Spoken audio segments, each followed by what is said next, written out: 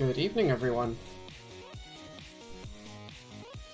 I hope you're all doing well. See who we've got.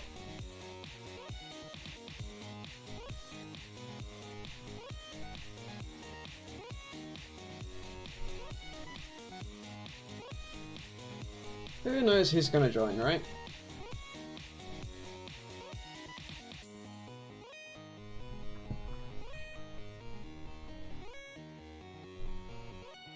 Hey, bad at categories. Sleepy. Welcome, welcome.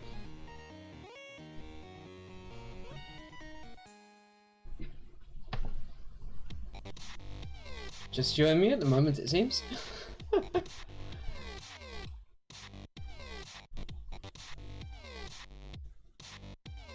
My moderators aren't here, Where is everyone? Oh my.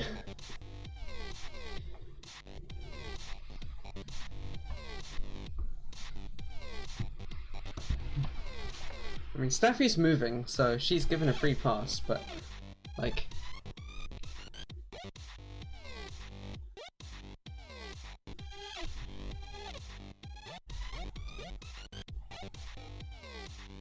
Hey, welcome, Amy. Yeah, that's fair. All 5 of you.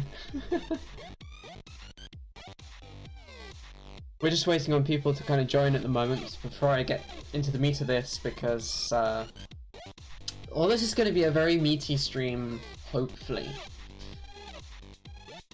We'll see how this goes. It's USB, so, you know, how well can it go?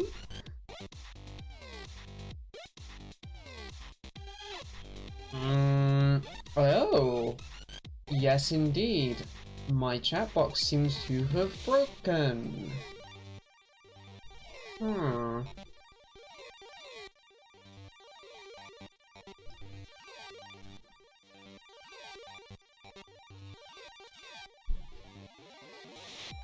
Welcome, Plate Element.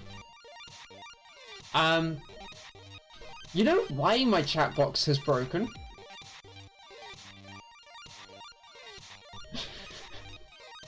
I have to custom build a plugin for OBS. And that plugin is, Hey, nice!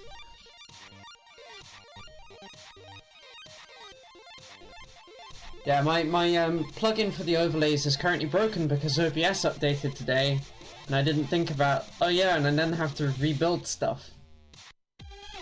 Joke's on me, I guess. So we'll just turn that off for now, because that ain't gonna work this stream. And I'll have to fix it next stream.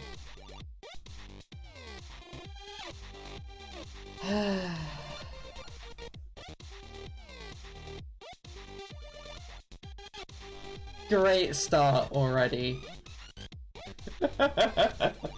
Yeah, this is true. To be fair, the new OBS does seem to be a little bit more stable, and that's nice, because, oh my goodness, it used to not be stable. And, like, more icons appearing, and... Welcome, J Sharp. Welcome to my stream. So... USB. USB. Well, at least this way, you're not going to have chat over the top of the spec document, so there is that. So, I have been trying to build a driver for SPIFlashProgrammer's stack, so I can talk to a PC. And I've got some code written here, and it's okay. And we've got some parts of the device stack itself written. We've got descriptors written. That was the kind of easy part, and that was still a nightmare. But I am not currently happy with the way that this whole thing works, in quotes. And my understanding of USB, as like I have no map out of how the setup cycle on EP0 works, for example. And I apparently also have notes missing on like whether or not endpoint 0 needs to be a control endpoint or not, which it does, and some other bits like that. So, two things to do in today's stream. First thing is to have a read through the USB spec and trying to kind of sketch out how I want things to fit together, and then cross-referencing that with the datasheet for... Yes, that datasheet will be missing from there because it's now in... here. Cross-referencing it with the datasheet for this microcontroller and its USB device, and see what falls out in terms of code. This is an overview of how the device in this chip is structured. So let's make that bigger. There we go. We've got several endpoints, up to 31 purportedly. I don't think that's actually correct. I don't think you can actually get all 31. I think that includes both transmit and receive endpoints for 16 real. Welcome, Myagus. We have the FIFO control system, which is the sticking point that's caused me to want to do a complete... Fair enough. That's caused me to want to do a complete rewrite of my initial rewrite of a stack that I wrote ages ago. It's fun like that. I still haven't got any handle on how I tell this which speed I want it to run at, and any of that stuff. So there are some bits missing here. Now, USB specification. Oh, awesome. Yeah, I'm ignoring the vendor driver for two reasons.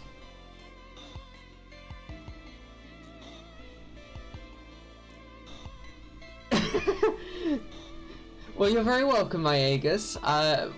Once I kicked myself that J is Y in your language, it was very obvious, and so it's very easy for me to do it right now.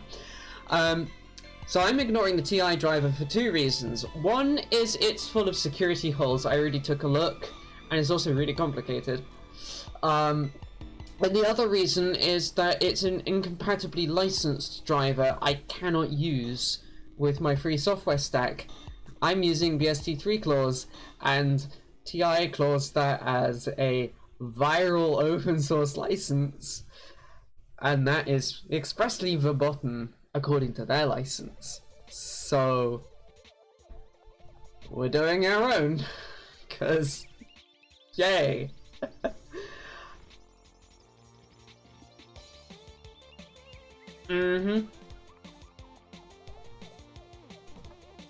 Now, I'm not sure whether I want to start in the architectural overview, or if we want to look at like the data flow model. Yeah, you know the pain. The same reason why these two headers exist and are full re-implementations of the entire chip's innards. Welcome, Lethal Bit. Glad you could join us. No worries. Tied in knots, yes indeed, J Sharp. Very good fun. I approve and like. So yeah, this is fully open source headers for this chip. You're welcome. Ah. Fair. Hey, you be nice to my moderator, especially if she's my wife. And cute. Even though she will try and say she's not cute.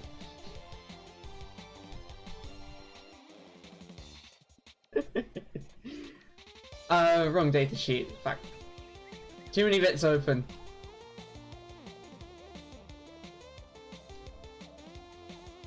That's true. She'll give as good as she gets if you give her half a chance.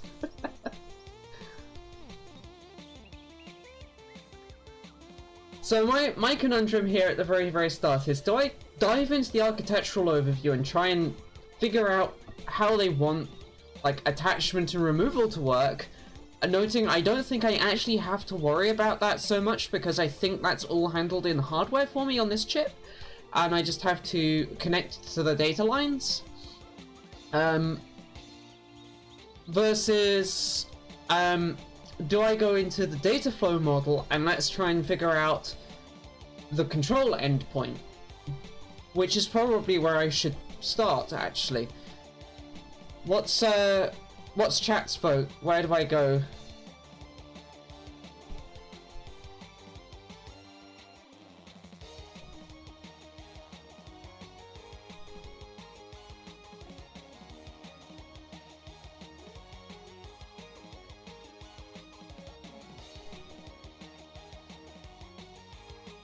System config?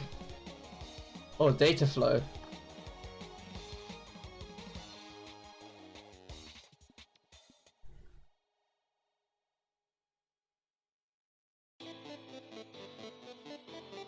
Rev 1 is a config. Okay.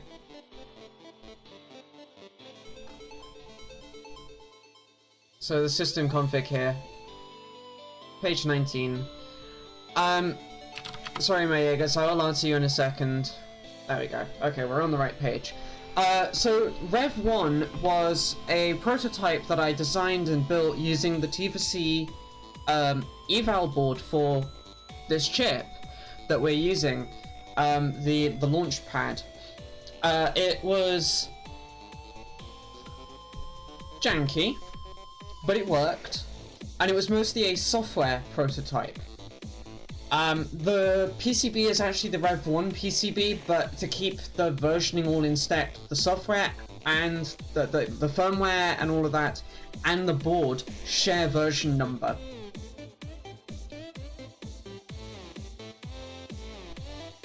Oh, I forgot to update Streamlabs, and Streamlabs is wrong. We are not working on that today.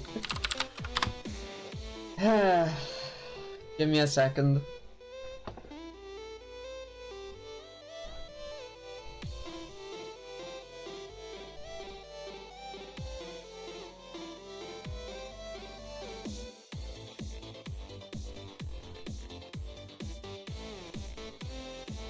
I'm just realizing, oh, bus protocol actually starts on the previous page. Huh. It's just today's stream we are working on USB 2.0 device driver firmware for SPIFlashProgrammer Rev 2.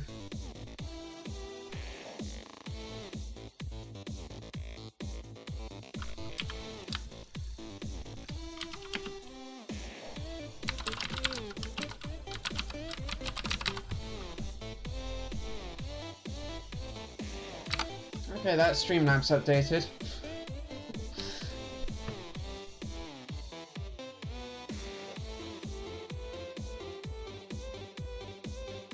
Handling system configuration. Ah, okay, it is on this page, it's just right at the bottom.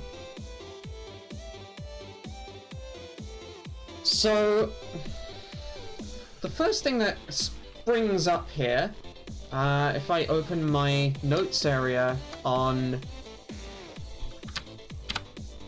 Sorry, I need an extra window in a different area for reasons.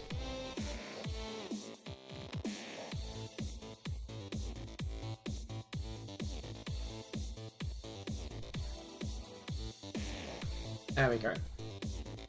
So I know that these are all phases within the state machine for endpoint 0. We've got setup packets. I should also open my overview notes. The first thing I've noticed here, if I can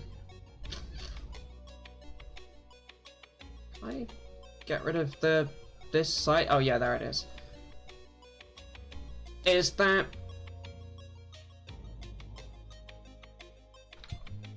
once we've got a welcome Derek Boom. Once we've got the address setting endpoint 0 packet, which I have the constant for that somewhere.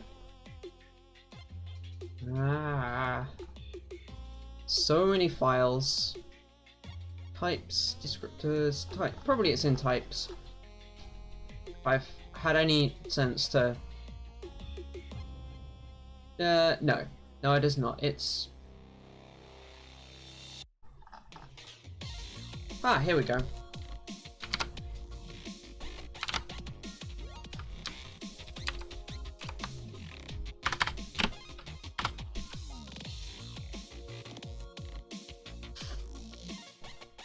So we've got set address, there we go. This is how we get our address, but the way that this works is we start out with being address 0. So let's quickly format this a lot.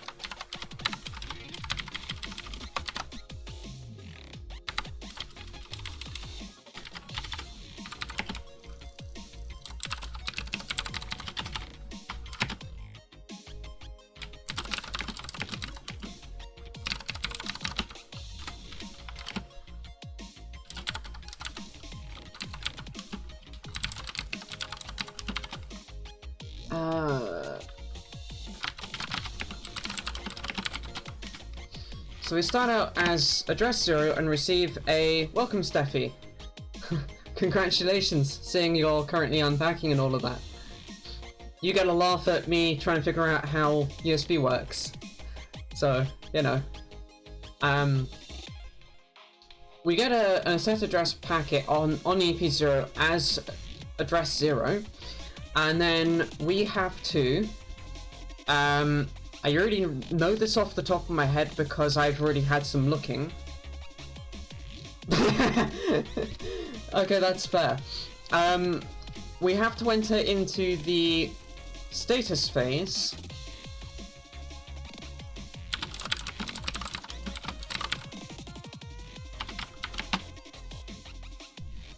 Yeah, she's managed it in a day flat. It's quite impressive.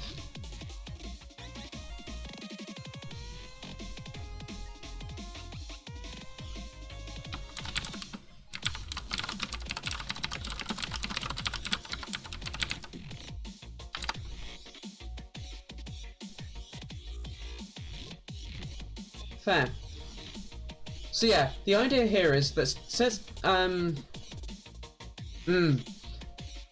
set address. Once we're in the status phase, we don't have to worry about messing with the address value that we store, and we can then set the device address up. Now,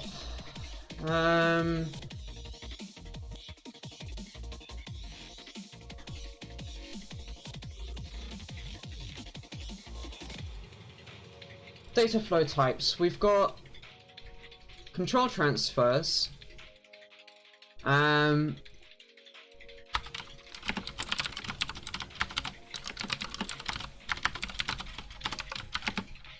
Bulk, interrupt based, and yeah, isochronous. I.e. without time. I'm not going to mess with isochronous here because we don't need it. It is a funny word.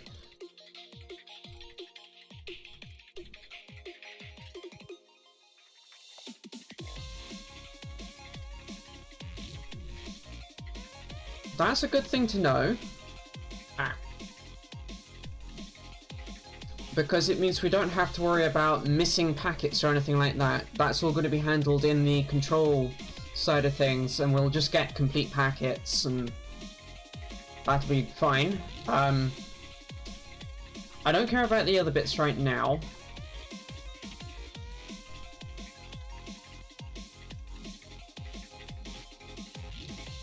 Device descriptions, hubs. Yeah, we don't care about hubs because we're not implementing one today. That is a hint at a project to come, though.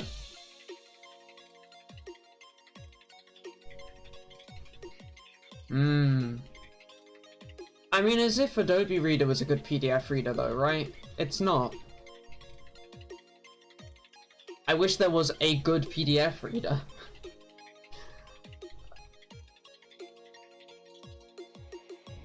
Zathura, huh? Okay, fair Maegus, but that was a very long time ago. And you can't get that version anymore. That's not an upside for me.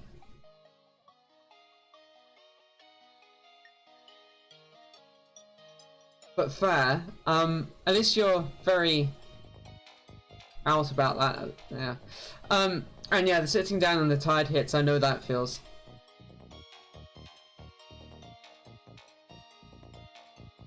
Yes, being able to scribble on the PDF, that would be great.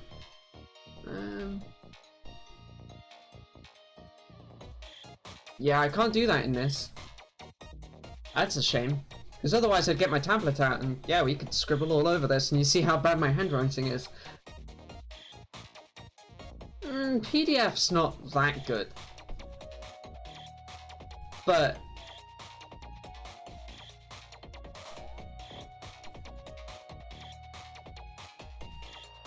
it's better than some of the other things that have come before it. I'll give you that. Anyway. Oh, it could be a lot better.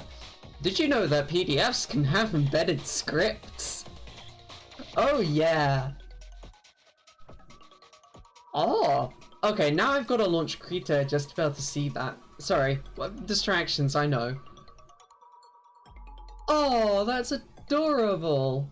And not on my friggin' main screen. Move Krita over here and see if it'll actually start up on the right screen this time.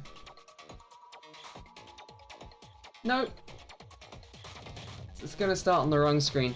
Anyway, yeah, Krita's new,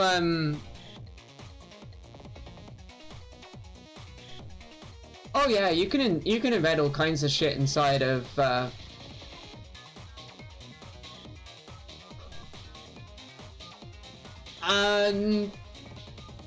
think the mascot is there, it's just rather playfully Christmassy. Or at least, sorry, I should say seasony. Because, you know.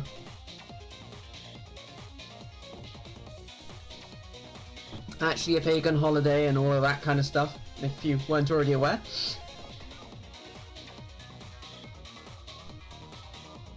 Yeah, you can embed a hell of a lot of different stuff inside a PDF and it's kind of nuts.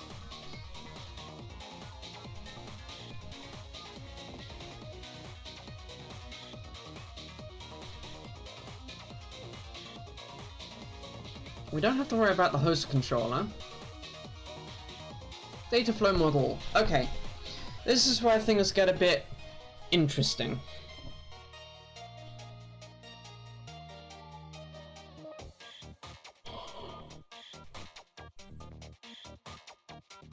Just have an arrow in a color that's not defined down here. Go USB consortium. Or USB IF, I should say.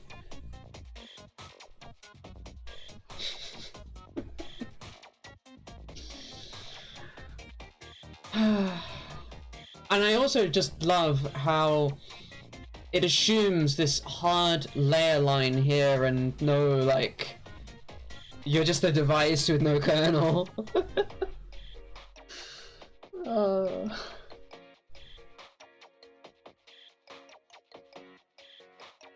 I was just gonna say, usually broken standard, but that's UBS. So, yeah, that's, I like it. I like it, I like it.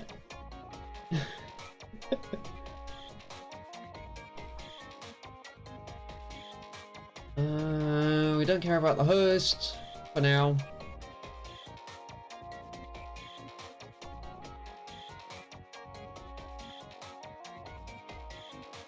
See chapter 9.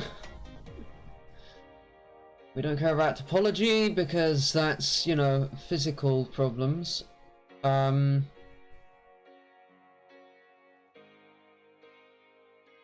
Someone had some fun, but not in a good way. Oh, thank you. I was referring to USB host, but I appreciate it. So someone was doing, I don't know, some kind of drugs when they built that diagram. Oh, this is true. I should show the state diagram. Give me a second. I have that PDF. Here we go. Let's go for page 12 of this datasheet.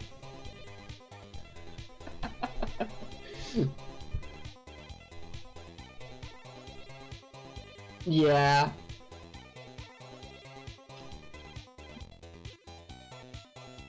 Yes, it does indeed look... Well, it's not even just that it looks like the summoning circle. It looks like the, Actually, it looks like Norse mythology. It looks like the, Path to Valhalla type thing. If we ignore, like, these two states right here, and the fact that these aren't aligned in.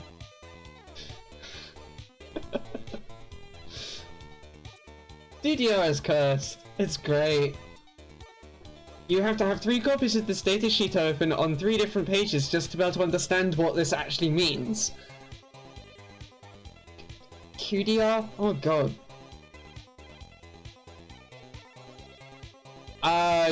Yeah, you're not gonna like the USB FSM then. It's gnarly. It's very gnarly.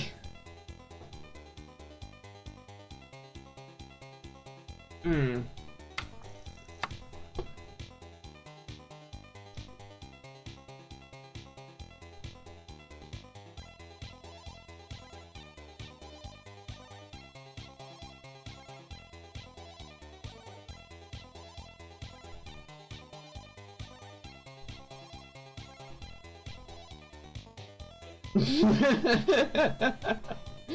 Yeah.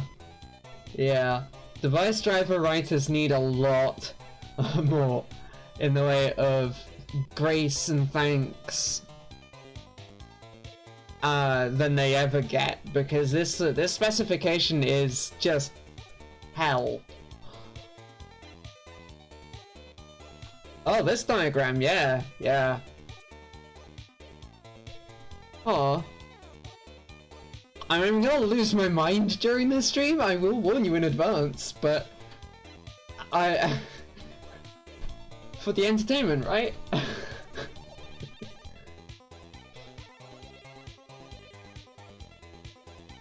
You're good at diagrams, you take that right back.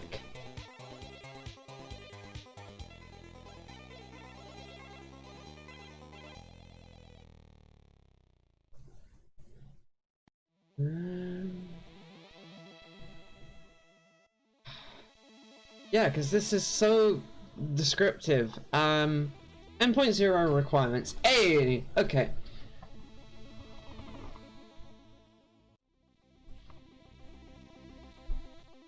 So,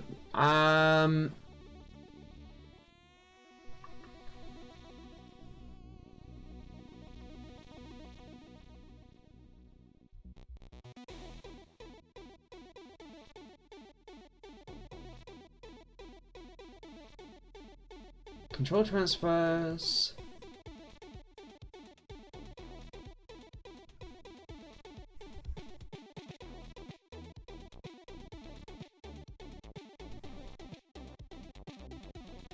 So we have to, at minimum,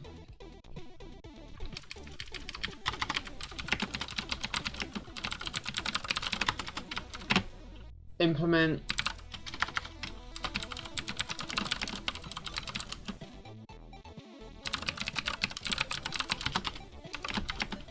set address set configuration and get descriptor. That's a really useful tidbit to know because I now know what our minimum working level is. We don't care about EP 1 and upwards for the moment. And yeah, this tells me that that other datasheet is talking a whole pile of bollocks saying that it's got support for 31 control or 31 endpoints. It's got 16 out, 16 in endpoints. It cannot have more.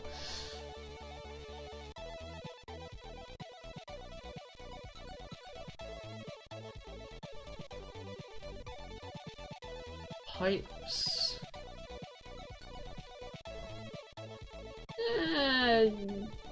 Technically, but not in the way that they were referring to it.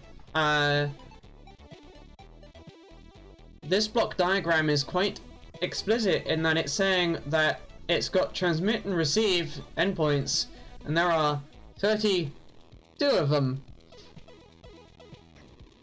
Both transmit and receive. Each. That's what that diagram reads. And that's not what it has.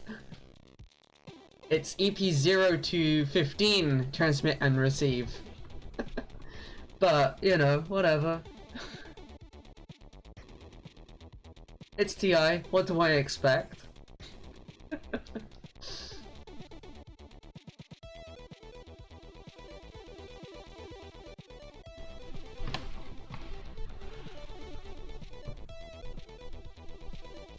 So, software client... Yeah, this is the Tiva-C, Tiva-C, TM123 GH6PM. And I've remembered that off the top of my head, yes. I spent way too much time writing code for this thing already. Oh, because we've got to do a USB device driver for that as well, probably. Everything that we learn here tonight will apply to the keyboard as well. It's gonna be great.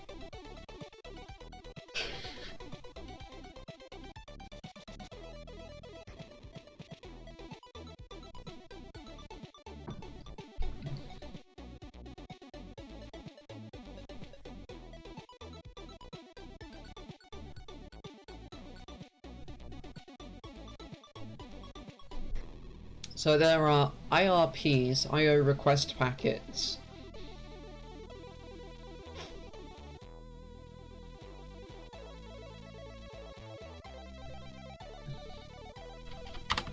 Yeah, good old Tiva.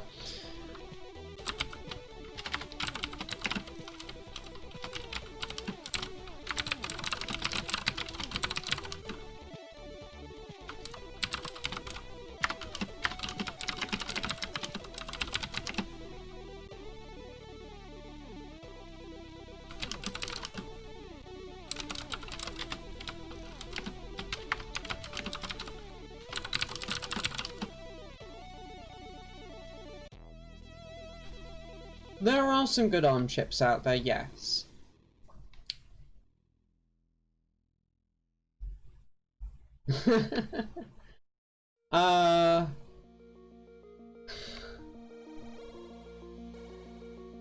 Learn the standard as best you can. CPP reference is your friend. Practice like hell and crazy. Do not shy from templates. Templates are actually your friend.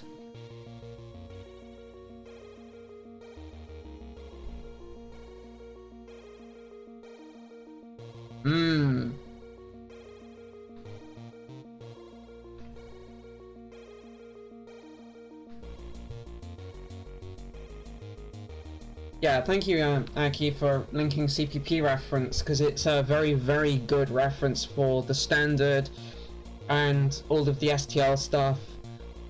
And yes, EEL is C++ draft. 10 out of 10. At 10 out of 10, do you recommend? Because if you want to know why something works the way it does, or why is it misbehaving, That's the definitive reference right there.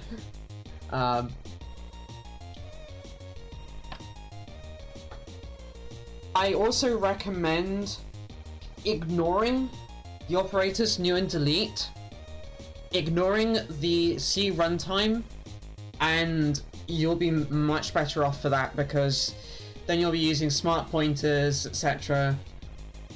Ah, there's a search plugin for it, huh? Nice.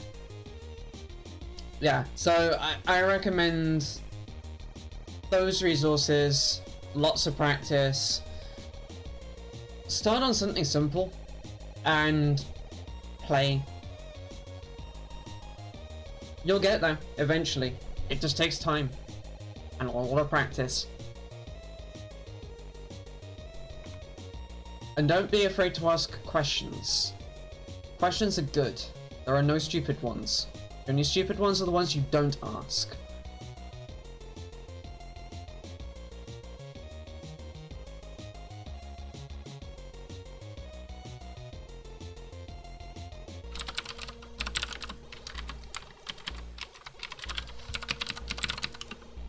So the IR keys trigger transfers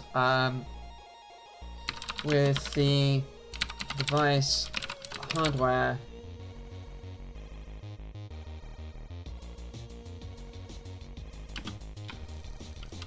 SEI serial something interface.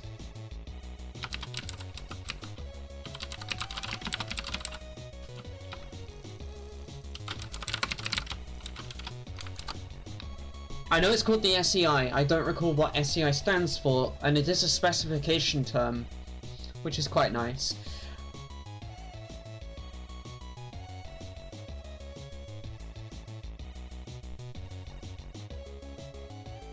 Just remember that, like you, I had to start knowing nothing about C++ or embedded.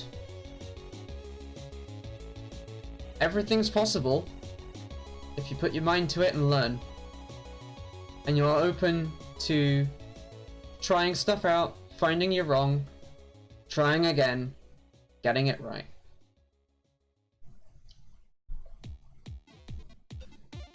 And questions.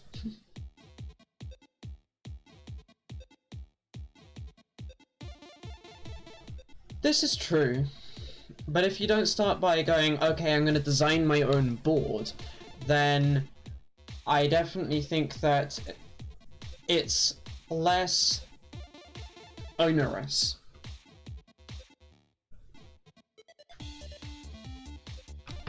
Yeah, embedded definitely brings in some extra bits, like having to know some basic assembler, having to know the CPU architectures.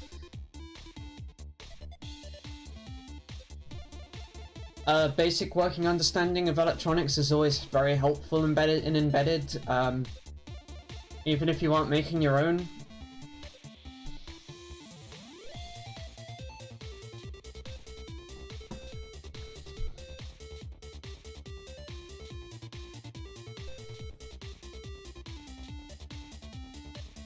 Yeah, that's fair. That's a fair call out, actually. Talking of learning experiences, guess whose boards just shipped today?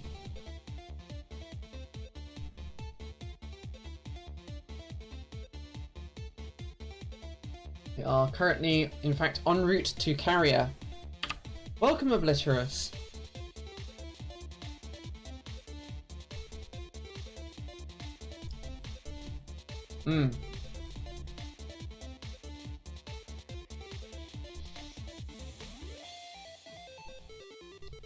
Oh, going cuckoo with USB as you do, but otherwise fine.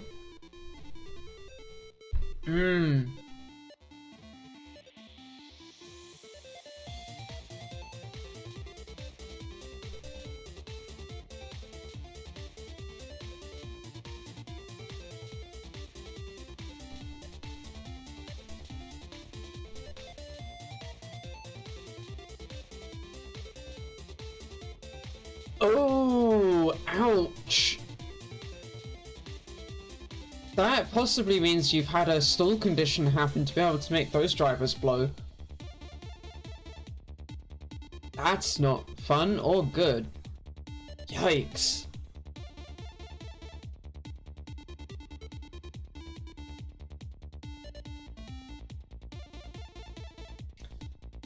So I'm currently reading this here, and it's kind of indicating that we really want to try and avoid stalls on the... Ooh. Yeah, they did decapped themselves, correct.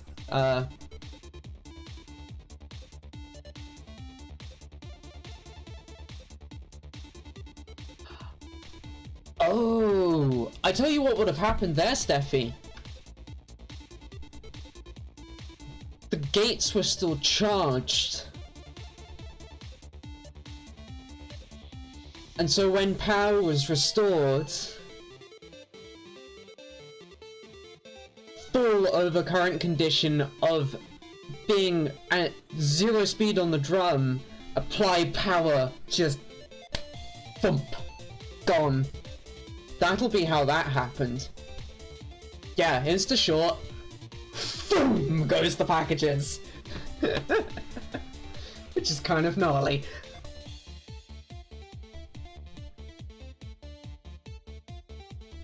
Yeah.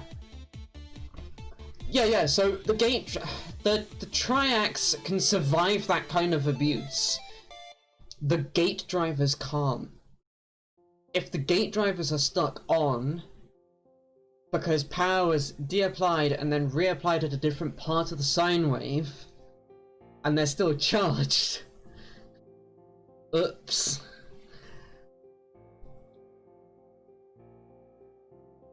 Yeah. I mean, even if it's the same part of the sine wave, if the triacs are now going to have to draw their max power drawer, etc., and they're designed to be like soft start or back EMF, yeah. It's fun.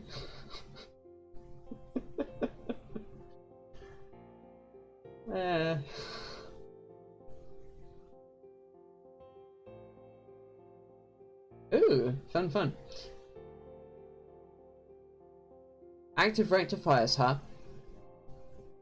They're fun.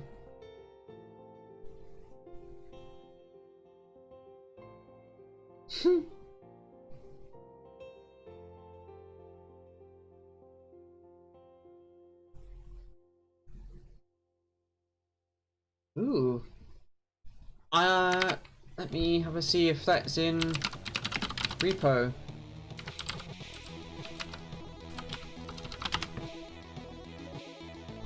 Ooh. Don't mind me. Try that one.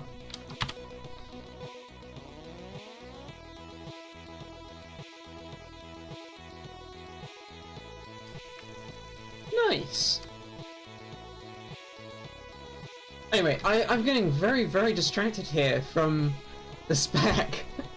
So it looks like if I ever cause a stall condition on not EP0, I can expect problems. So let's try and avoid that. But for now, we'll stall endpoint 1 and onwards because we aren't using them while we're trying to make EP0 work. Stall is otherwise used on EP0 for essentially control flow, knacking, that kind of thing. Oh, not knacking, saying I acknowledge your request but I don't have anything to give. I think is the best way to describe how that one works. Let's see what this new PDF reader is like.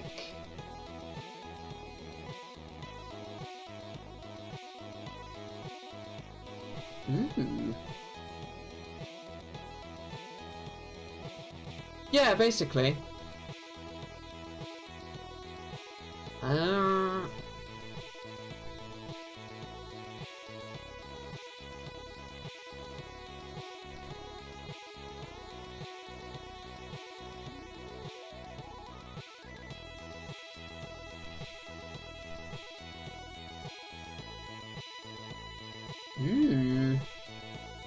So we are currently in the midst of chapter 5.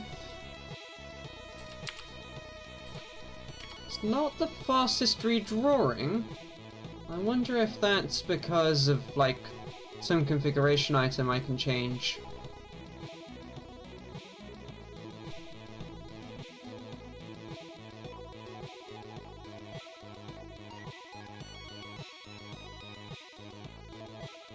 Yeah.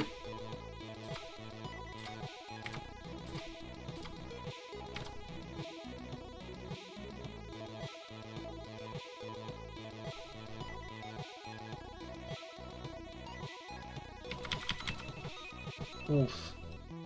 That chunk as I try and scroll and it doesn't do shite.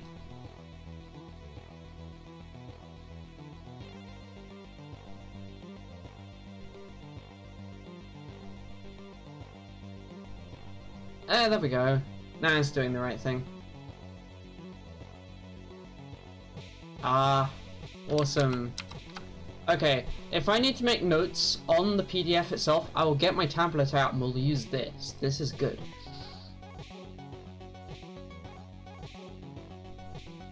Because I might want to start trying to draw out like a diagram of how this all fits together, which... Yep. I'm happy with this. Because, yeah, as Aki can attest, I have been fighting Dot, and it's not gone well. So...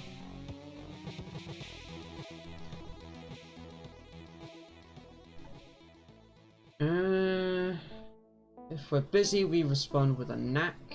That'll happen automatically for us if we don't arm a buffer to return. So buffer management is going to be a big thing here.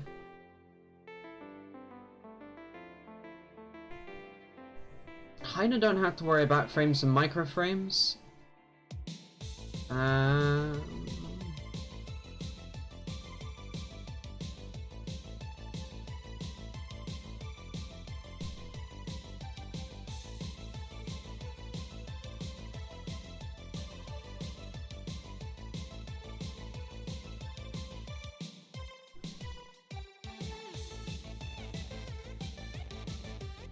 If you'd like to get her on here, that would be pretty nice.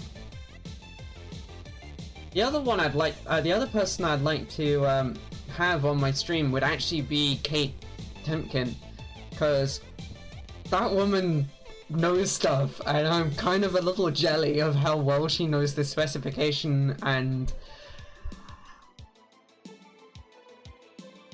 I know, right?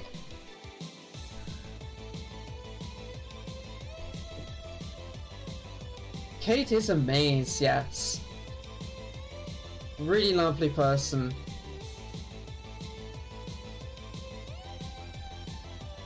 KiCAD in a box is very cute as well.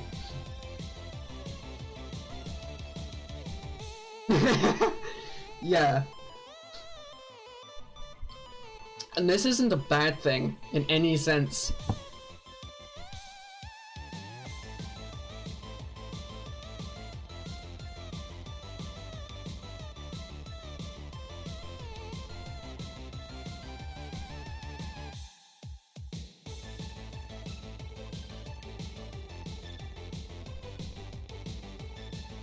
Oh, interesting.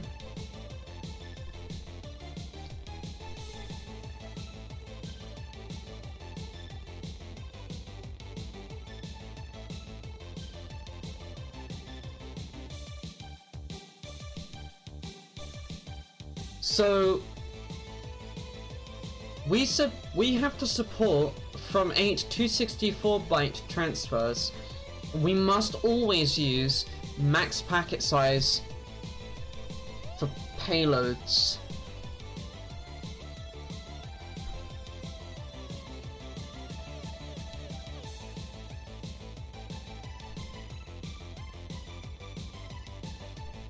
Oh, no, I see. It does not require the transmission to match that, but it needs to be up to that, and it will always use that as the maximum. Excellent. I wonder how big a setup packet is then. That'll be in our device driver. Where's...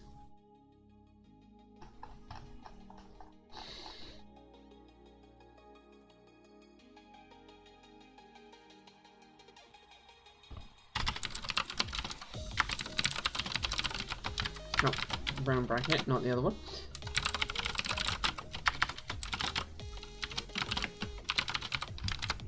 That should be fine. Can I find out?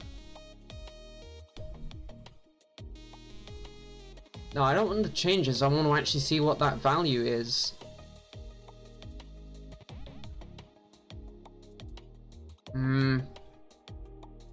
It doesn't want to tell me how big setup packet is. That's annoying. But anyway, we'll be able to copy in and out setup packets at scale without having to resort to multi-byte transfers or anything like that. So that's nice.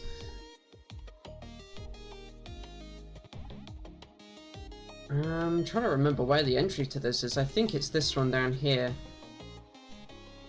Service EP, USB service control EP, which I really want to rename.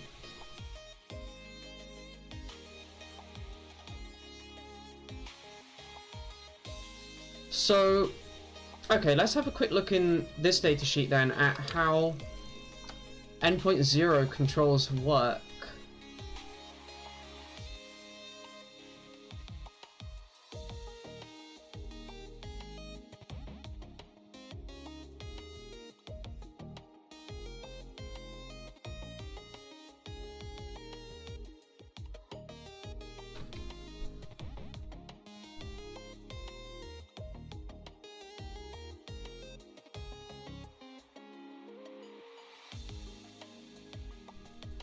So, that's interesting. USB 0, endpoint 0 is a dedicated control endpoint, which uses the first 64 bytes of the USB controller's FIFO RAM as shared memory for both in and out transactions.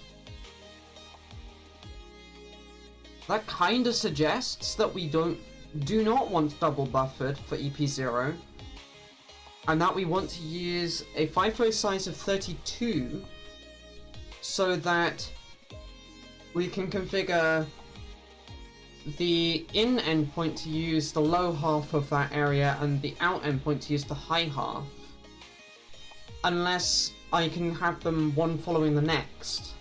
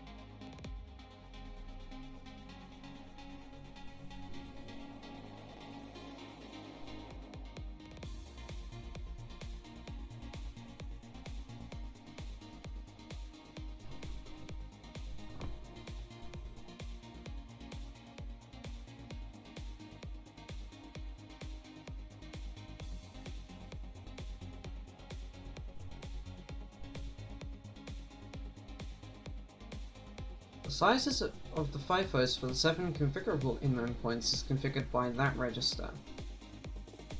Okay.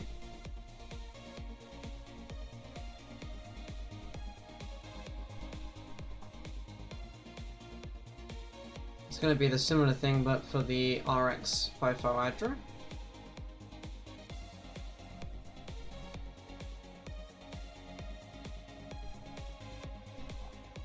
Now this actually does describe how the transmit cycle works.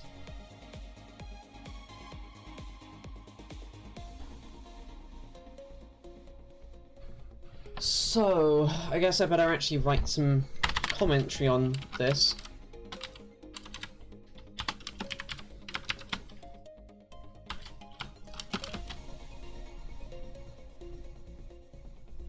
Oh, awesome.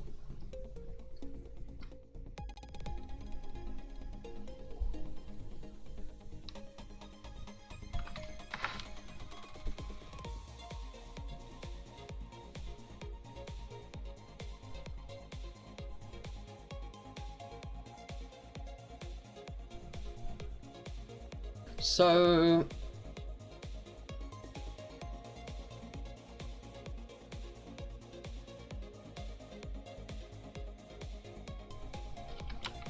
TX RDY. Awesome. That would be really handy because yeah, you'll need 3 of them, I think. Oh no, 2 of them. One for 2-layer, one for 4-layer and above. But that would be really, really handy to be able to just load a defined and correct JLC. Here's your DLC, go. That's really handy. So this is transmitting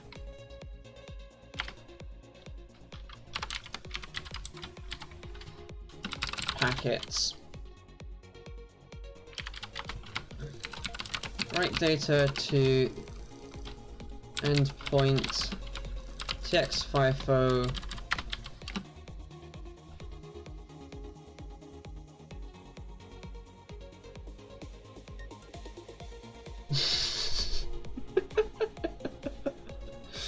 I would also do a JLC pedantic rule set as well.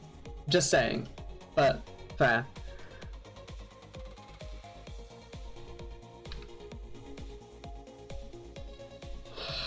Fine, I guess that means me, doesn't it?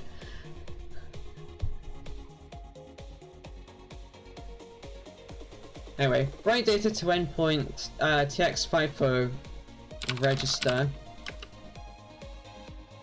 up to 4 bytes at time, but this must be kept consistent up to the last transfer.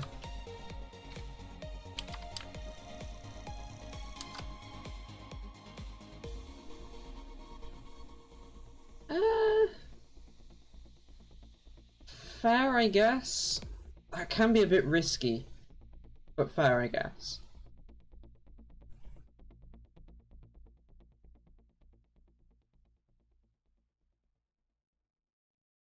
True. Yeah.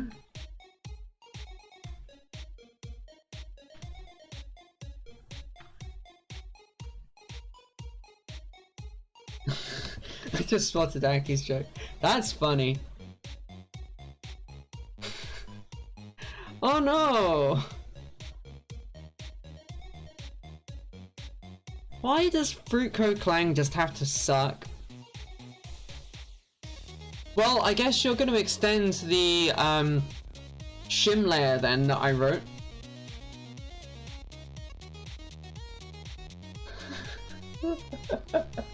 Because that's the thing.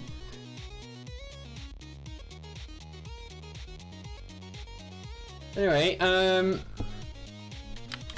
right, TXRDY bit for the endpoint once ready for arming transmit.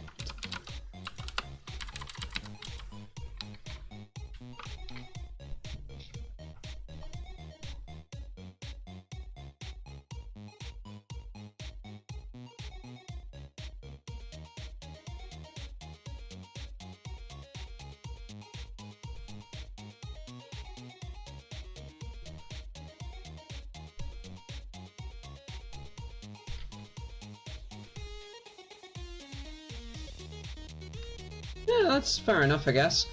I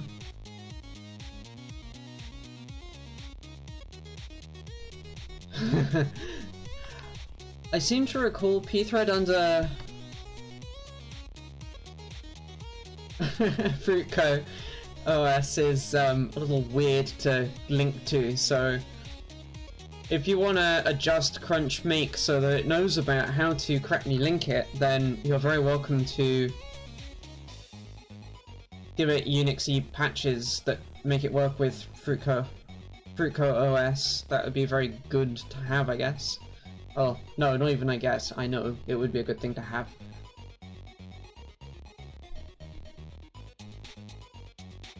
Nice. PR when? Sorry, I don't mean to put pressure on you. You've been doing a fantastic job. So, when you're ready.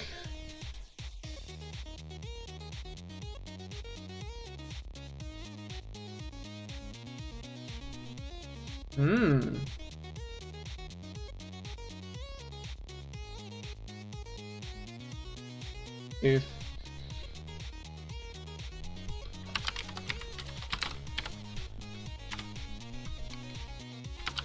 On completion of transmission TXRDY and FIFO any not empty.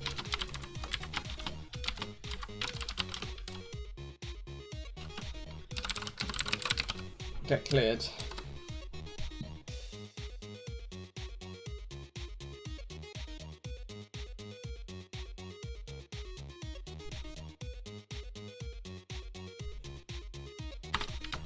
When double buffered TXRD gets immediately cleared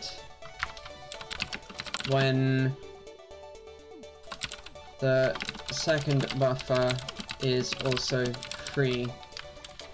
Oh, empty.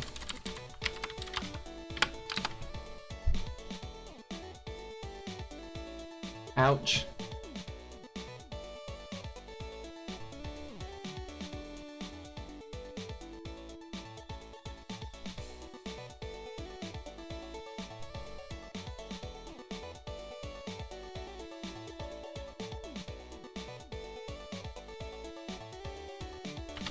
When either kind of transmission complete fires,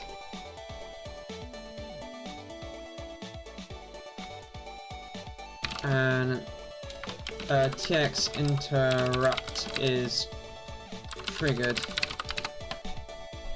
which is very, very important here.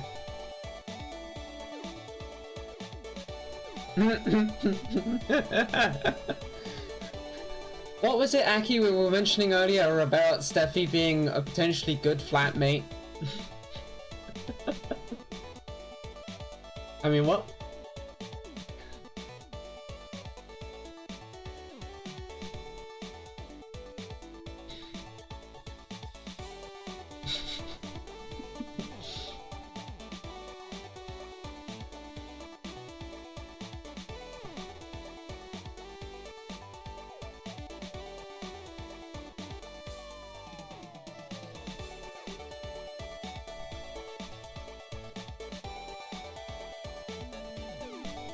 Ouch.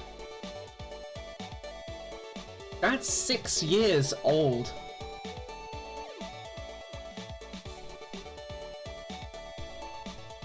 Well, that's fair, Steffi. Oh, Obliterate? I'm now intrigued.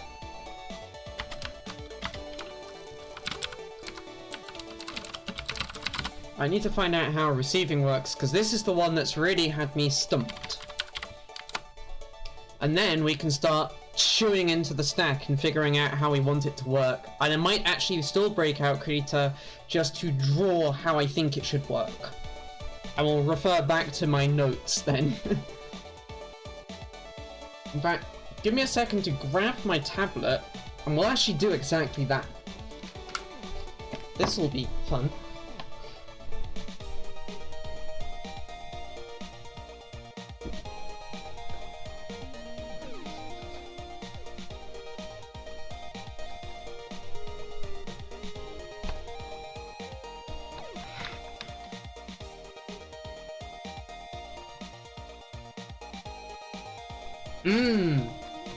Nice. That looks looks like that's the right plug plugged in. So if I go back here and grab that. Mouse, get out of my way.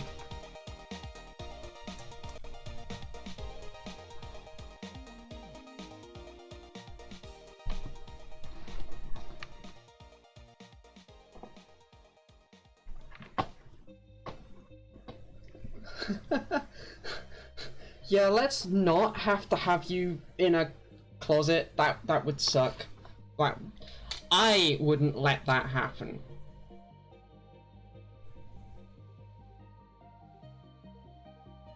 Yeah, that was the whole thing. Fuck that. We're not letting that happen ever again. I refuse to allow that to happen.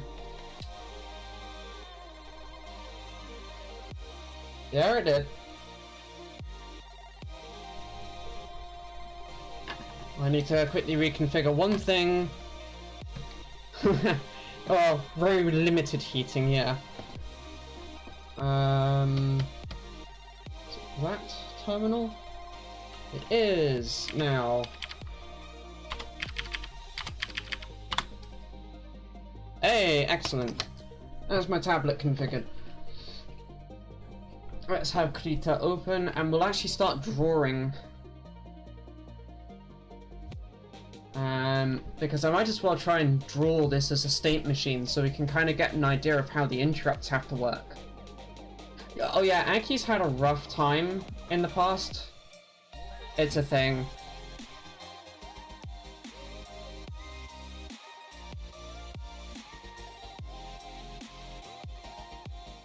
Let's try a new custom document.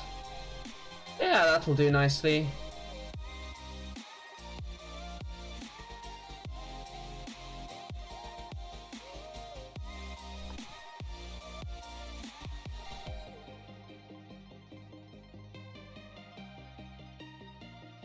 And I'm gonna reduce my brush size, I think, because damn, that's a big brush.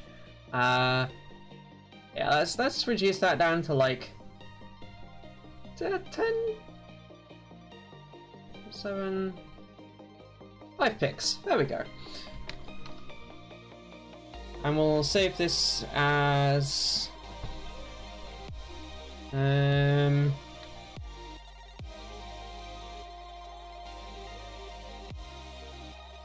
electronics SPIFlashProg docs USB Krita document. We'll go with that. So we have here. Oh yeah, that's a whole thing.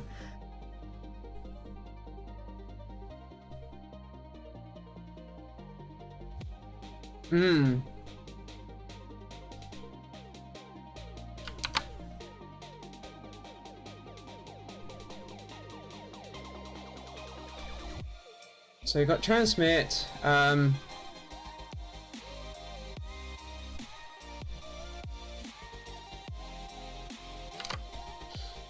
data to EX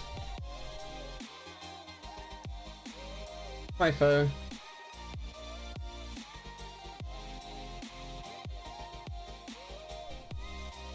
Yeah, that's fair.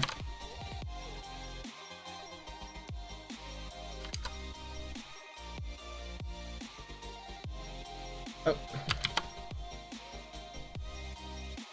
So you got... This is one part of the state machine to just load the FIFO. When we finish doing that, we then have to do TX RDY equals 1. Oh my goodness. I swear I'm not actually trying to make that really super shaky. Let's drop that way down to. That's rather too big.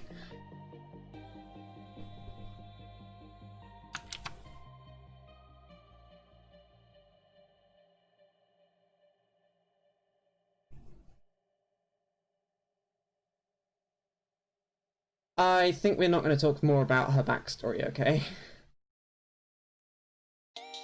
Lots of very painful memories.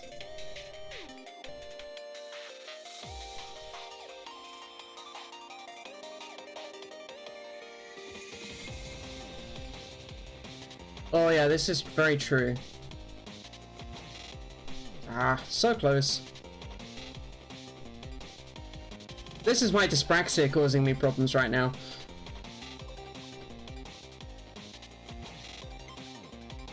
Anyway. Hugs for all, yeah. So, if...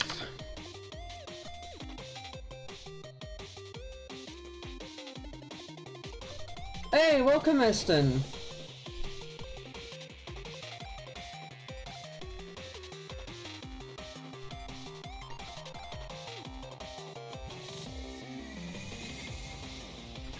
If we're double buffered, then we have either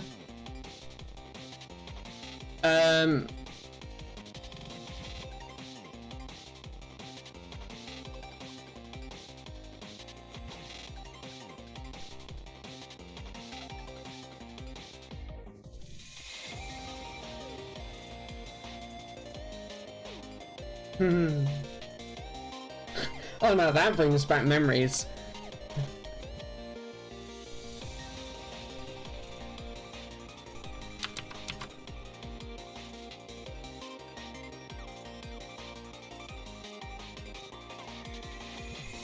So we've got that state where we then go back to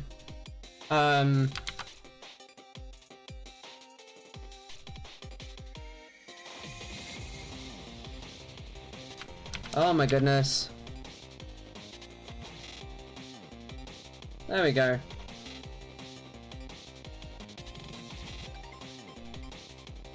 Which then allows us to go back to here.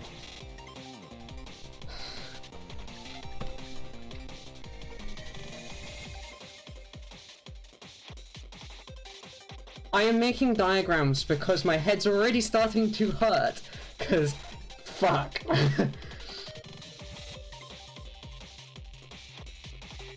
We either have transmission and this happens, or we have transmission and we have TX RDY goes to 0 and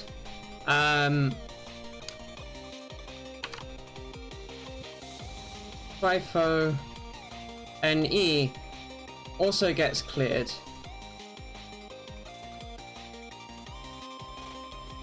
And this is kind of a loops back on itself thing as well. At which point we then go back to our idle state. This one right here is the one where we've got data that's being transmitted already, and we had space, or we didn't have space, but then we make space and then it solves itself. It's a thing.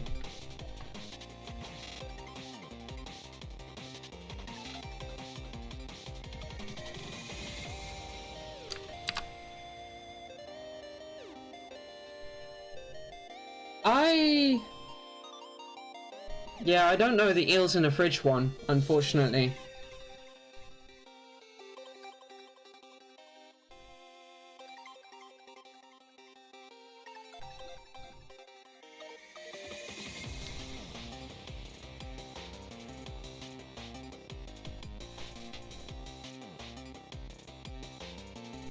Yeah, I've never actually compiled Enlightenment, interestingly enough. Here it's fun though. So...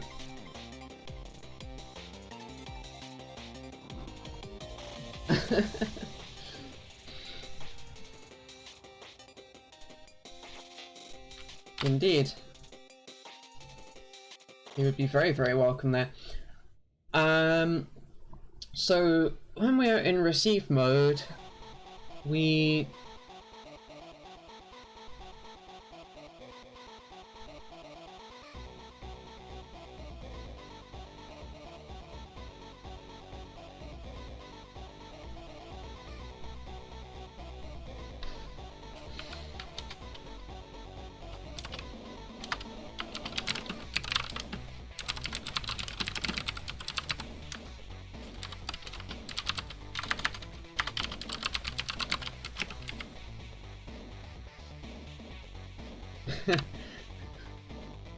I can probably do that right now, in fact. This is funny.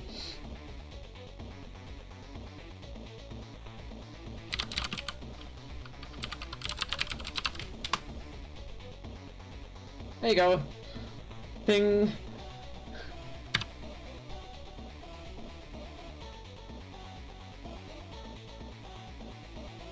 Once data reception, which is automatic, is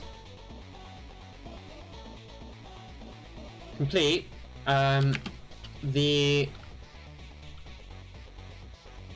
RX RDY bit is set. If double buffered and the second buffer is now also full is set.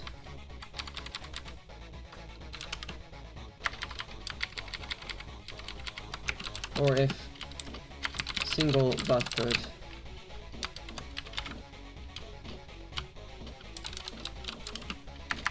endpoint full is set. That makes a lot of sense. We then have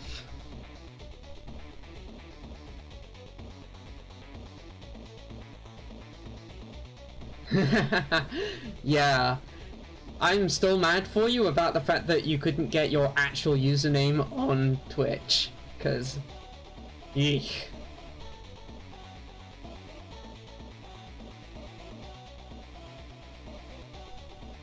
Yeah, kinda, J-Sharp. Kinda. I actually don't mind this, because this actually so far makes a lot of sense.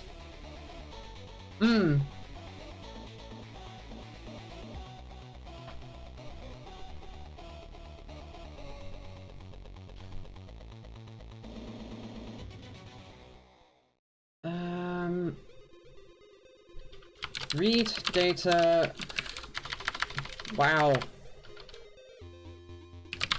From RX FIFO up to 4 bytes at a time, but this must also be kept consistent up to the last transfer. Once complete, RX RDY must be cleared to rearm buffer.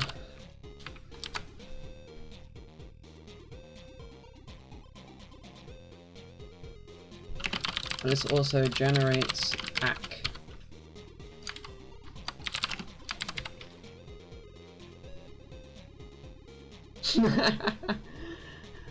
I mean, this makes sense in a, yeah, I guess a weird kind of way, you're right. But it does make sense when you consider that we're on an embedded system, and it's very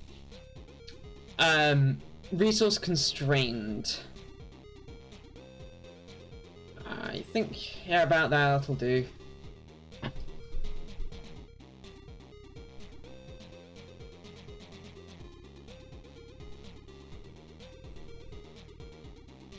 So we start in idle. Let's actually have that state written this time in a more sensible location. Is that more sensible? I guess. So we get RX RDY goes to 1. Oh my goodness. There we go. This means that we can then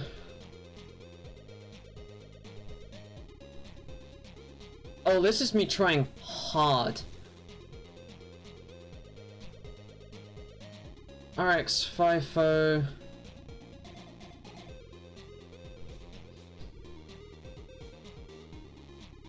to add wherever our data is being kept. Oh my goodness.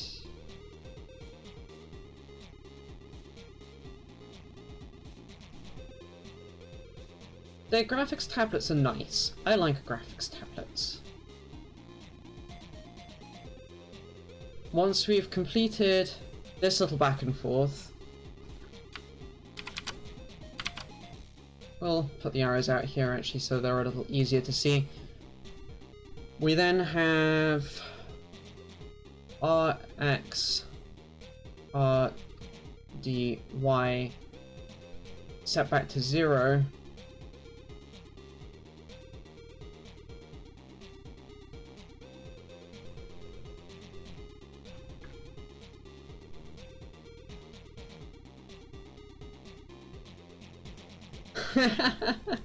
Nice.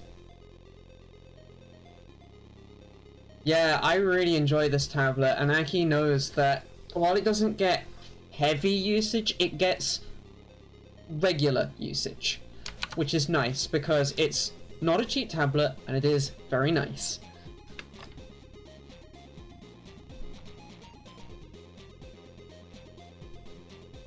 Now, is there anything special we have to know in double buffering mode?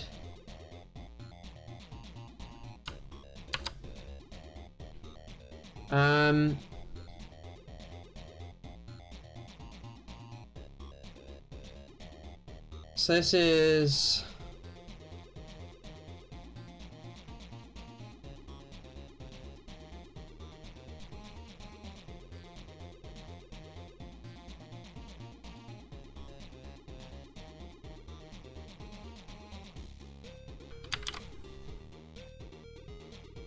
another transmission state that we forgot to write when I...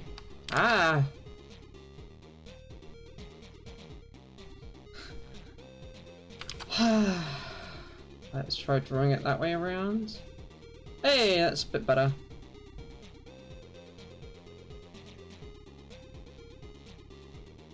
So this is in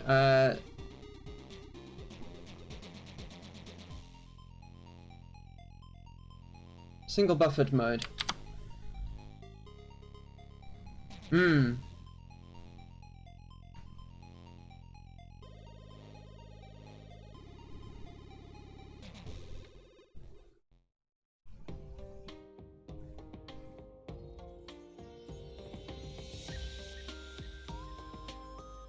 Nice.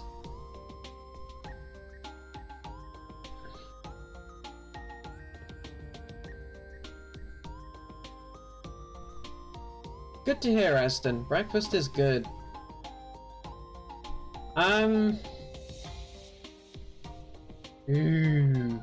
That's a big tablet.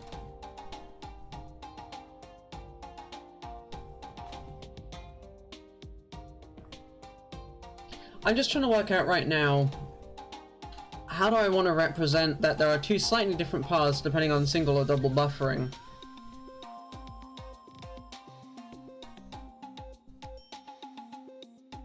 I think I'm going to do this as there's a common one and then there's another one we can go to that's just double buffering only. It does. I think I've probably got it turned off. I mean, it's Krita. I wonder.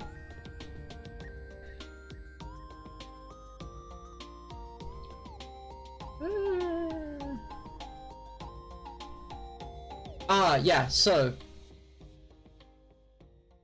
Nice. If I went into this mode here, which is a brush mode, which also then brings into play pressure sensitivity, then yes, it does do smoothing. But as I'm in pencil mode, it's not doing that. That's why we are doing how we're doing.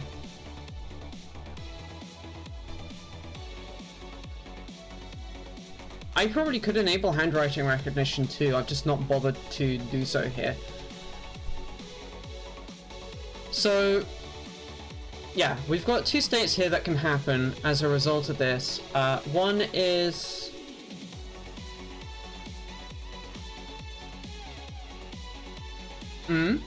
Apung stuff?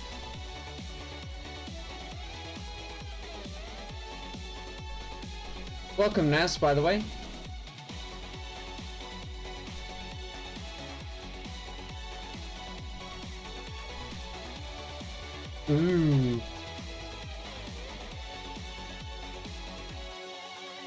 Yes, diagrams for that would be great.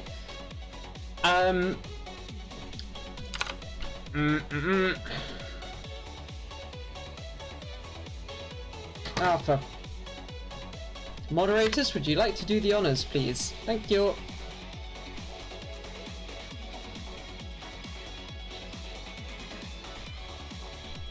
You are both awesome.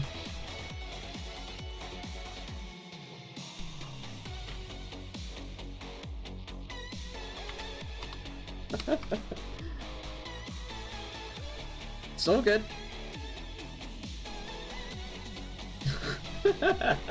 Hey, you did the big one, which was to clean out the message itself.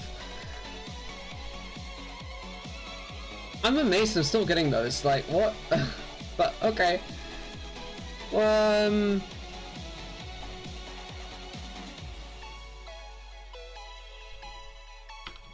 If single buffered or this freed the second buffer in double buffering, this clears the full bit.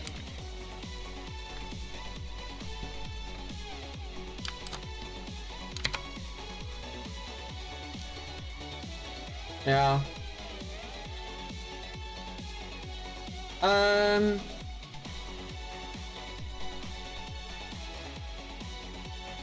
I don't think I said it was related to VSync, but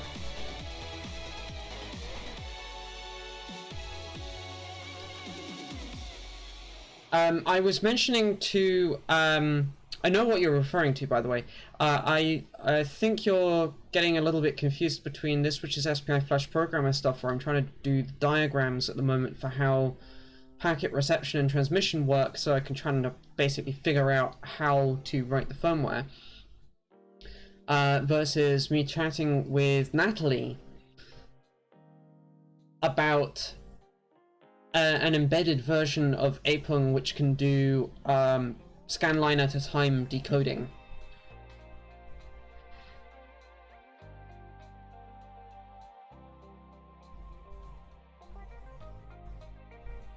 Which actually sounds quite fun to do.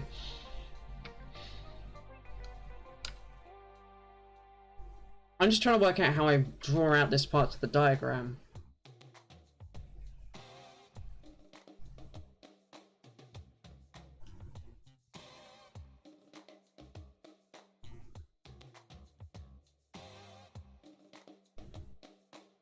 That's fair.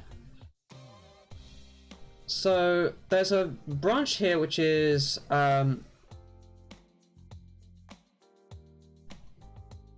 the double buffered mode. Oh, it was because Streamlabs earlier was incorrectly saying about me writing stuff to do with libimage today, and I had to go and fix that. It's fine, Esden. Off topic's fine. It's making this much more fun, actually, because this yeah.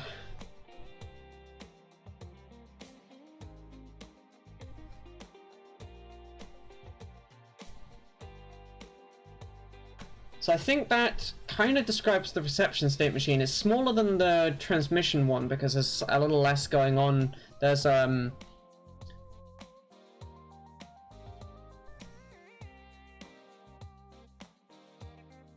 actually that does everything, because this is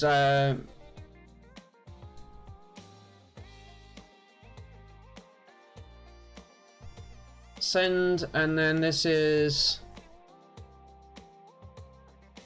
receive, interrupt,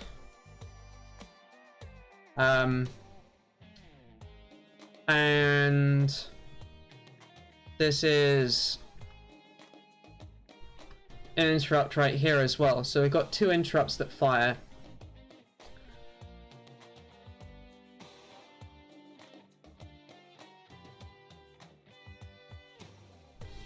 Visual Studio Code's very nice, in my opinion. And I know that's not the opinion of everyone even here. but it is a very nice editor, in my opinion, and I have been using it since it was 0.1 alpha. It is a very long time that I have been using it. I know, Electron application. Well, there is that as well, I guess.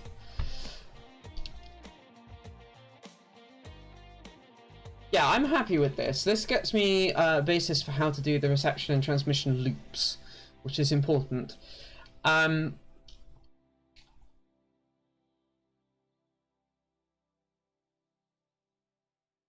Nano will die. I like Nano, but for general dev, VS Code.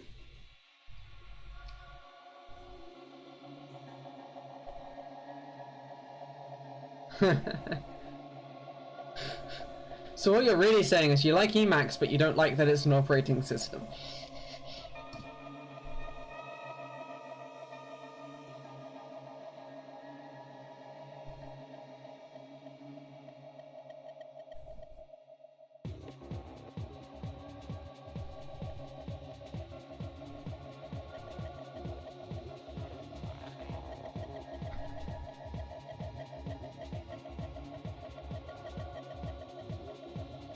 Oh, yeah, that's fair.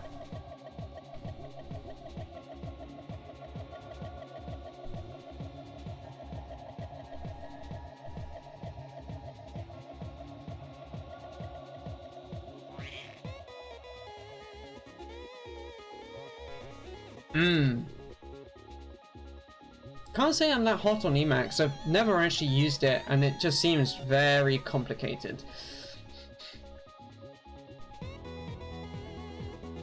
That's fair. Oh, this is a good song.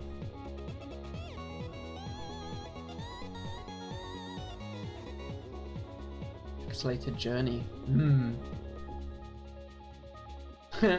Fair. Right, additional actions.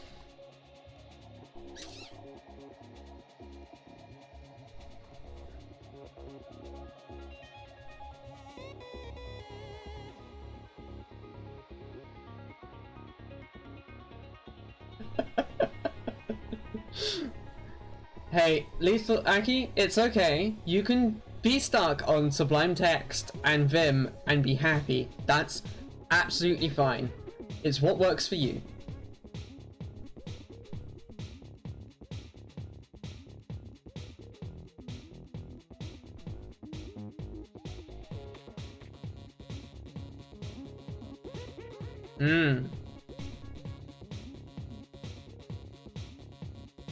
So I've got stall.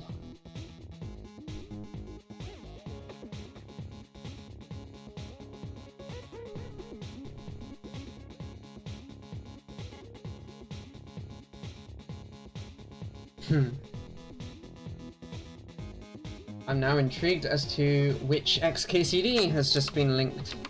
Oh, come on, open a tab. Thank you.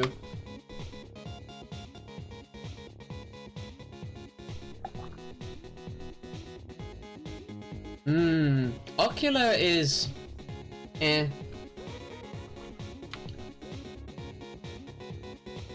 Oh, the real programmers one. I approve.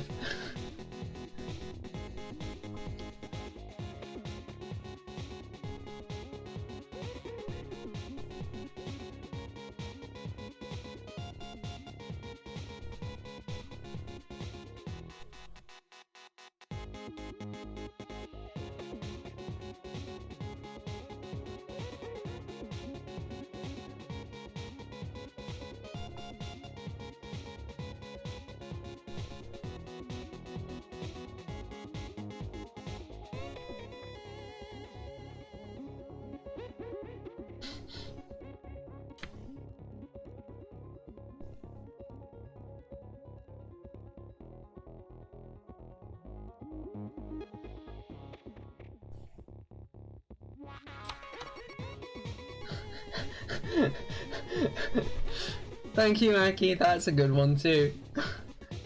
Oh my goodness.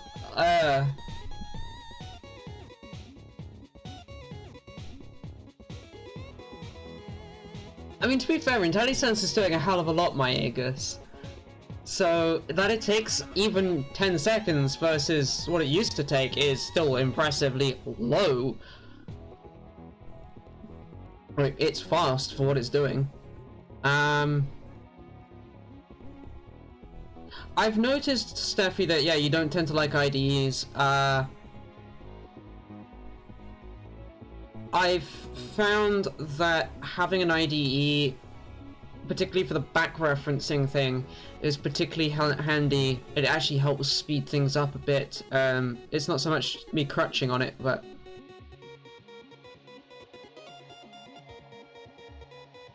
fair, I guess. I did at one point spend quite a long time not using IDEs, and then VS Code happened and I'm using IDEs again because it turns out it's actually a bit better. To be fair, it's preference though, so...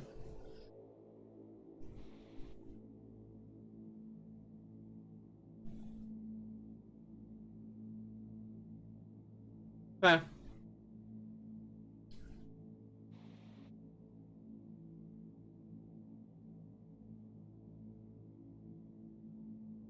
I know Aki doesn't like IDEs, so there is that one.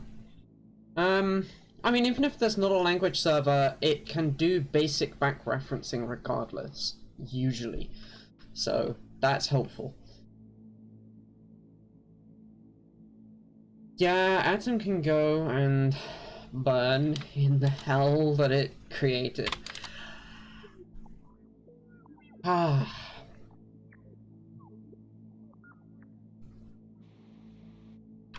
Suddenly we're now introducing a data end bit? I'm sorry, what?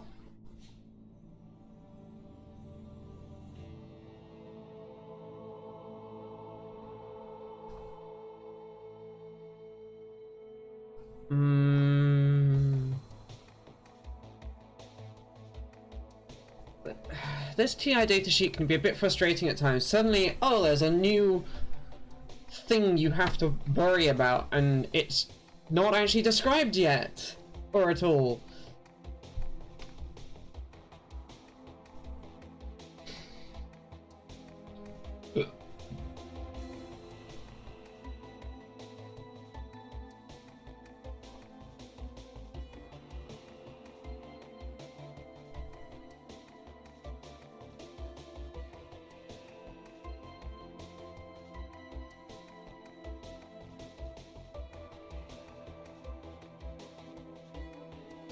Oh, data end is the...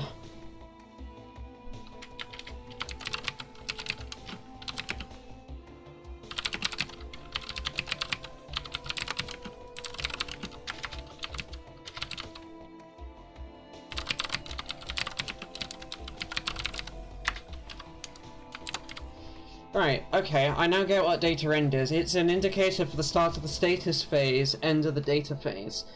So, going back to my endpoint 0 notes, data phase, transmit and receive, status phase. So that actually helps define what those three phases are. That's nice.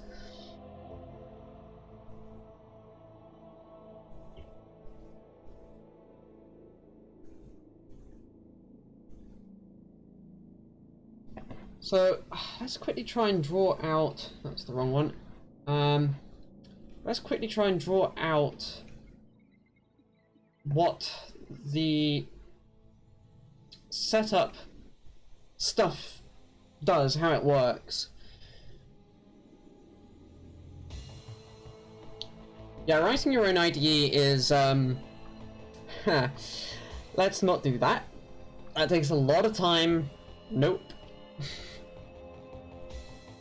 So,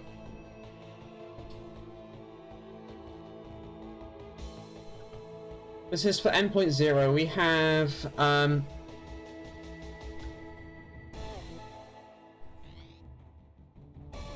setup phase.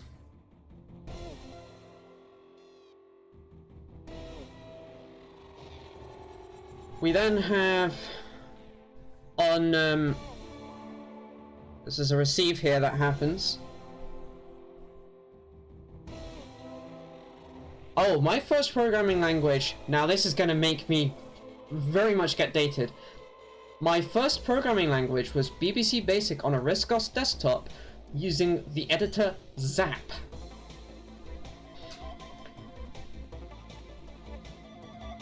Am I dated enough at this point?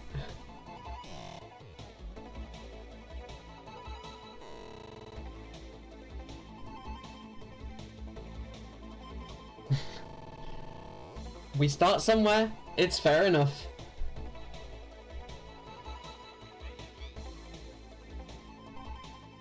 Oh, I'm sorry to hear that, Naz. I'm not an old lady. Yeah.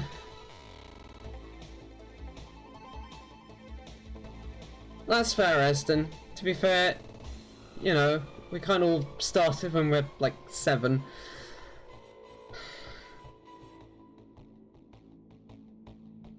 Naz, I'm gonna suggest have a chat with Steffi or someone like that about, or Amy, about how to get Twitch under control. Because that sounds really awful.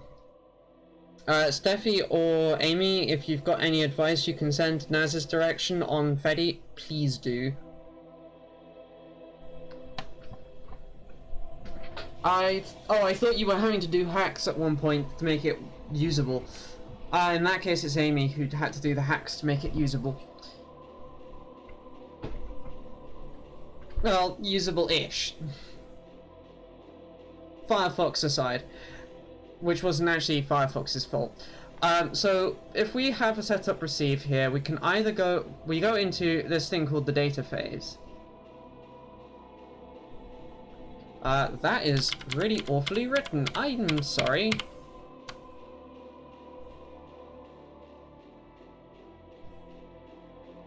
That's a bit better. Data phase. In this phase, we can either send or receive, but not both.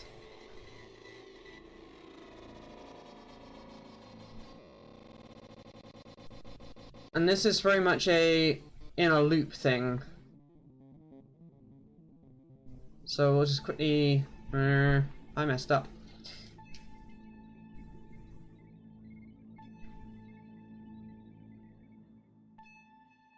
Fair enough.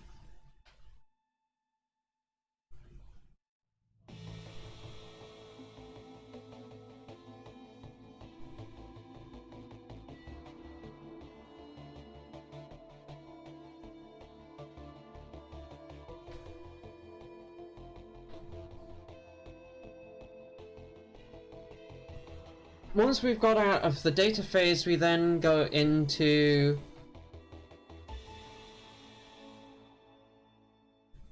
the status phase. Now, I'm trying to remember, I think status is always a transmit? I kind of actually have some notes about this in my code already.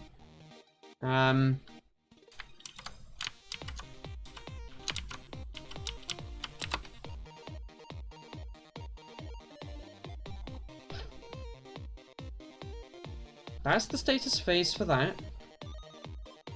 No, okay, so it is actually 2 discrete status phases. Oof.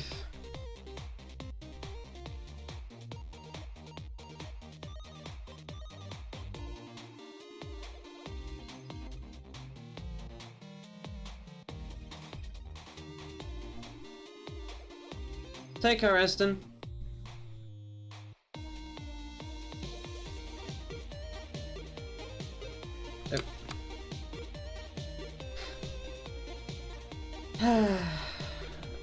Rachel fights her learning difficulty again.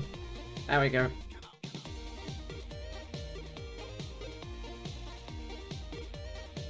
And then we go back to the setup phase. I think that's how it works.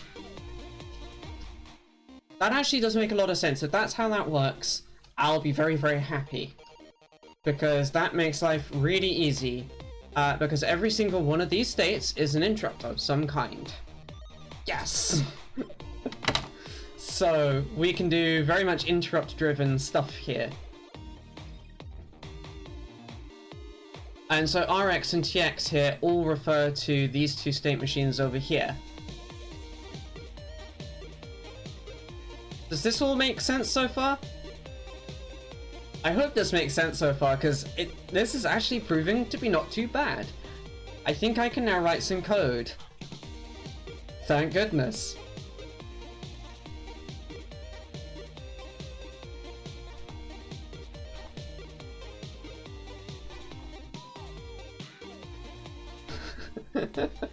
No worries, Aki. No worries. There's a lot going on here, and it's kind of complicated. So we do 4 endpoints. If we have receive or transmit triggered,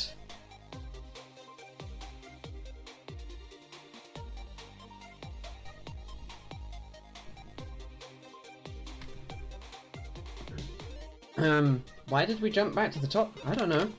That was weird. Oh, no, we jumped to the previous... Wow, that was very weird.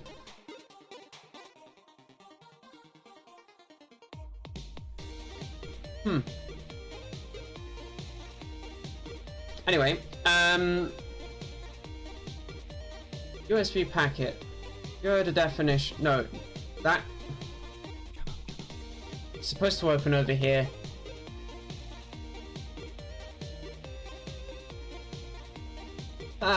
Active rectifications, interesting. So, yes, that's fair.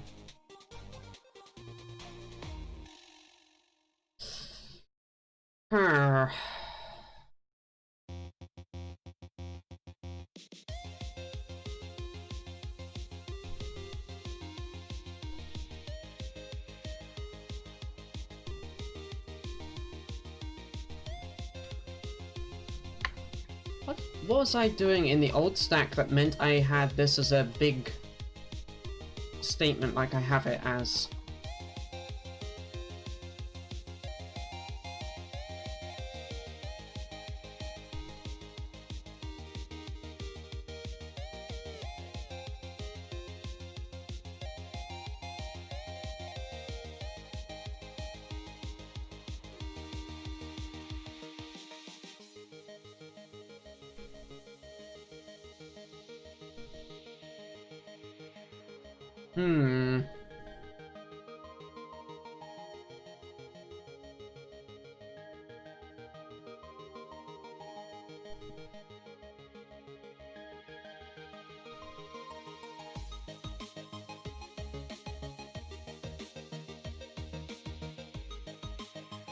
So stuff to do with starter frame I was having to handle separately. I don't think I have to deal with that, but for now we'll do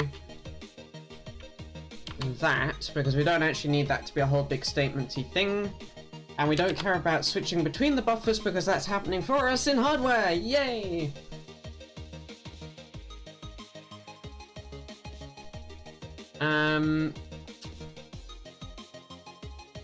So...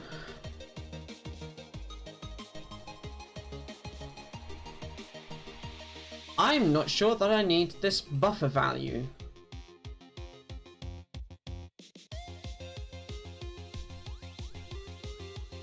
I'm gonna just delete this and see what happens.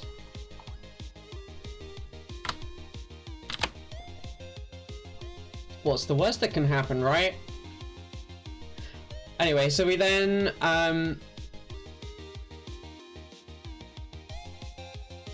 I'm gonna re-architect some stuff while we're here. I hate the naming I have going on.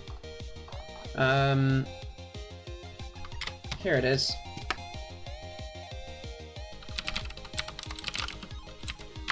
Namespace USB device. Extern void handle control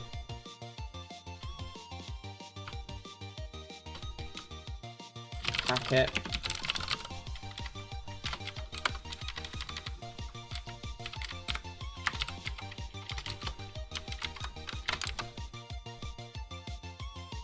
I put this in the USB namespace first, but I don't really have one of those because that's actually the device is called USB, and I didn't think that one through fully. Oops. But this is fine.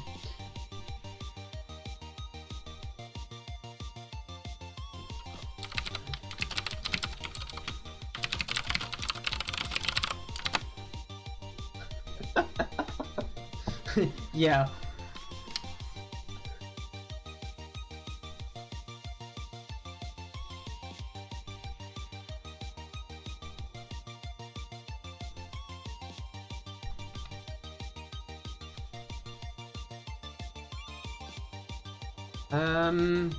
Is it possible to enter as not endpoint 0?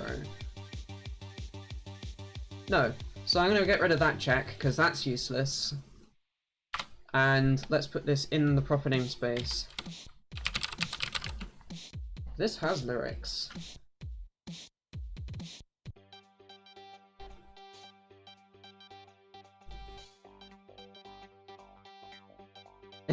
Multi-phase rectification when it's active, yes.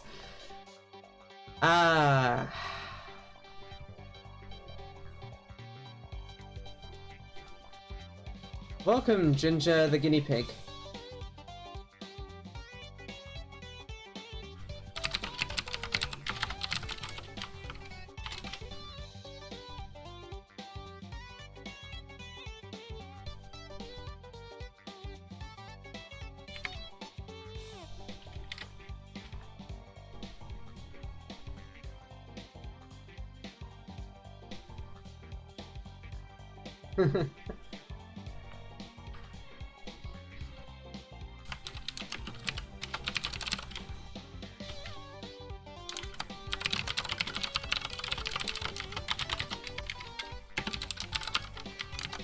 So, if we've entered this because...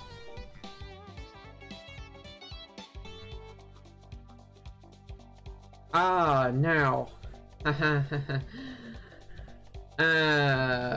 Things get a bit weird at this point. This is a reception operation from our perspective.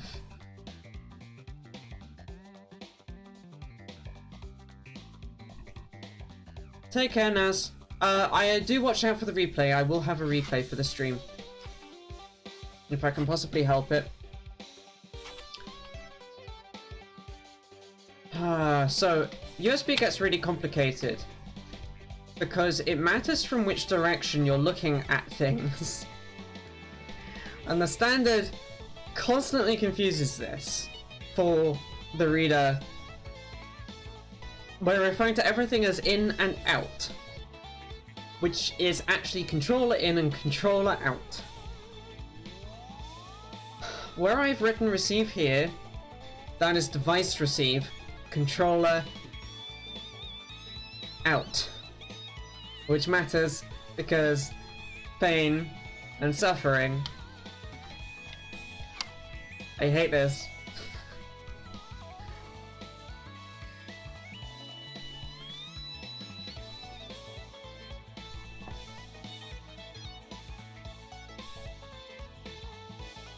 So I'm gonna rename these entirely because goddamn. If USB packet direction is endpoint dir controller out,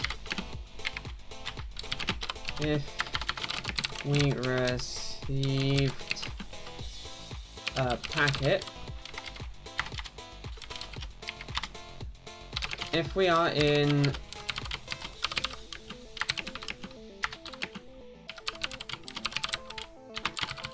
the idle state,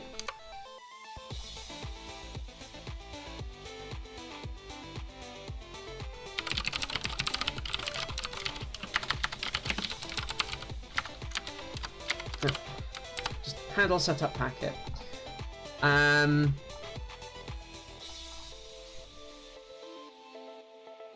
Let's handle standard USB request. Yeah, so instead of this being handle controller bada, it's just going to be called handle setup packet. Much easier.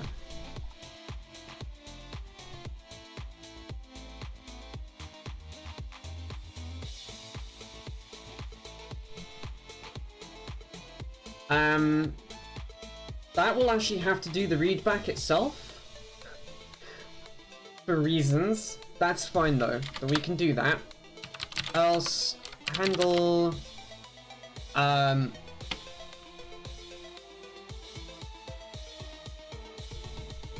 do I want to name this?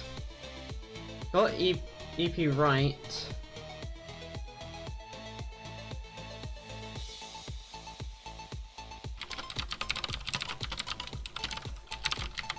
I think I'm going to call it controller out packet so that it's nice and clear that it's controller out. Handle controller in packet.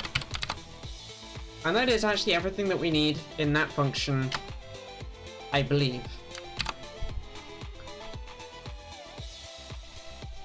Let's just check and see how the old stack did this. Yeah, so it's a similar thing. Though it dealt with status packet timeout, so that's going to be a thing that I might have to do. We'll see, maybe, probably not.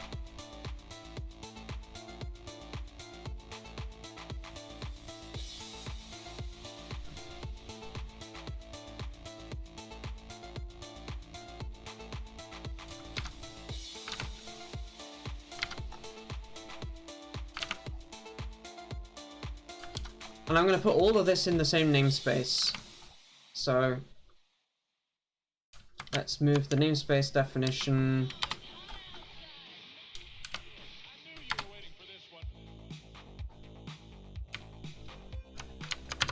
Ah. Trying to get that line as well. There we go. Oh, I didn't move that up far enough. Whoopsie.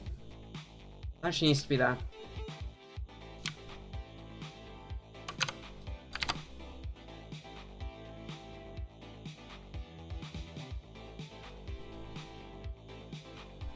So handle setup packet.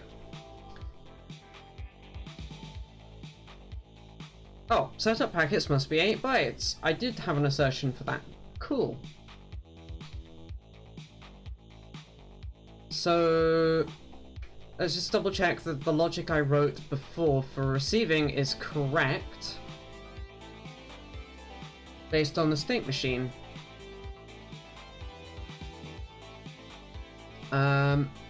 Oh, did I verify RX status?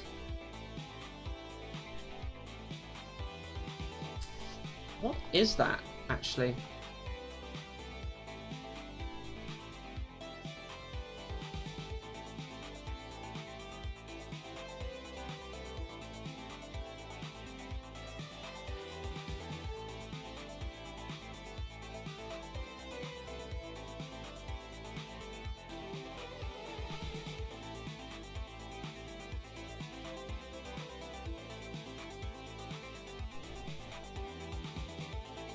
Source frame.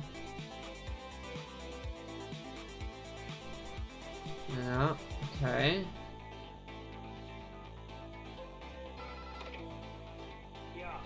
Money never sleeps, pal. Just made 800,000 Hong Kong gold spit wire to you. Mr. Gecko, I'm there for you 110%. No, you don't understand. I want to be surprised. Astonish me, pal. New info. I don't care where or how you get it. Just get it. Let's suspend, reset. Oh, there's so much stuff here.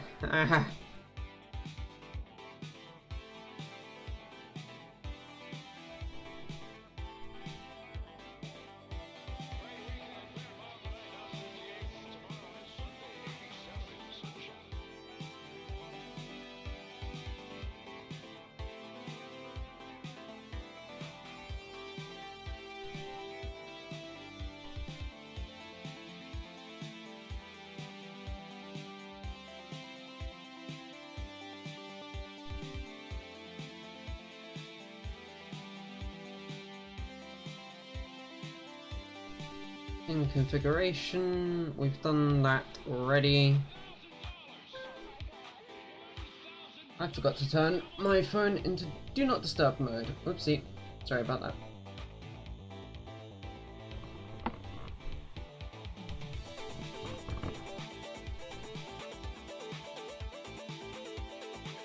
Ah, here we go.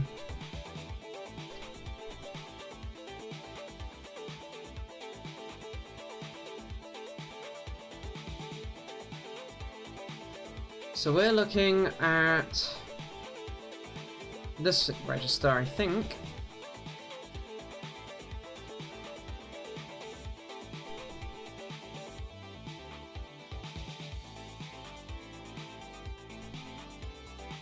Ah.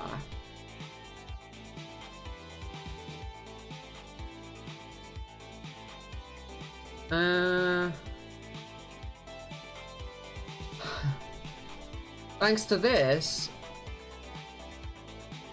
things are going to be a little bit more complicated.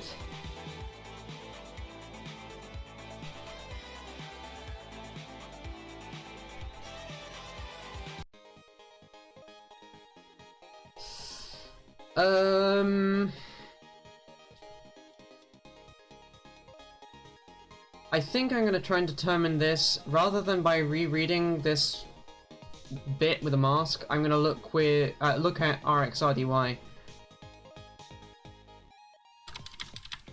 If we can find it. There are a lot of registers.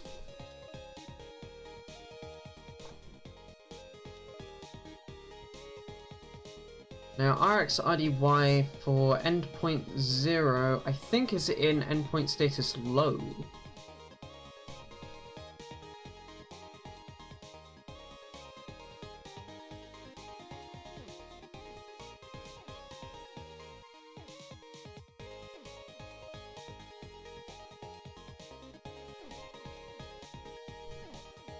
We're in device mode.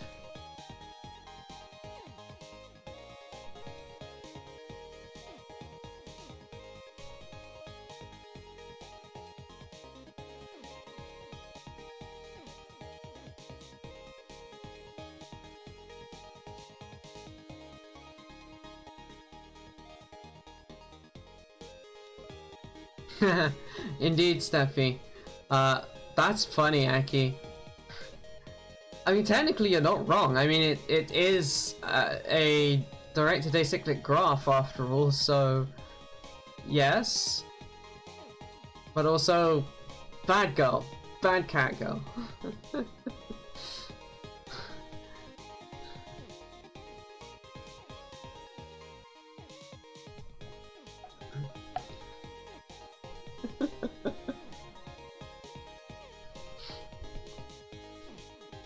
Transmit ready, receive packet ready. Yeah. Okay. So we can read that bit back all day long. That's nice. Ah, welcome back, Amy. Tadaima indeed.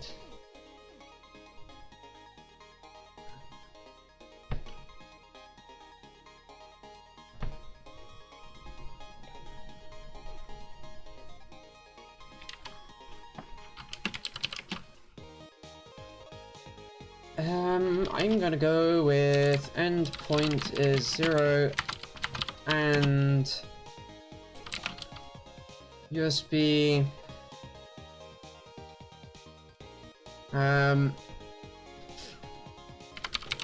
control 0, I think it was.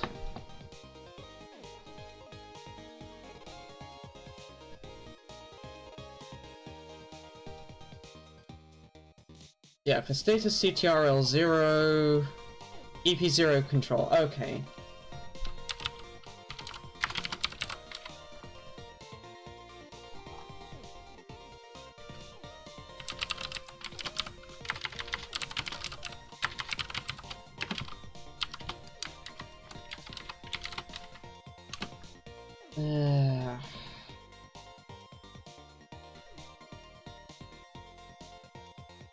We're saying RX ready, I think it was. Yes. welcome Hexchan.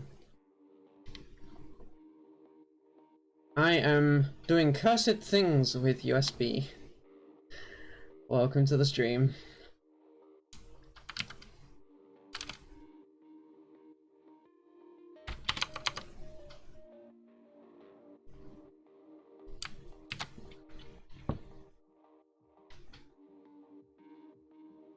So if the RX status is... Oh, both. Very much both. So if the RX status register is set for this endpoint, or we're endpoint 0 and the RX ready bit is set, then we are in controller out mode on the packet, otherwise we're in controller in mode. I am glad we can put that here rather than the device driver. I already kind of hate that about this particular friggin' thing. Anyway, so we then... Yeah, so we've got a packet to receive, we pull the endpoint status values for this endpoint, pull the buffer, how many bytes to read, how many bytes are left to read after gets decremented. We then do the FIFO reading,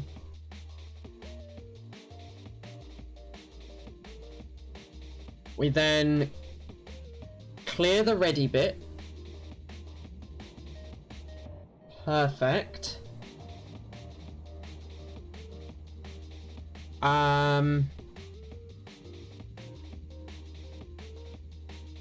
Status control EP, what the frick? Oh, I see.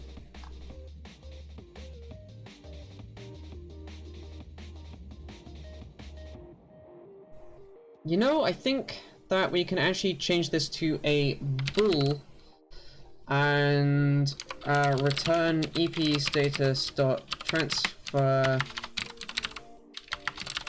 count is 0. Rather than having to do anything extra down here. So this function just simply reads the packet off of the endpoint.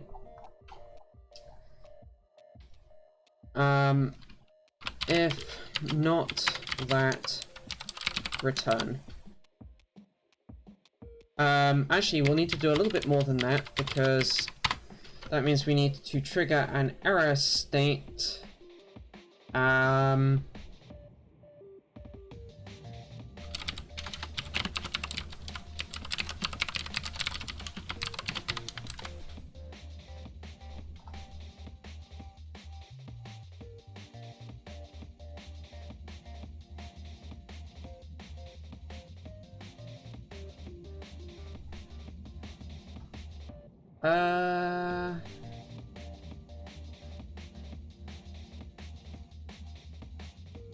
I'm wondering if I should stall at this point. Let's see what happens if we just stall here, and we shouldn't ever hit this code, but we need it in case we do.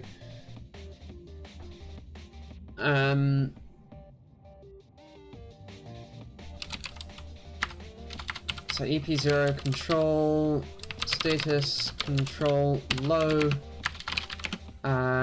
or equals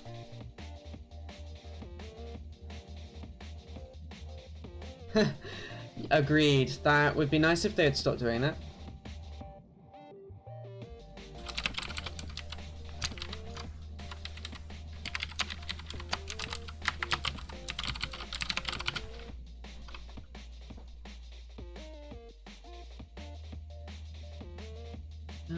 Where is stalled? Stalled versus stall. There's the one I'm wanting.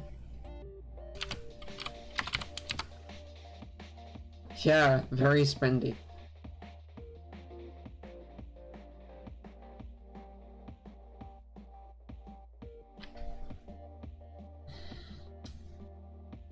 So we then I can get rid of the needs arming system entirely. Oh, that's how I did that last time. Whoopsie. apparently...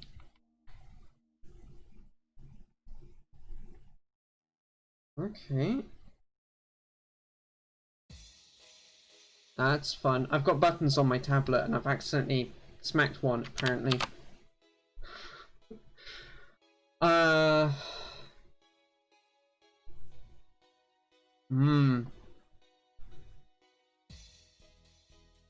Just make sure I didn't close... No, I didn't close anything I wasn't supposed to. Cool. That'll be in here, probably.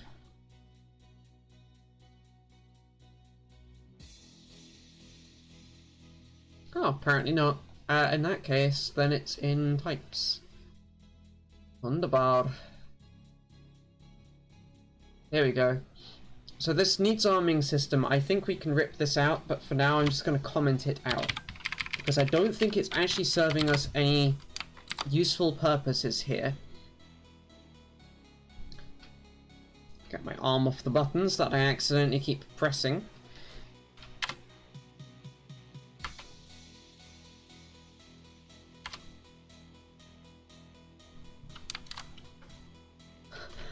Sorry, Hex-chan. This is C++, yes.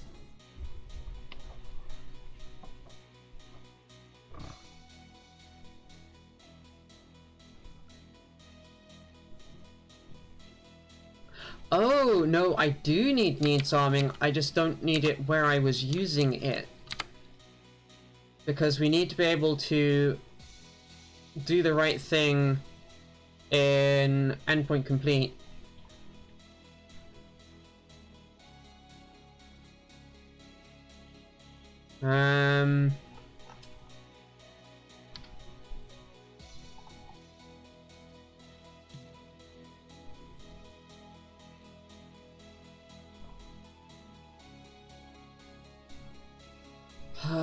My goodness, how have I managed to structure this?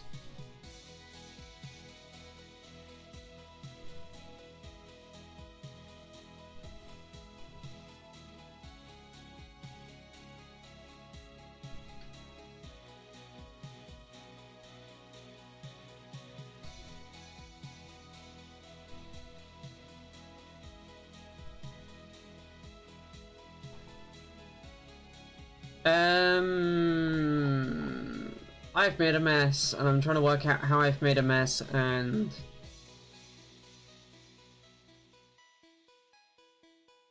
figure out how to fix it. I think I'm going to change this to complete setup packet. Because it's the completion of the handling of the setup packet.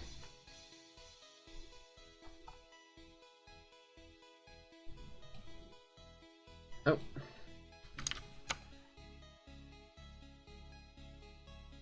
Yeah. That's comfy. The other thing we need to do here then...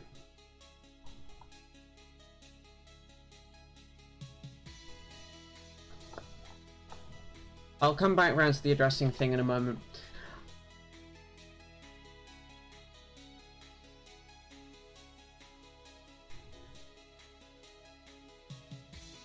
So...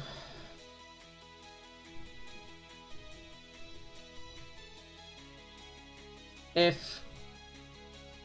controller in... yeah, that's our response. If we need to transmit...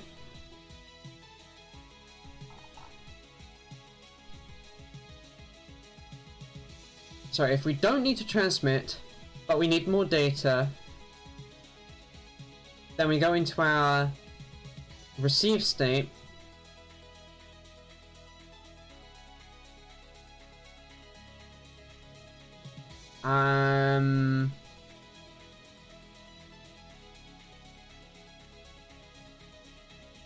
Which is the data phase. Otherwise, if we should stall, then we do so.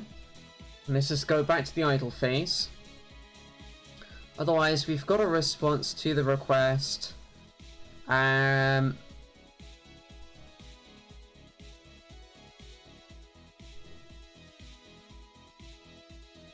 I'm not sure that this is actually a valid thing to do right there.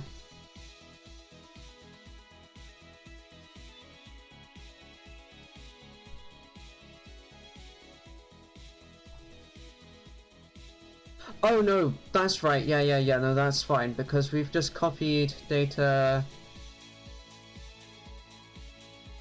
You know, at that point, because we've got setup packet T packet up here, and that's what that resolves to,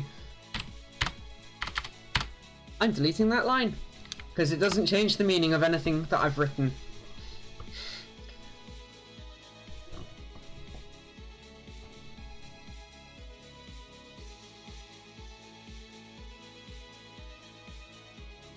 So if we are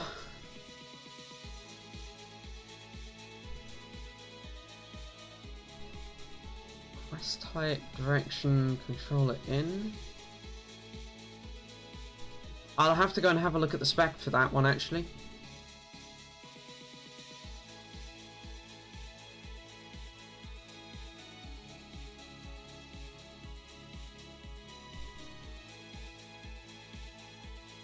Oh, I see what I've tried to do here.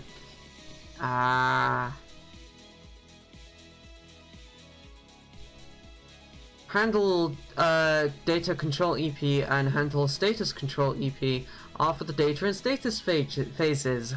Ha ha.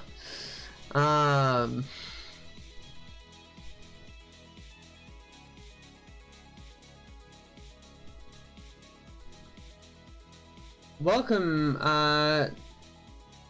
Tamogorift? I think is how you pronounce that? That's a fun one. I'm just slowly losing my mind here as I try and figure out how to... Tamo. Okay. As I try and figure out how to USB device. Again. I did it years ago and then I forgot, so... Slowly going insane. So that's totally the best way to do USB, right? Slowly drifting into insanity. Yeah, didn't think so either.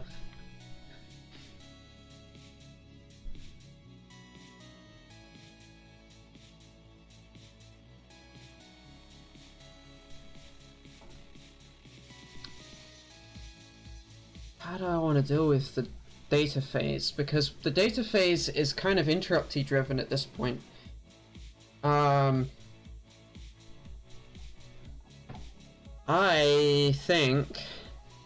I think this has to be done inside of the out and in packet functions. Meaning, yoink.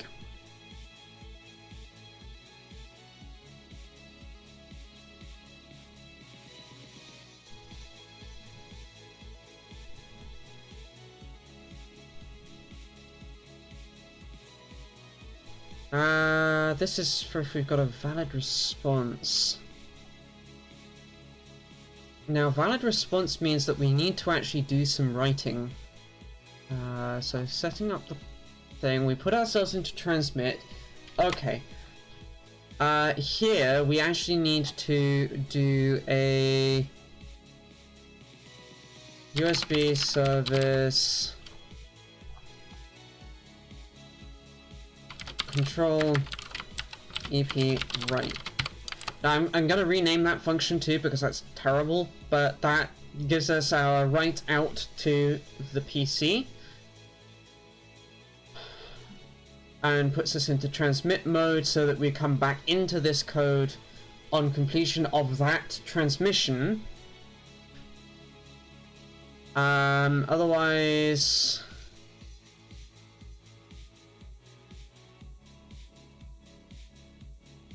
we're in RX.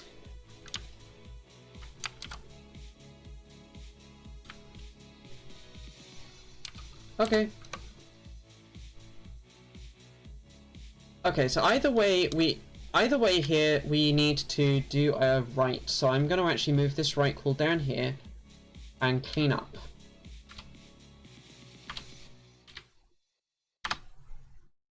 That makes a lot more sense now.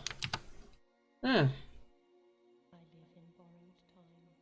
let's commit what I've done so far here, because we've made quite a few changes.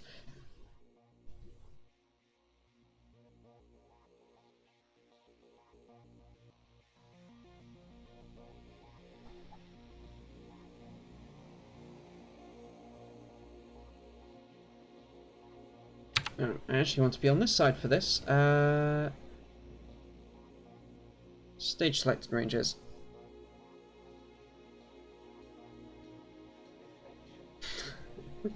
Fair enough.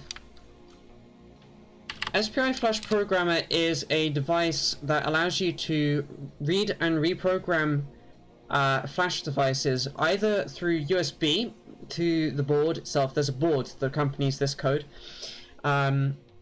which I designed on previous streams.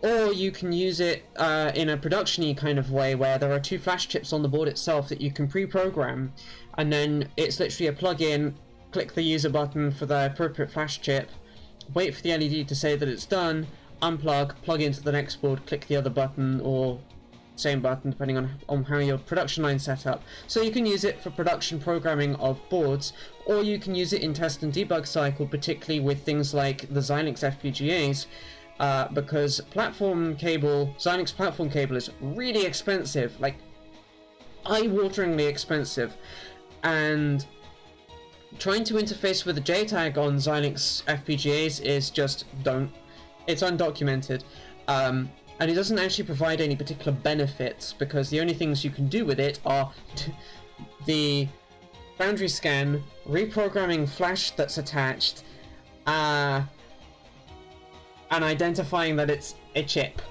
of a Xilinx nature. That's basically all that JTAG can do. So, bypass all of that with SPIFlashProgrammer. It sits between the flash chip for your FPGA and the FPGA, and it can then actually reprogram that flash chip in real time with the appropriate resets being sent to the FPGA to free and then load the bit stream that you've just put on, and that's the idea. I have actually tested this does work, but that was on the previous revision, Rev 1, which was kit bashed with the Tiva-C launchpad for the Tiva-C launchpad from Texas Instruments. I'll get my words right in a moment. This is a formalization into a proper board that's easily programmed that you can then use in mass production, that's got a nice header on the end, etc. Welcome, StolarX, welcome to the stream. I am slowly going cuckoo here, doing USB things.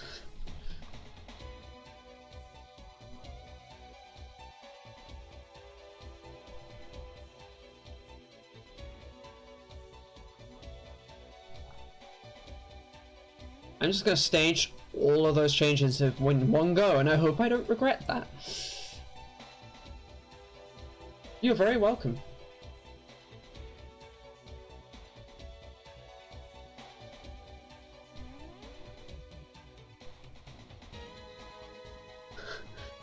Hey, we all start somewhere.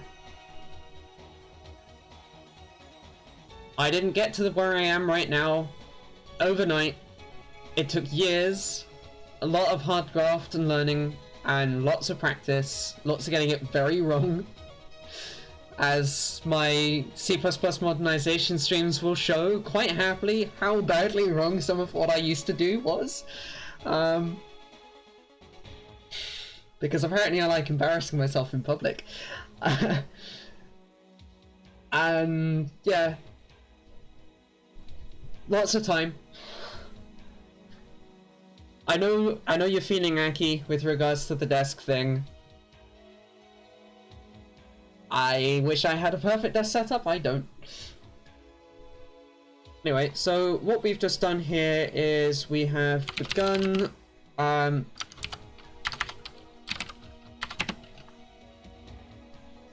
restructuring. I can't spell. The device driver code to work correctly with the Tiva-C USB stack.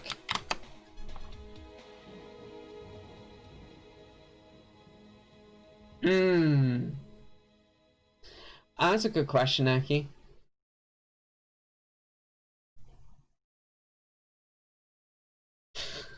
Yes, you do.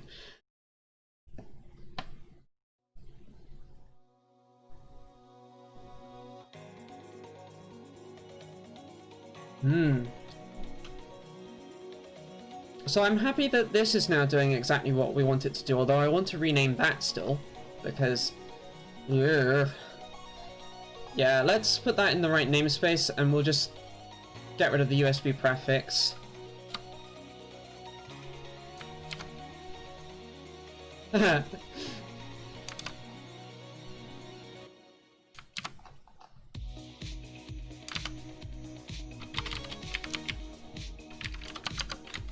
I also just realized that Clang Tidy will be mad at me.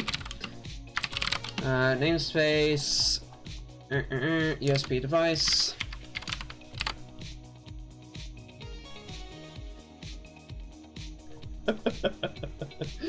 That's a mood.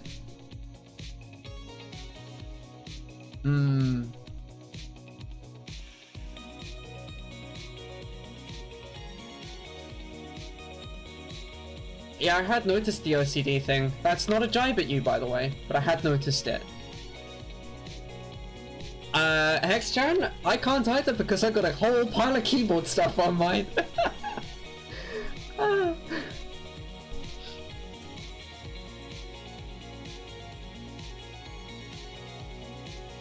Like, literally, the whole keyboard project is my couch right now.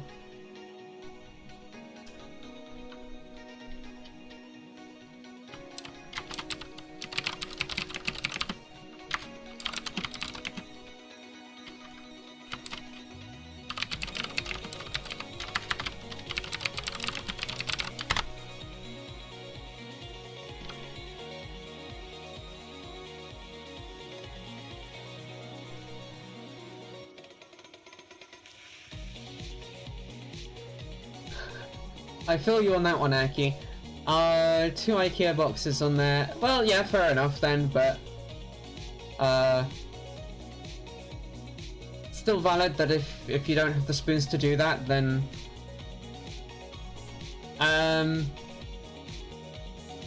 Yeah, well, you did just move today, so that's fair, Steffi. That is very fair.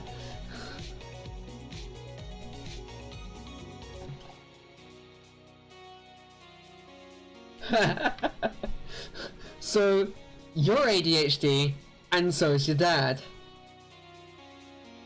Yeah, fair. Fair. Oh. Oh.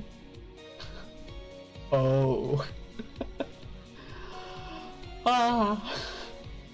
Fair enough.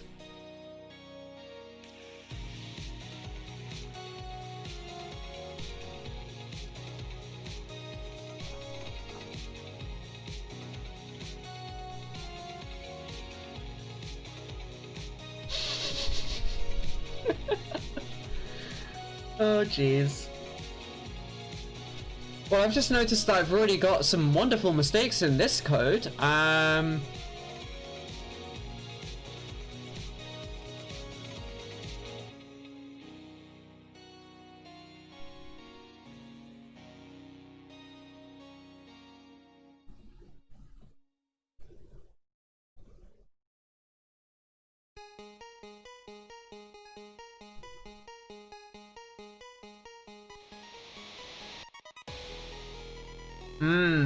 That's fair. Oh.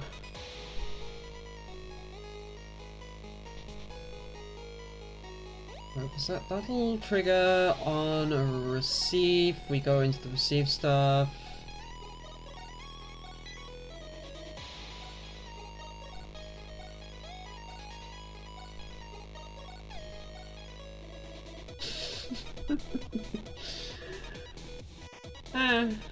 It's all good, Steffi.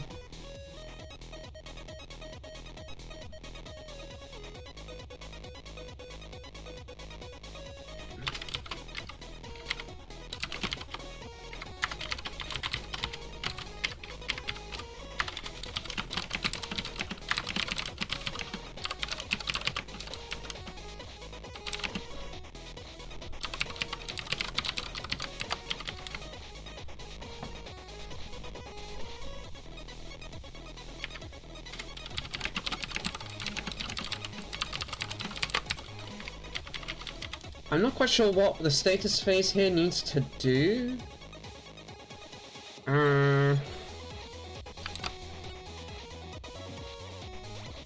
I'm actually inclined to change this control state system because indicating status phase as being entering read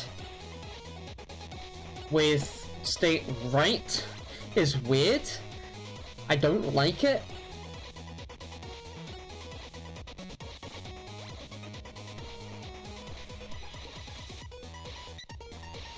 Where is that?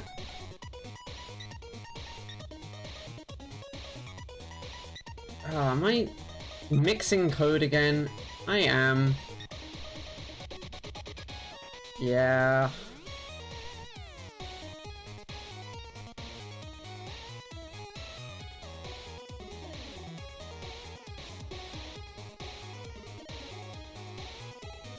Oh, this is because the old code had to wait for a starter frame.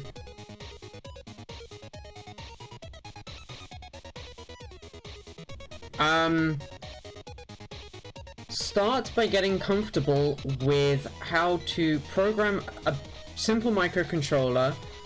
I can quite recommend getting started on something like the AVR stack or the PIC stack.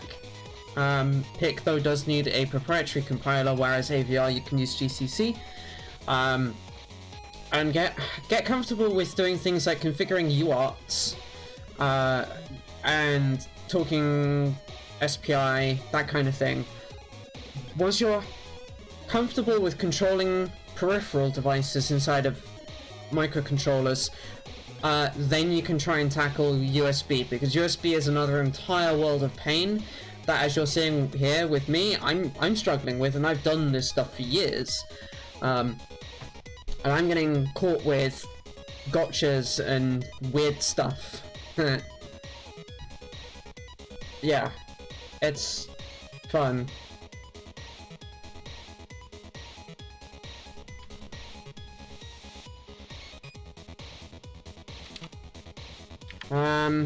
Yeah, I don't know how I'm going to handle the status phase here. I need to actually read the spec for that, I think. If we are... This is a transmit that's coming to us. If we're supposed to receive... Sorry, if we're supposed to send... which is this.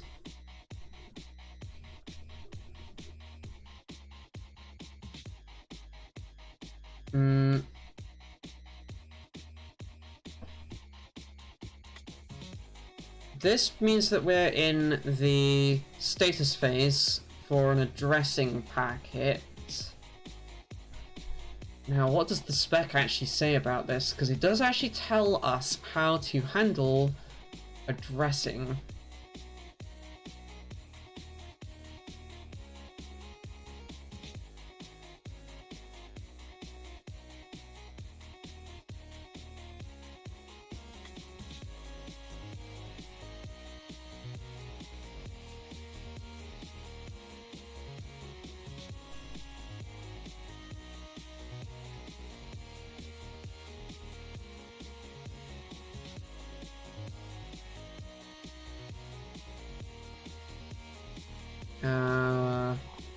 Apparently it's defined in the section above? Wow. Okay, that back referencing to documentation that didn't tell me anything. Nice. Each control transaction and the next control transfer.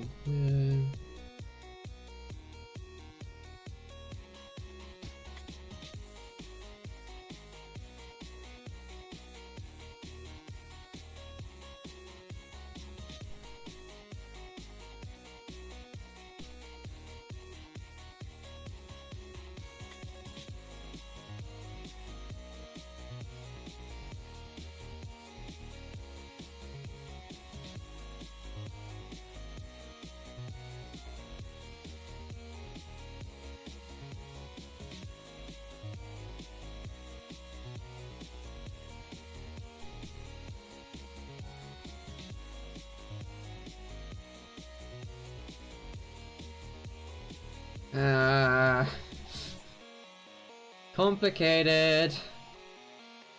Interrupt transfers, we don't care about those right now.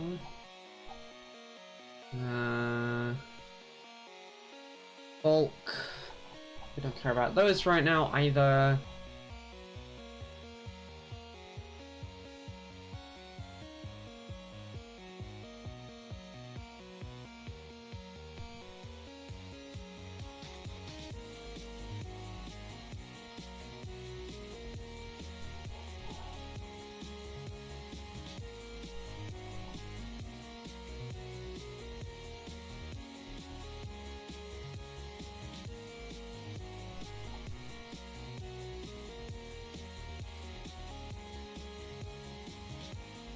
Holy Christ. Excuse my language, but, what? Okay.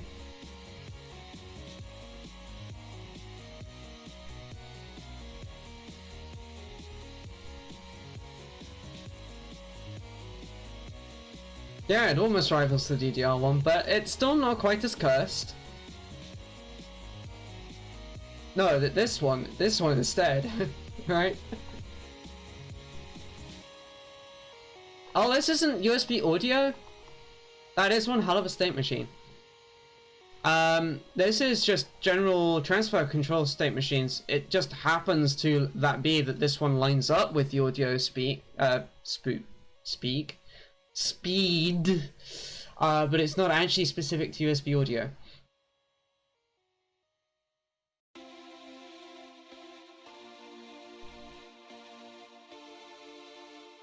They're just using it as an example.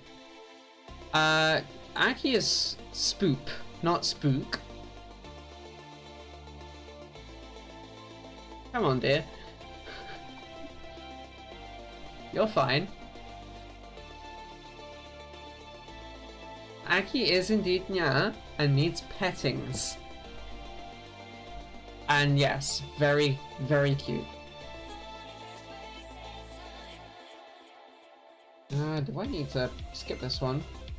Maybe. Head pats for Aki, yes. I'm gonna skip that one. Too many lyrics. I have a funny feeling this might also have lyrics. Does it feedback? Connectivity.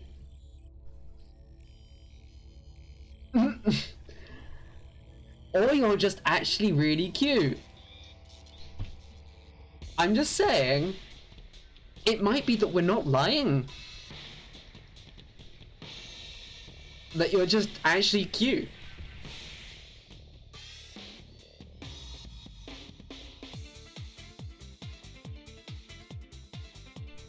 I know you doubt, but...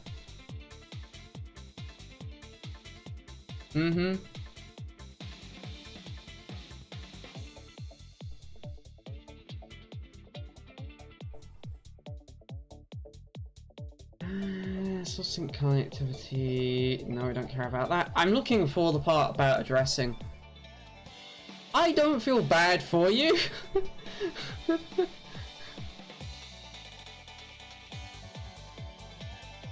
Jeez.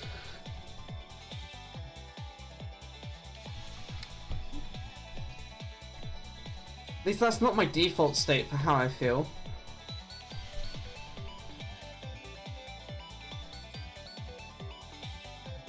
I have occasionally felt bad for you, but it's usually because of something I did.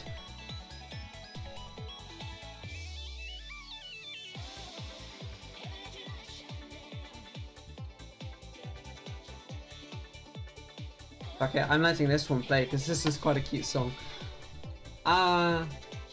We're not bullying.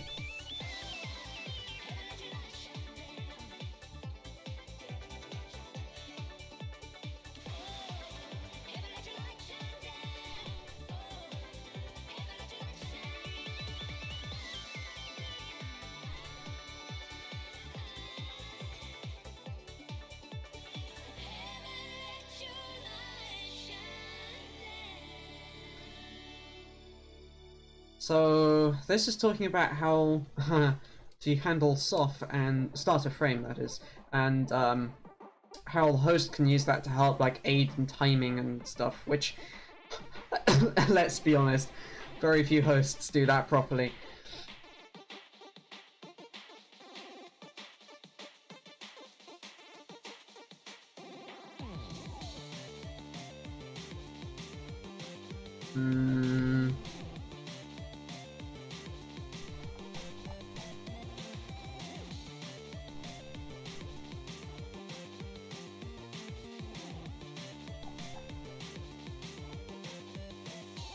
We don't care about mechanical. Let's see where we are in the index then. We don't care about electrical. We do care about protocol layer, maybe, probably. Let's skip to the protocol layer.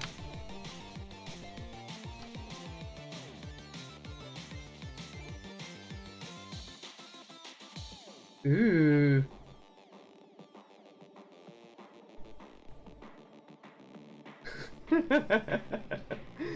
Oh. Have we got to try and get you a new laptop so that we don't have spacebar problems there?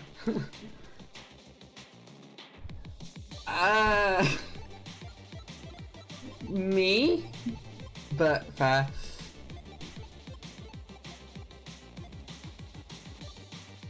Also, I like that the GD32VF has that special pin. That's actually really nice, because then you can do hardware timing-y stuff. Like, 3 extra clocks, why not?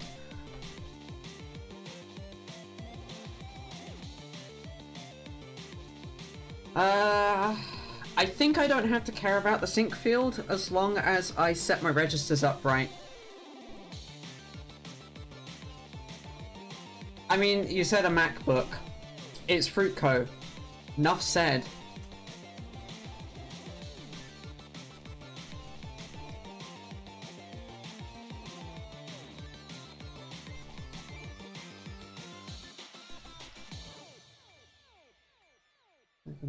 Data.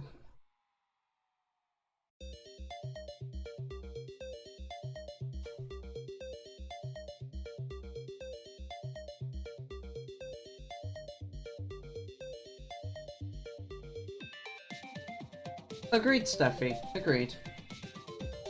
If you're already generating like interrupts based off of soft, then you've got the hardware in there to do a pin for it. Which you should be doing interrupts for soft because that's kind of important. Rather important, actually. But then the question becomes, are you soft?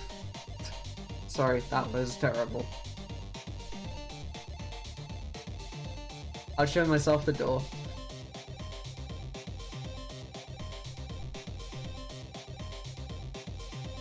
Press fields, endpoint field, data.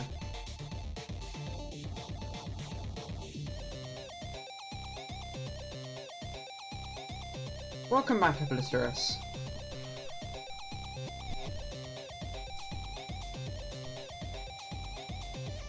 So CRC stuff, packet formats, token packets.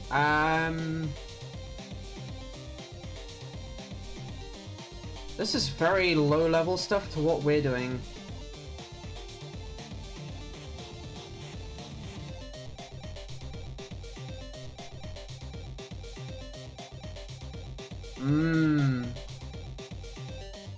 Let's not burn you out on it this time, though.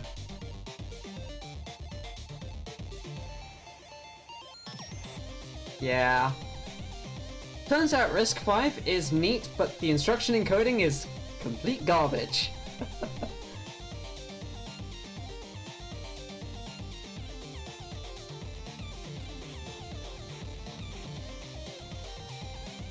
I'm glad you're not trying to use return as a separator, because Twitch will actually stop you.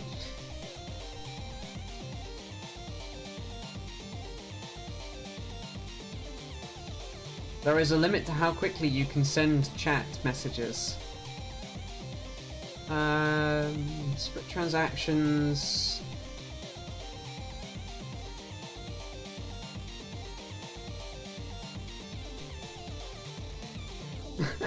Welcome, viable clan member.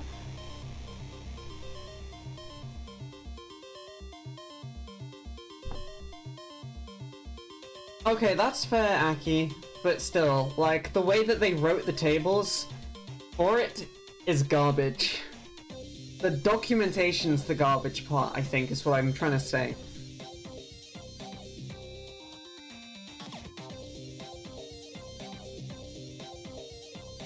They're trying to put too much information into one table to try and make it like the super table for...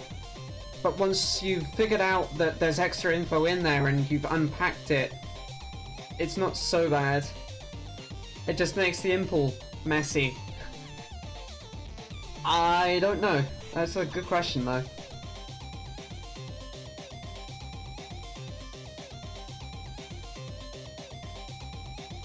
Anyway, split transactions.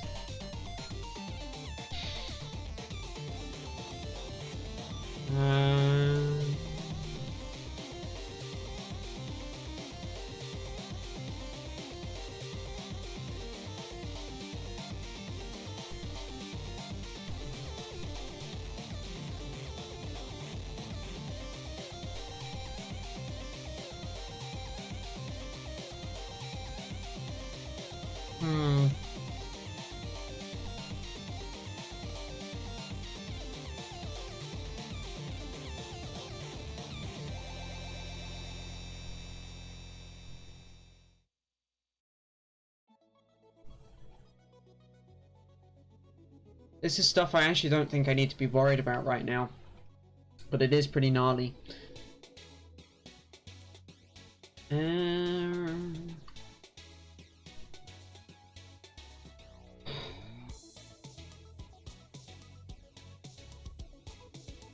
Microframing.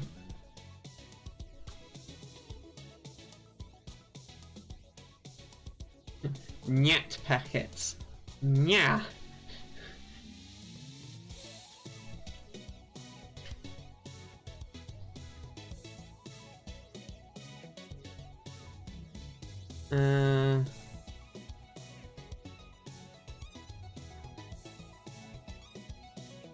I'm not sure what quite that's supposed to mean. I think that's meant to mean like not yet, but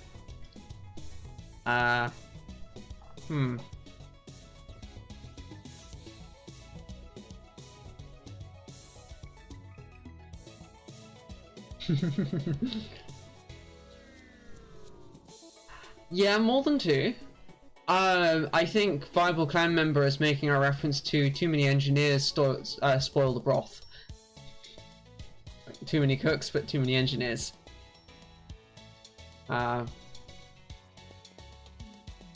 It suffers from a level of design by committee.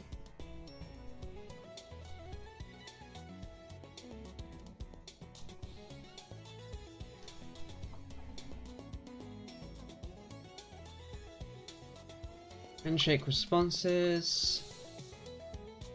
Yeah.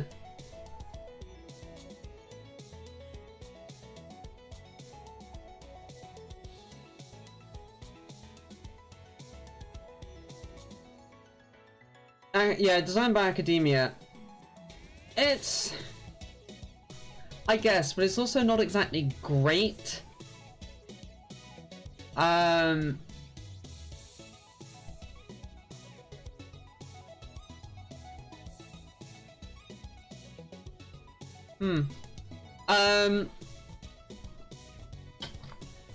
The problem I've got with Risk 5 is that almost everything, including like ALU operations, are dealt with as instructions that are encoded using the same opcode, in quotes, but that means that the opcode migrates to another part of the instruction word, and then the way that the encoding works isn't a fixed decode method, you actually have to basically route chunks of the instruction into different chunks of your decoder. Depending on the outcomes of that, you then need to enable and disable other parts of your decoder, and it just makes a really sprawling big decoder mess. It does make some sense, but it's dishonest. We'll see. I'll be interested to see how it ends up turning out, I think. That's good. I'm glad that you figured out a better way, because, jeez. Hey. Function response to in transactions.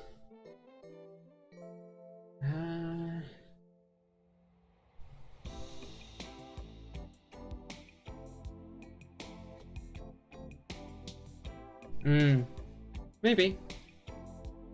Anki should fix herself supper. I should get myself another drink. I'm gonna try and see if I can find the right chunk of this for the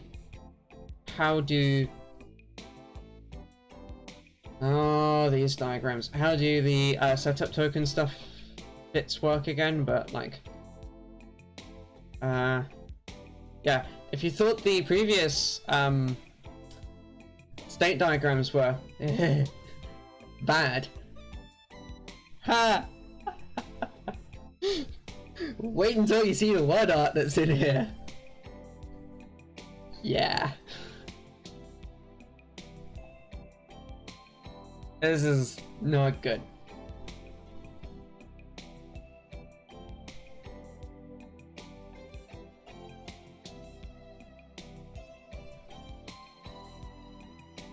Like, holy Christ.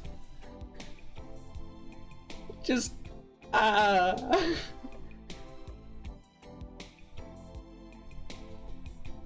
yeah.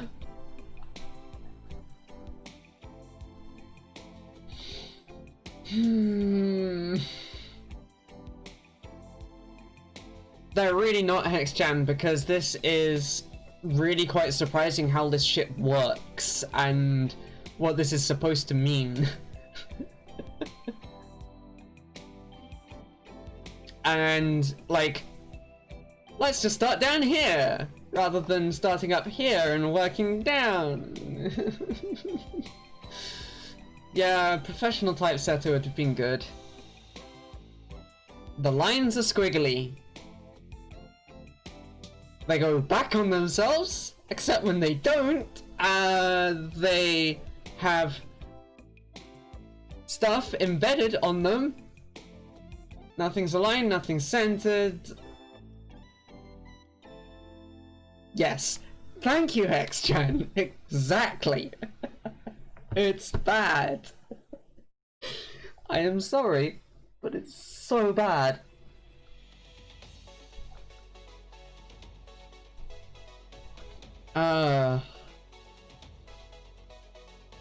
I'm just gonna go past all of that right now because damn.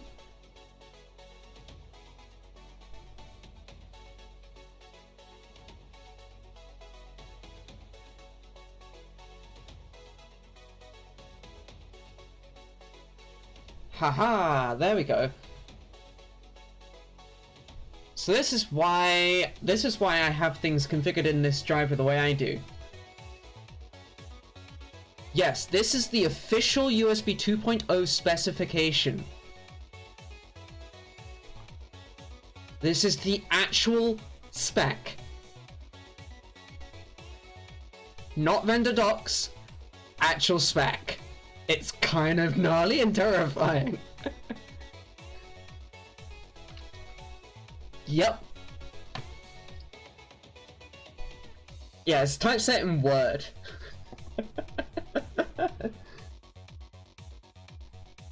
I am going real quick to do a BRB screen while I go and get myself comfy and a drink. I'll be back in 5 minutes-ish.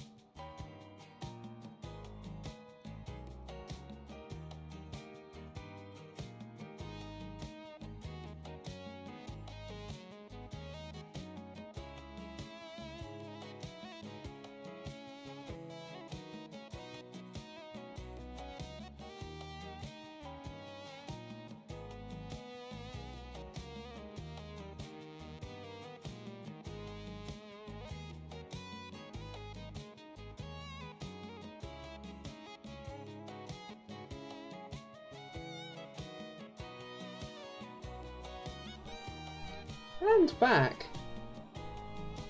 Oh, welcome back, Lethal Bit. Okay, well, just in time for me to get back too.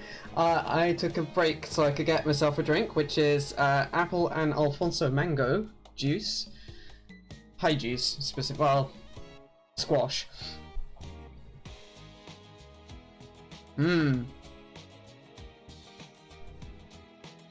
My BRB screen is typeset in the GIMP.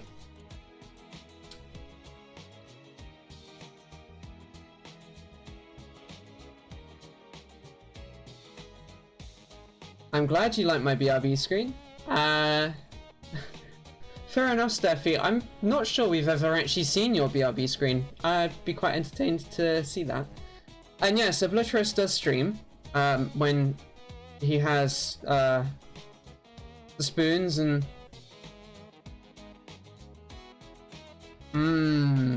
that's... Oh.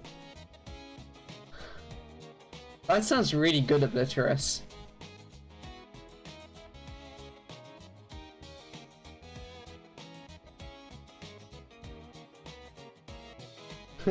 Anyway, I'm thinking, given this awfulness right here, I'm gonna try and draw out what I think is happening.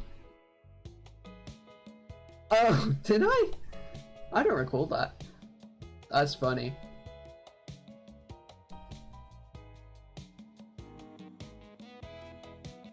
Oh, I see.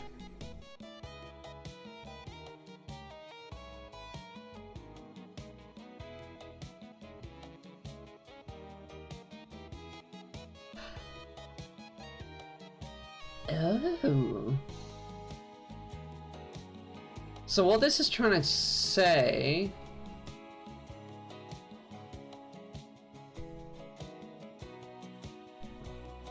is that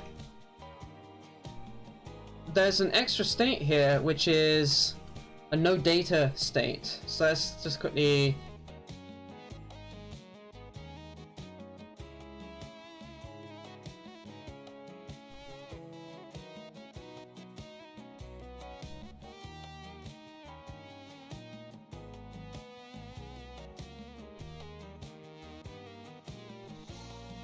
quickly make a no data state here. And this goes directly to a transmit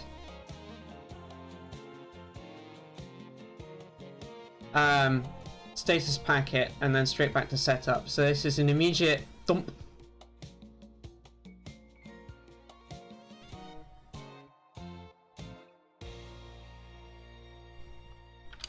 So that's what that actually looks like. That's better.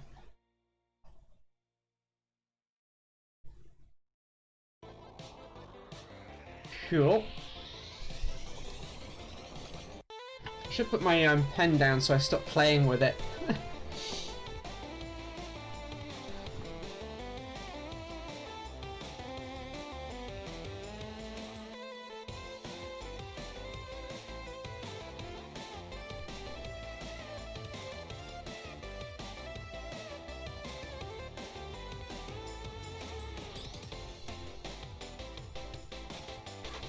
Ah, there's another phase here that we need to quickly write in.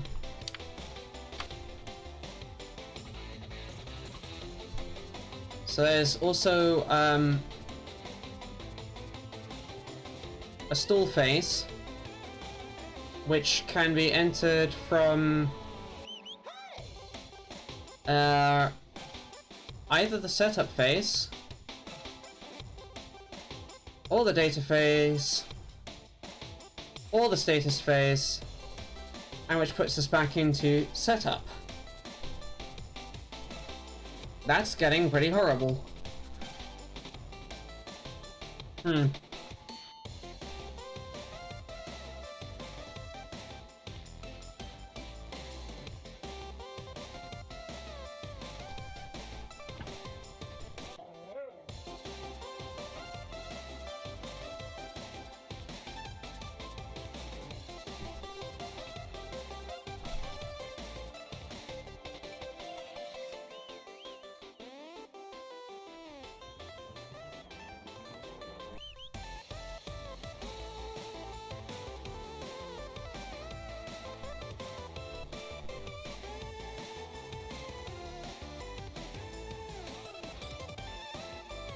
How do I do an ACK with this device?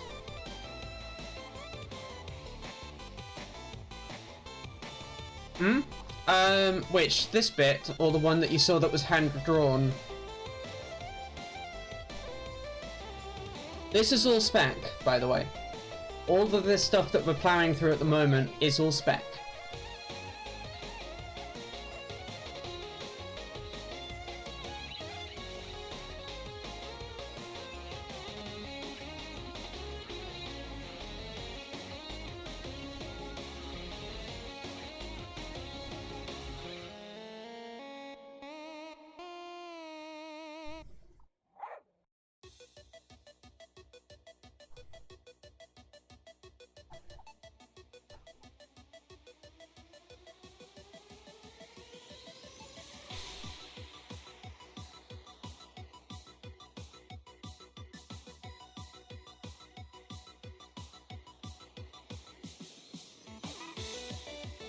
The other thing that you saw in Krita, that's me trying to draw out what the hell's happening so I can kind of get a better feel for it.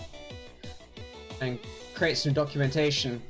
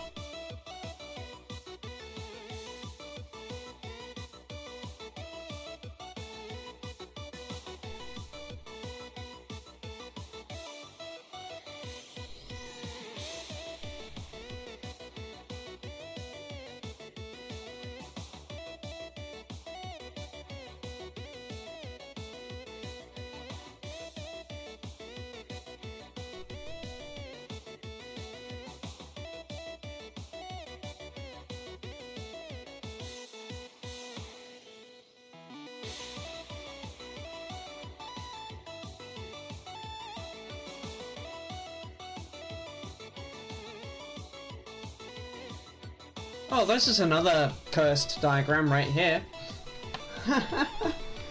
This is another from Spec 1. Yeah. Yeah. Yeah.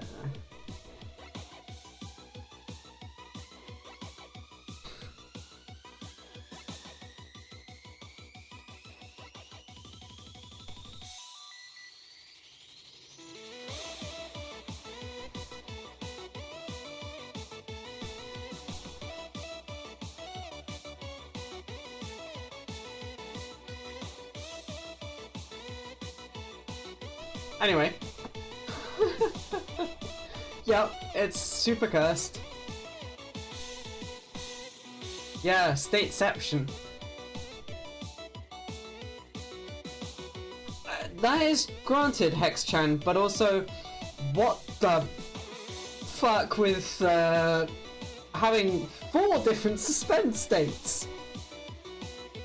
State machines all the way down. Yes. Okay, we've got attached.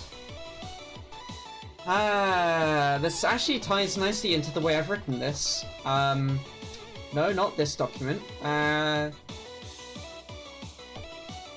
This one.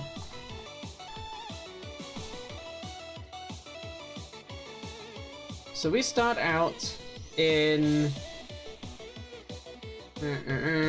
a detached state.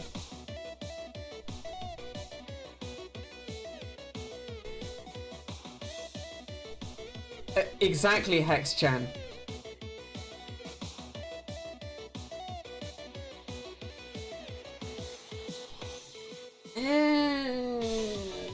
Yeah, okay, I guess you can say that. They shouldn't have named all of the suspends the way they have then, because this is not actually valid state machiney. It's default suspend, address suspend, configured suspend, powered suspend. Then we'd be fine. Like, if you tried to actually build an FSM with the exact naming they have of all these states, it's not gonna work.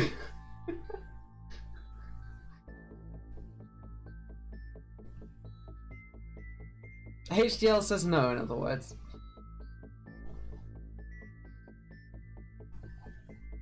Right. USB state. We have...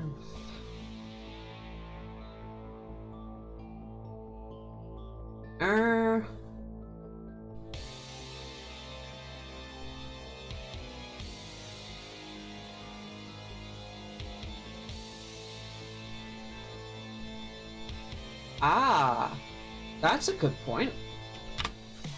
We never actually try and enable the bus. We can't ever enter attached. Ooh.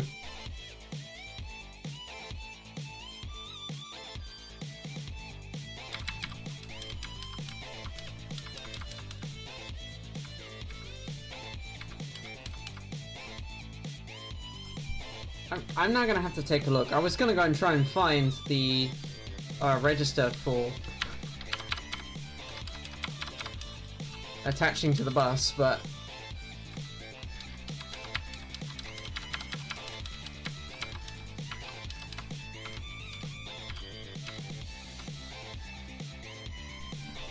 that'll do for right at the moment while I quickly go and have a look at this Twitter account.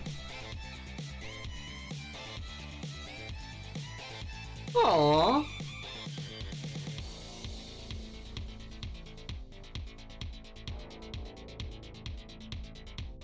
Okay, yeah. This is a good account. This is wholesome. Including some that just look like Git history.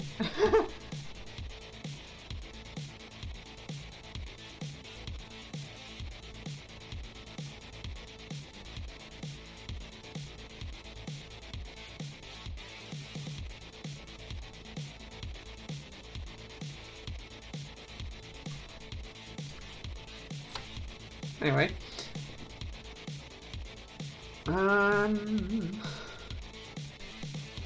There's the address register. We don't have to worry about that right now.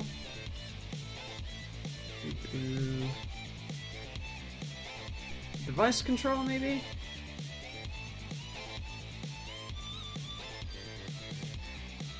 We're in device mode. Oh, that's a host-only one.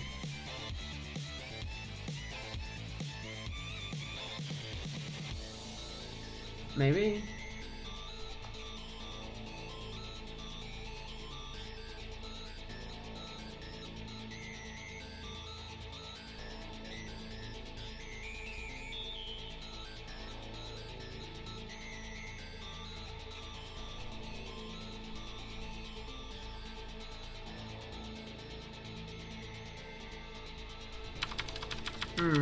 Okay.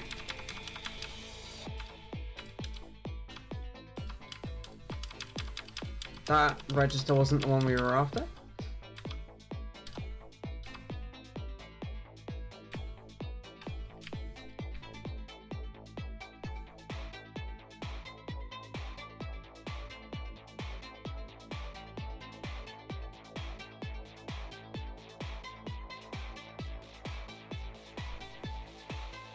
Timing. I don't care about that right now.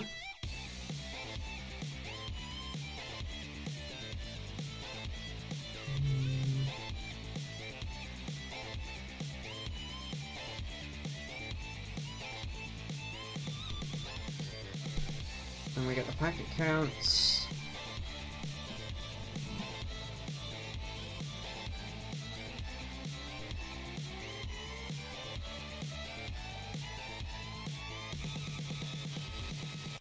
Double buffering stuff, which we'll have to play with. Oh, we do actually play with right here.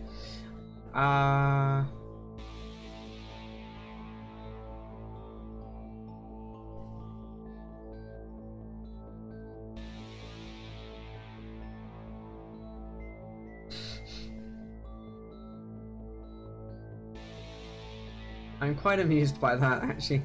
Thank you, Hexter.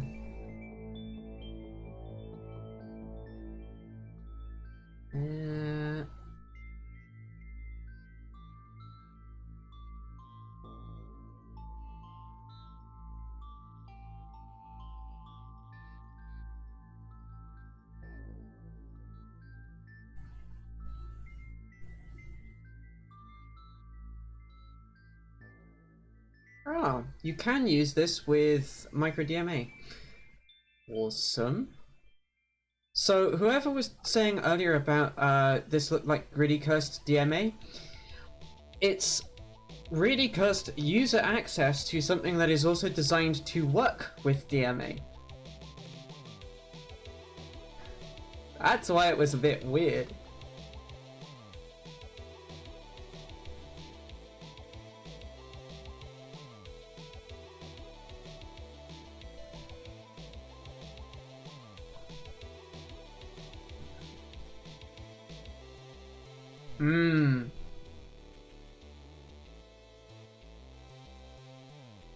Mu DMA. Micro DMA. Oof, I'm sorry to hear that, Derek.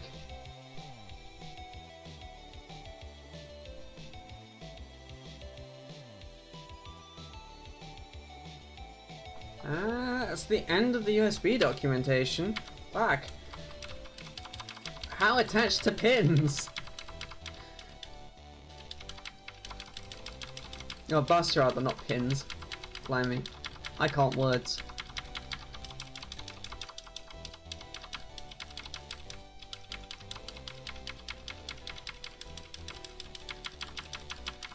So many pages of registers.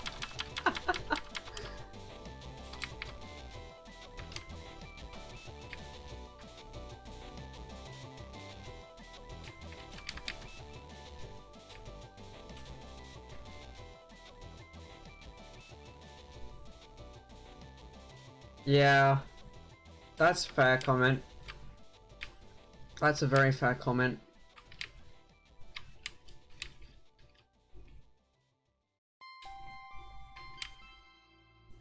It's gotta be one of the early registers then. Device control, we already looked at.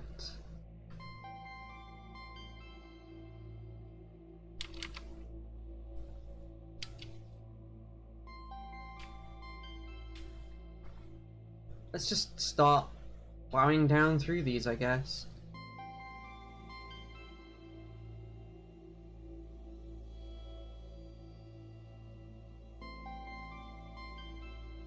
Oh, it's the USB power frickin' registers. Of course it is.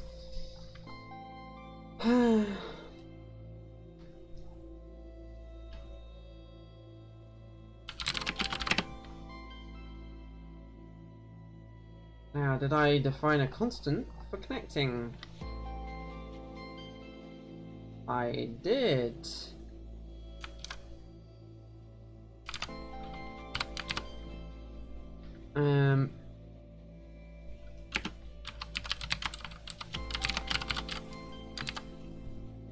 Like that, there we go. So whenever we hit reset, we go into this full reset and then we attach to the bus again, ready to go. Now, the next question I've got is there an interrupt I can use that tells me that I have successfully attached? That's the next thing I need to know. Because that gets us in here somewhere.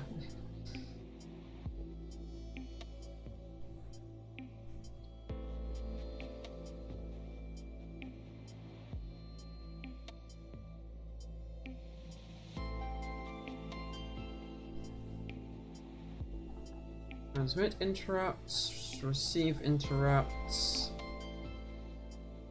enables general interrupts.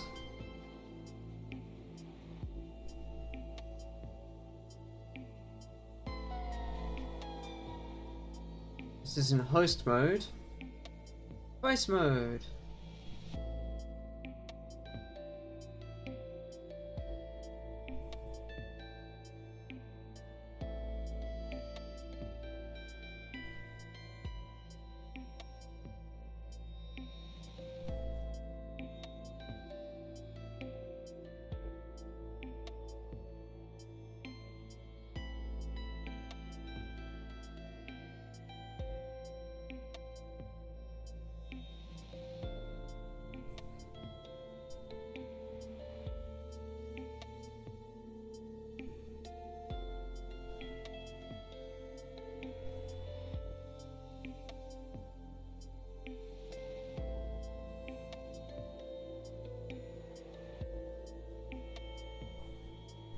I'm just trying to figure out how this is supposed to work. Is there a way for me to know when something actually attaches me to the bus? Like if I'm on a power cable versus a normal cable?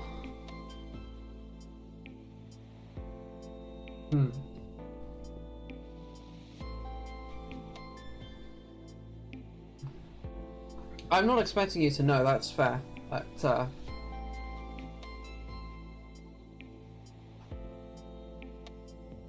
well, Steffi, I wouldn't be so sure about that in this case. Because I should see something here in the interrupts. I can know when I'm disconnected. That's easy.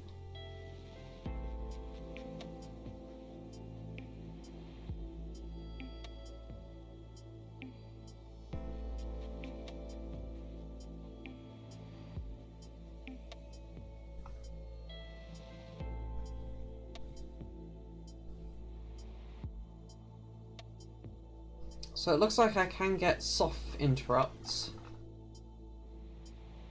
New frame has started.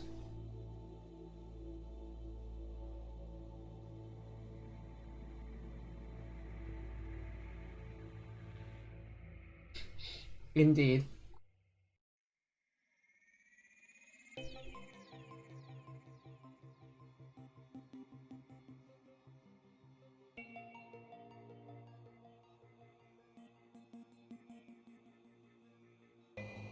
Yeah, there's no way to actually detect that you've been connected correctly to a host. You can attach to the bus, and then you've just gotta wait.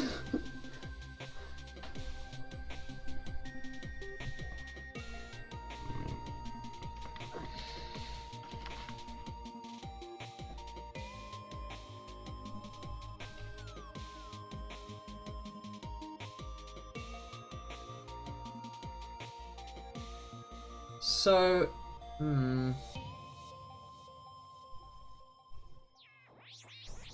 does this document actually tell me anything about what happens when I am connected?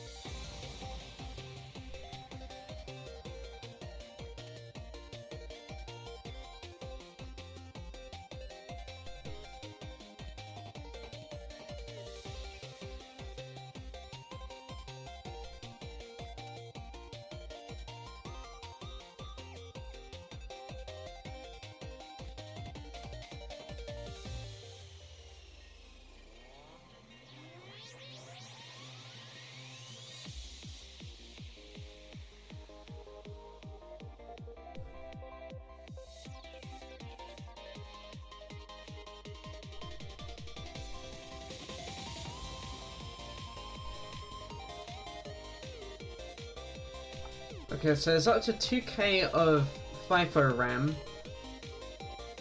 with an initial fixed allocation to guarantee EP0 enough to work.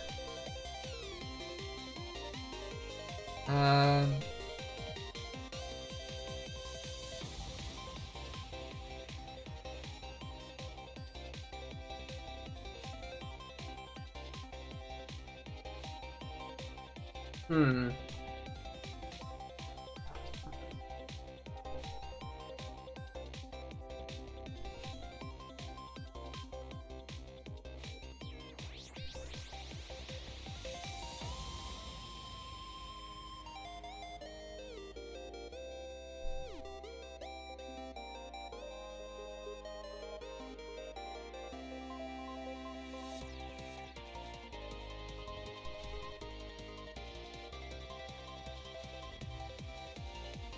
Okay.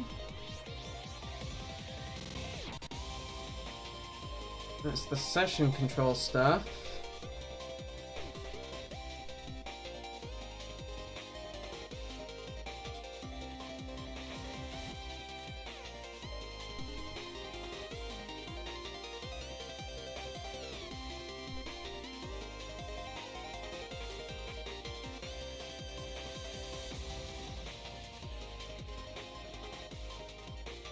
This is if in host mode.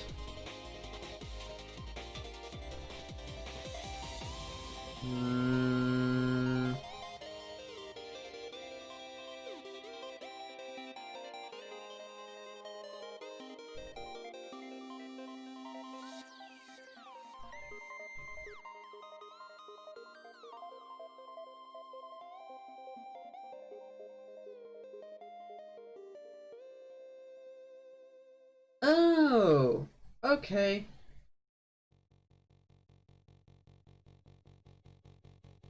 Once the host detects a connection, it then gives me a reset.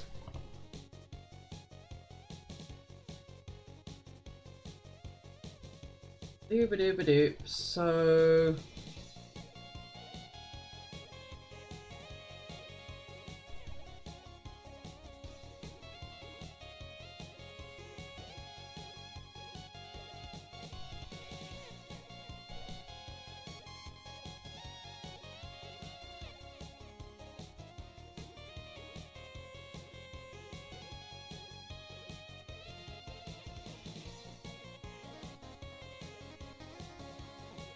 what I actually should do then is... Stay idle... State detached...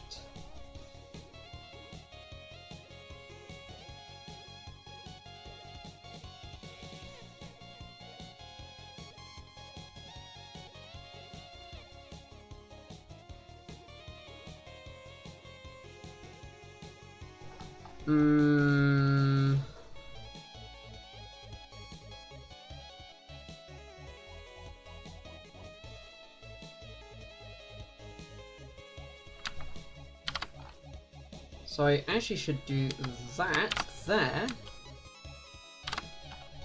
Then this reset is actually more of a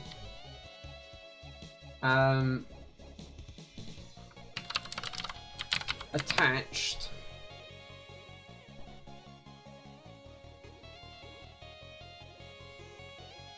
Waiting. What does waiting do? It doesn't. At the moment.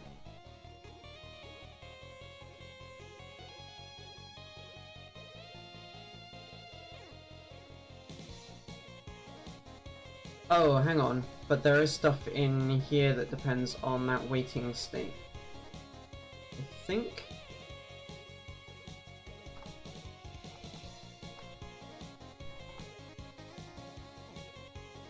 Oh, no.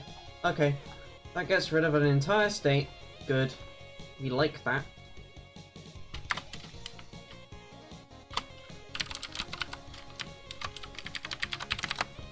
No, that was fine the way it was. There we go.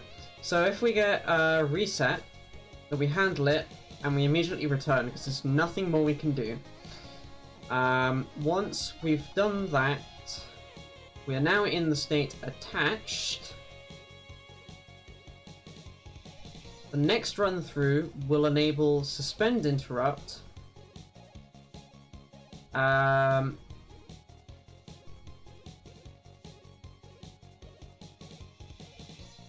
if we got here because we aren't trying to receive something but we're attached, return. Otherwise, handle it. I think that's actually about right.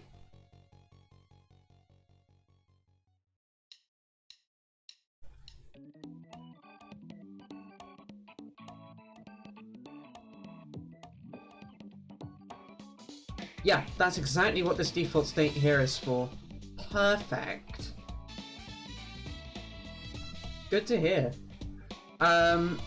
So then we go into the address state when we get a setup packet that tells us that we need to go to addressing mode. Cool. Slowly getting there. We're slowly figuring the state machine out.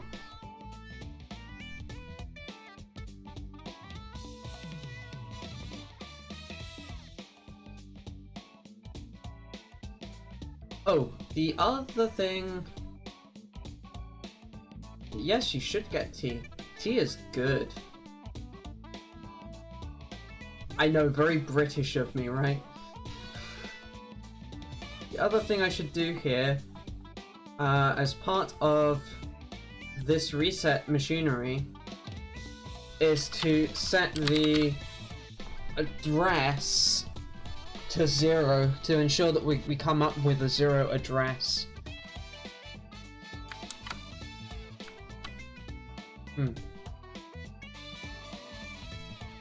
Thank you.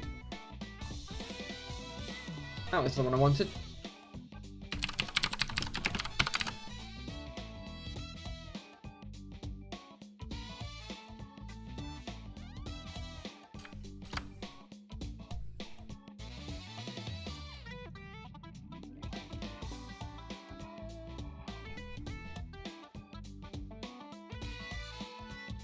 Oh. Wrong one. That one. There we go. Nope. That one. I should actually reopen that pick datasheet though. MCU's pick.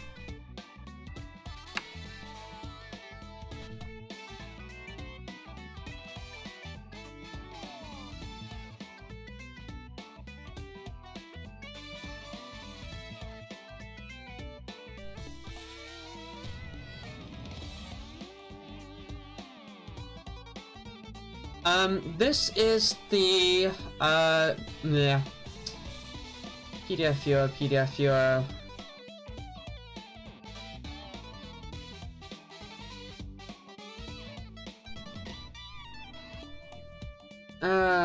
This is VS Code, yes. I'm trying to find you where the plugin is. There's a plugin for PDF viewing.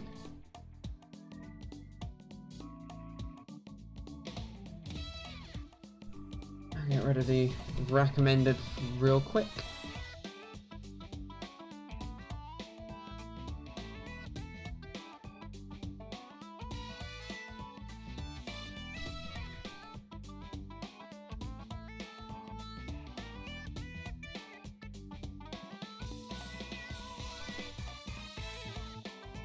Java extension pack, Jupyter, linker script stuff, oh,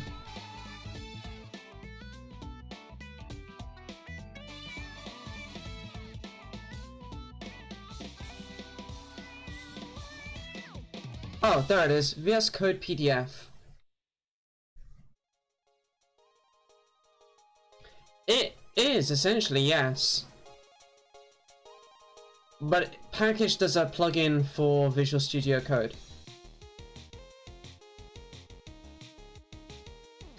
She doesn't coffee obliterous. Yeah, there we go. PDF.js.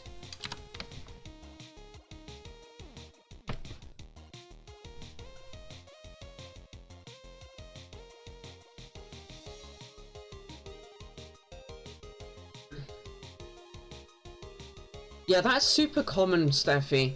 Basically everyone does that as the way that they do USB interrupts because it's such a complicated state machine. It makes life easier to put it on you.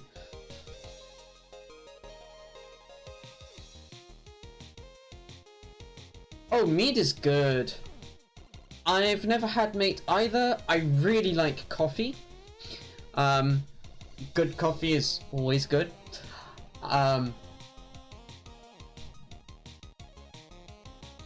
Oh, obliterous!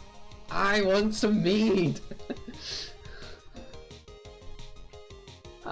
Getting hold of mead over here. Even though I live in the UK, we kind of made mead a thing way back in like the Middle Ages, the Dark Ages even, and getting a hold of mead nowadays is not easy.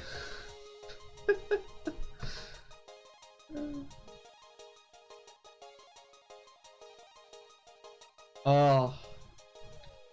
My problem is I'd probably go through it quite quickly, which is probably really not good. But a good mead is, Welcome, Amy Spark. Welcome back, I should say.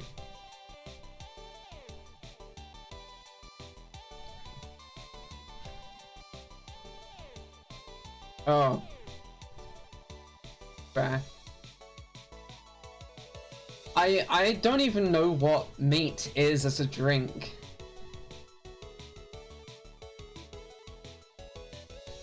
Obliterous? I will drink myself under the table with mead. So, this is a thing. This is true. There are different kinds of mead. 15%.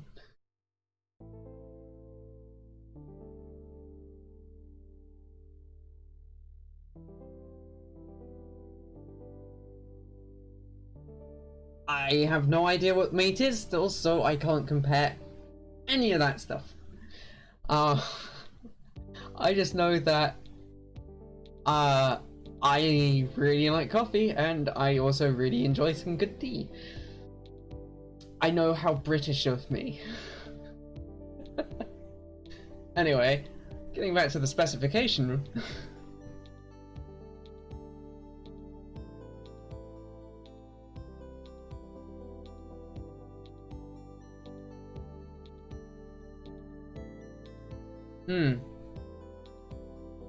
I mean, it's not like I haven't been to Germany before. I just have never hit mate before. Or is that probably mate? Because it's German?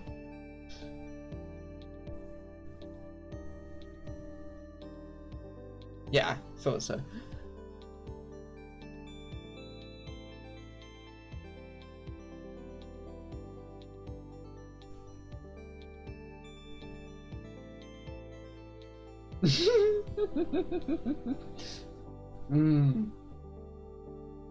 Anyway, host assigns a unique address to the device, moving the device to the address state before the device receives a unique address.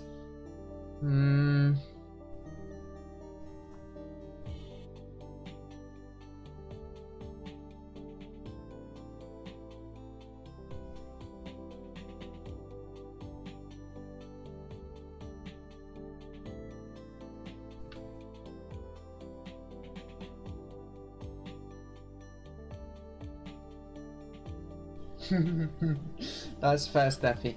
I am not surprised, Myagus. That's like a whole thing. I can tell you that the one time that you could buy mead on the dime of the National Trust over here, which is our land heritage system, getting a hold of it went fast. There were a lot of very, very interested people. I have never seen a stall sell out quite so fast. Well, yeah, they did make us pay for it, but I don't think they made us pay full price. And also, you know, the whole entrance fee that's cheaper because if you're a member and...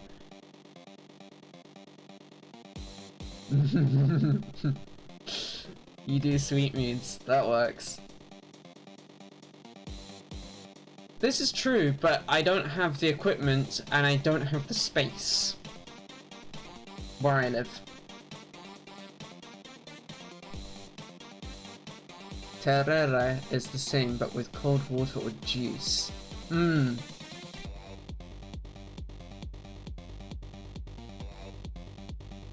I'm having sex at tea. Huh. And yeah, it's a good artist.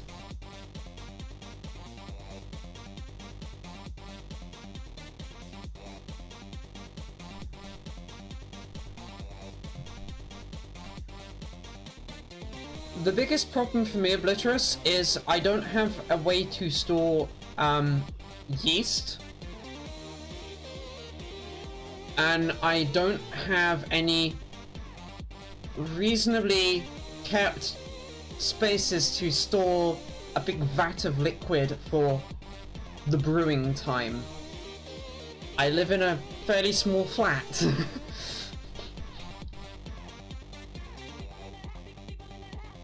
And then there's the problem of sterilizing. Yeah, about that.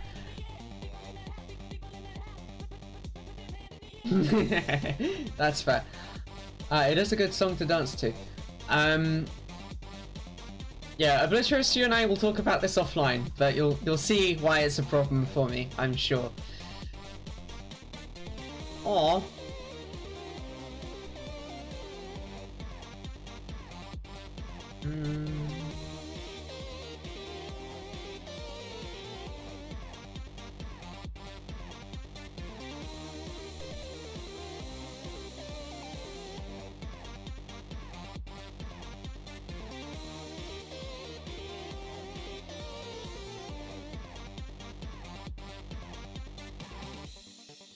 Set address processing. Here we go.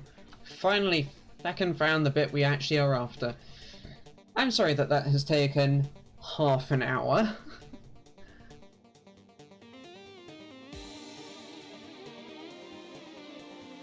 I said you and I can talk about it offline, and I'm sure once you've fully understood the situation here, you'll see why I can't currently make mead and that kind of thing. I probably could, but it would be a very bad idea. Anyway, so we go device state addressing, and then if we are in state addressing when we get to transmitting a packet to, sorry, once we have transmitted a packet to the host. So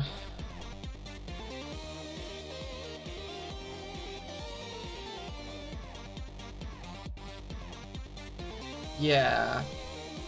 So this is a no answer required. You just need to send a 0 length packet, which is the status packet, which we configure here and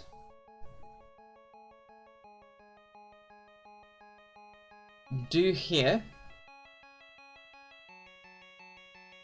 Or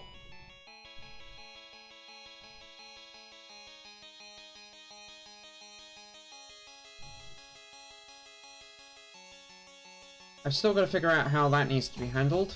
Yay.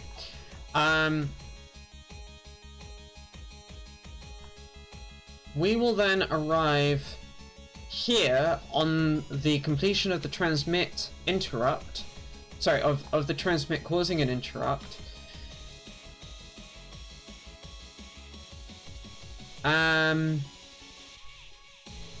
Which means that we can now...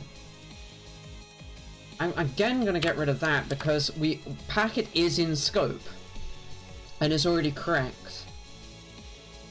So we get the address, we make sure it's an address packet, and if it is, then we can go addressed. If not, we go to attached again because we didn't successfully address.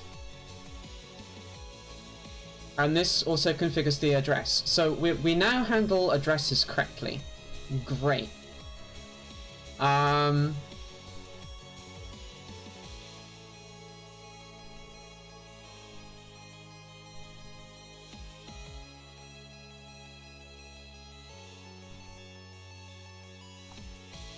in the case of it being an addressing packet,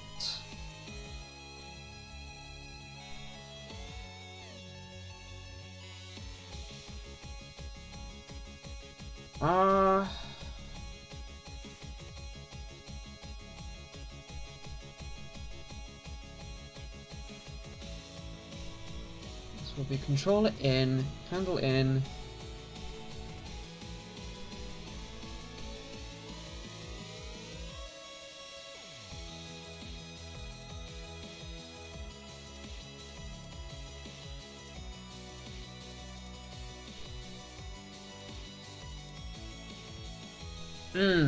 Okay, that's an interesting problem.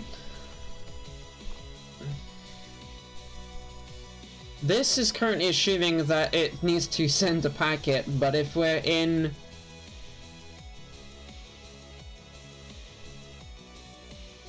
oh, no, addressing...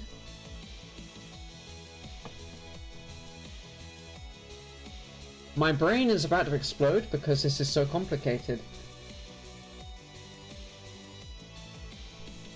So we receive some data, we transmit a status packet.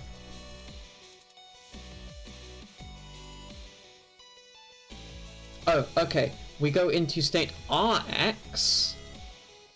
So here we are in receive.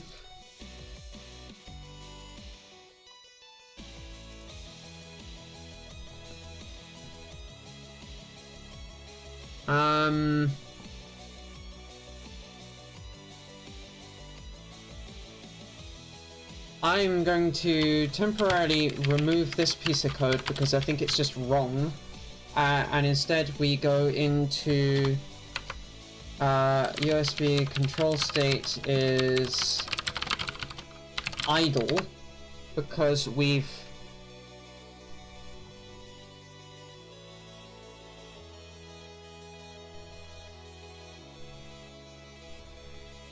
and that caused your connection to drop out. Oof.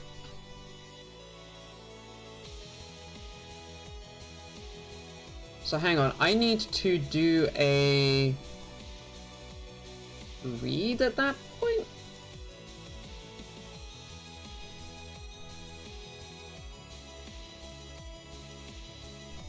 No, oh, no, that's fine. It's this state here where we can then end up flipping into read mode. Which then on the next run through we go idle. Okay.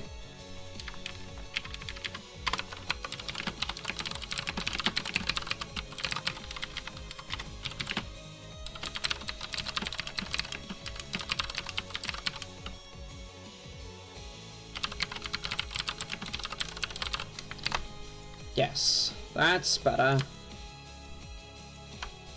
I think that goes away at this point. Oh.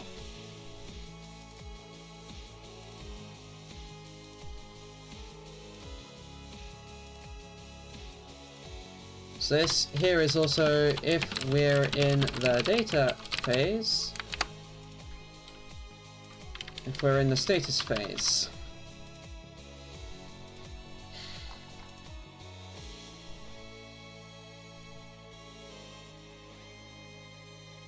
Okay. Having done that, we've got set configuration and get descriptor. We have to implement those or it will break. So, there's my handling for get descriptor on the old stack. I'm gonna put that next door to the rest of the files for the old stack because yikes.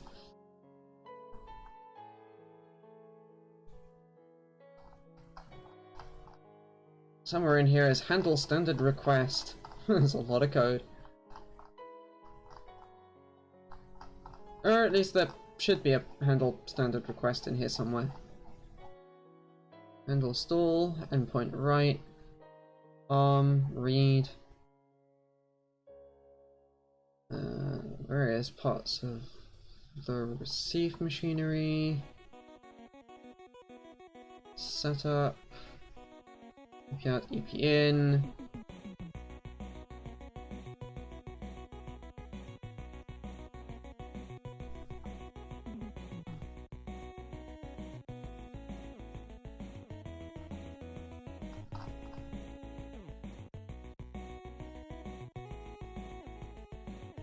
Oh. Is that in here then? No?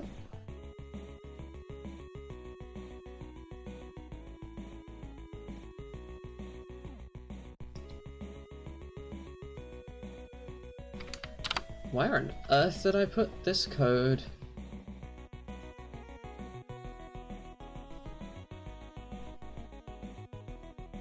I'm glad about that, Amy. I'm glad. You're very welcome, Hex-chan. This is kind of my chill jam.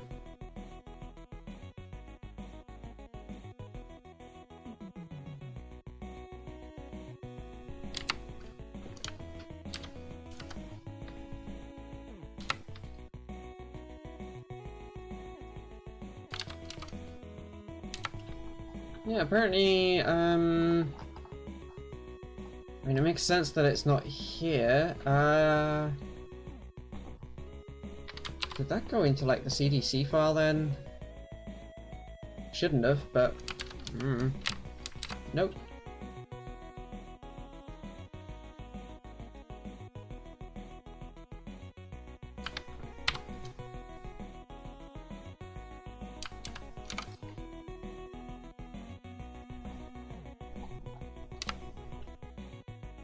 My firmware is BSD3 based, and I completely re-implemented all the TI code so that I didn't have to deal with their license.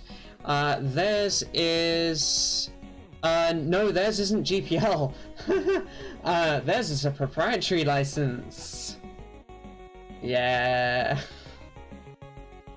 There's what I was looking for. They're...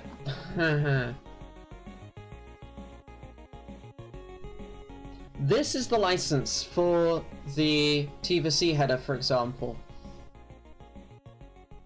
The TI code here, as you can see, is licensed under a... You can redistribute source and binary forms without modification, so long as... Copyright notice? Reproduction of the copyright notice?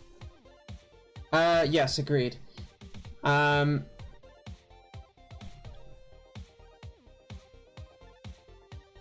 Where is it gone? There is a clause in here to do with viral licenses.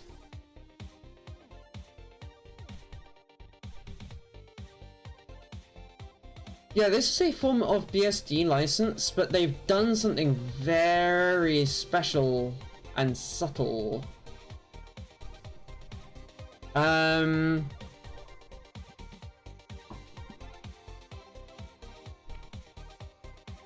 was...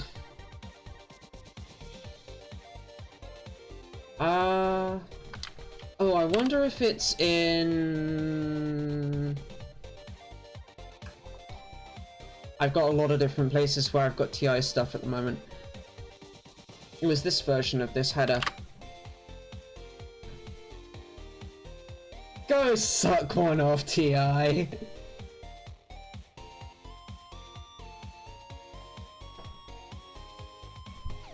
This was the license that caused me all the problems.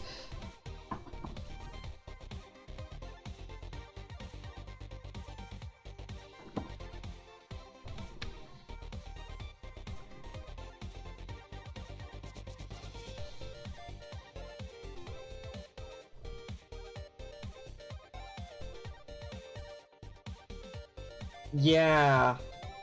Yeah, that one little clause prevents it being used with any open source license, because that could be construed as viral, even though I'm using BSD3 clause, so it's not viral.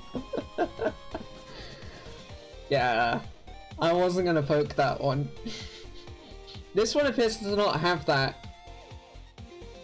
Yes, exactly, Hex-chan. That's exactly what they are saying. Which is why Yeah, we're grabbing some of the constants here that we could also have got from the datasheet, which there is no license for. It is public domain.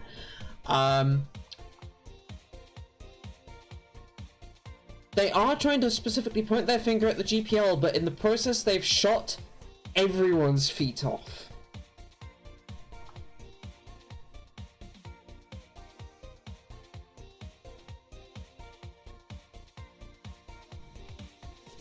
It's strictly, yes, it is.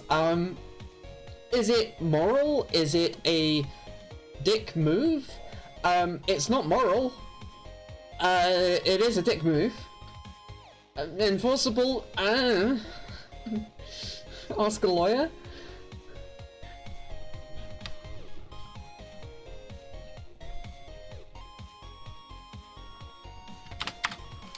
Anyway, request T.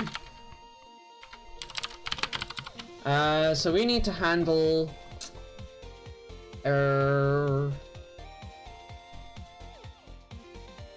get descriptor next, I think.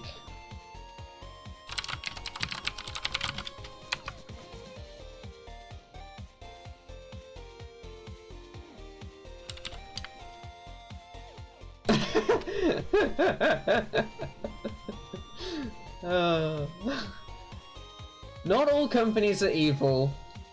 Most corporations are. US company, corporation.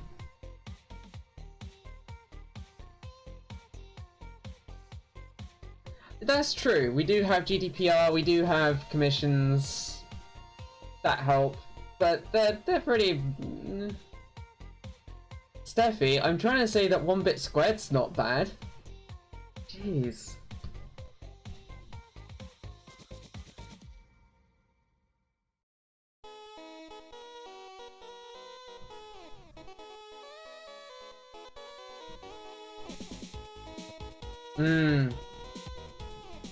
Too true, Obliterus, too true.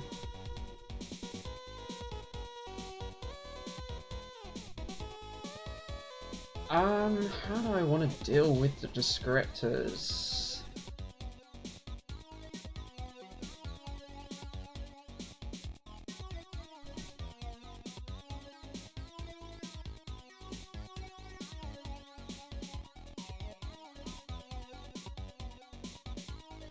One Bit Squared's an actual company. Esden owns the company, but he does everything as open source. It's kind of like Alan and Zoe.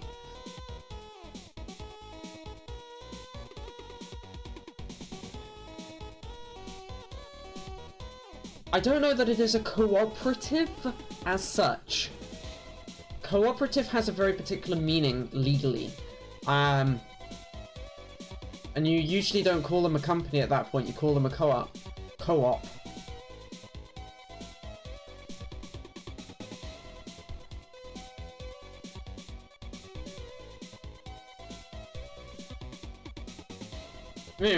Anyway.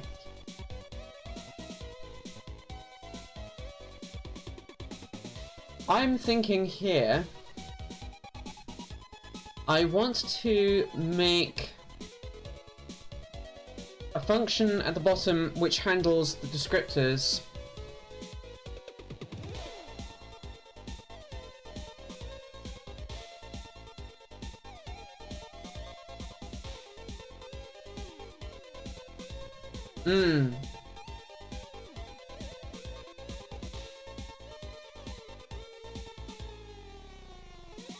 I mean, 1-bit squared is quite a small company. It's only 2 people in the company as far as I know.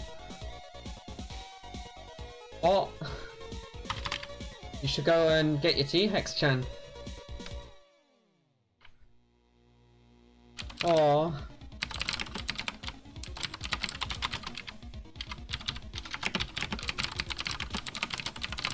So what I'm doing here is I'm setting up to be able to have a function that kind of essentially is the same as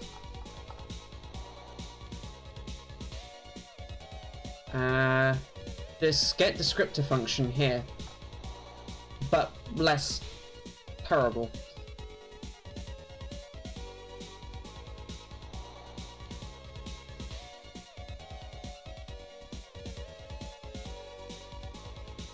Oh, mint tea's good.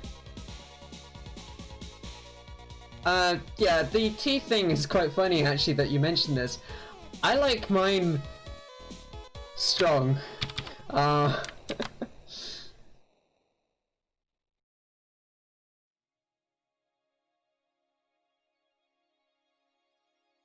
Latte has a lot of milk in. I think you're referring to espresso. Or cappuccino, which cappuccino has milk in, but very little milk. Especially by comparison to latte. Espresso has no milk in.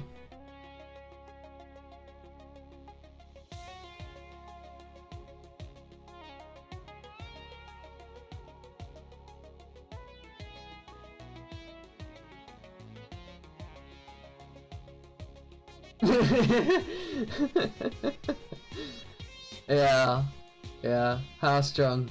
Yes. That's pretty much a summary of my tea drinking habits at this point. I have managed to make tea that's too strong, but it's really hard to do. Which is funny because I used to like it weak. Very weak. How tastes change.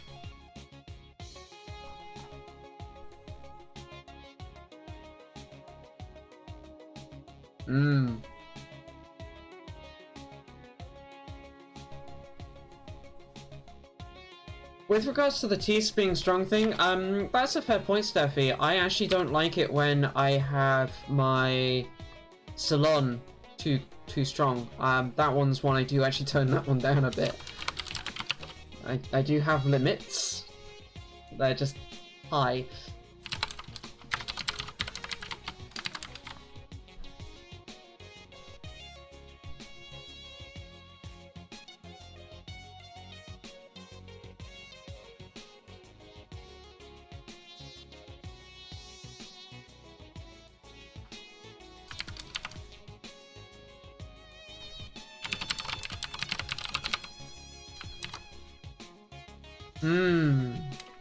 More tea is good tea.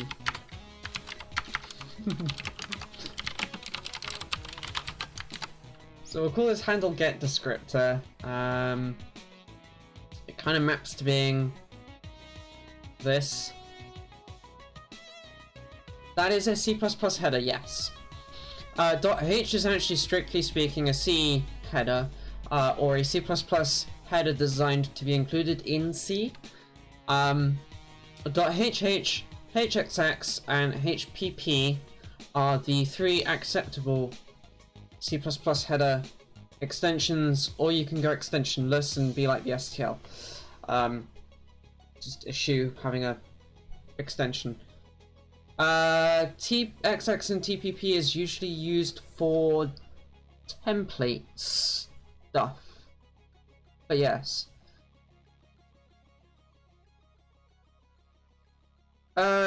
Oh, yeah, that's a fair point. You can actually use C++ and H++. It's just very, very rare. Very, very rare.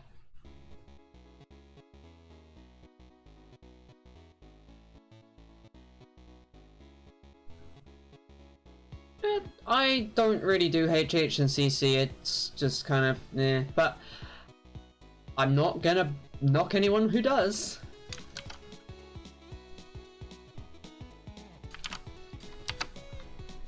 I should make this return an answer T. Which actually means this needs to disappear down at the bottom.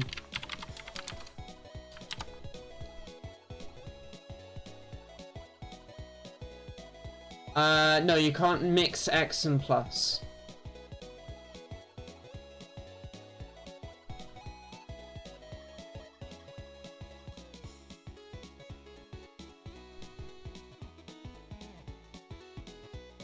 Yeah, Windows likes to just ignore the whole C++ headers have a different extension to C headers thing. But then again, a lot of the stuff that you see in like the Windows... agreed, Aki. A lot of the Windows API demos are very much C with C++ That's C with classes. It's kind of terrible. It's part of the reason why libimage was such a mess, was because that thing was born on Windows. And that was where I learned C++, and I had to unlearn basically everything I ever learned on Windows to become a better programmer. I'm not kidding.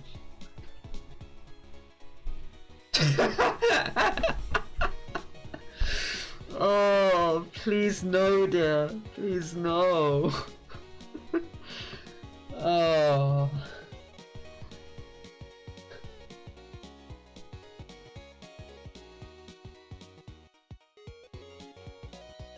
She knows it's cursed. That's kind of the point. Right.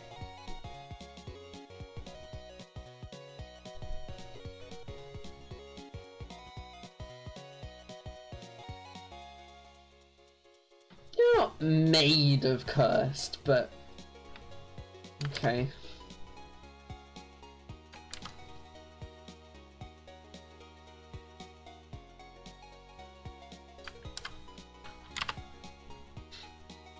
Aki's soft.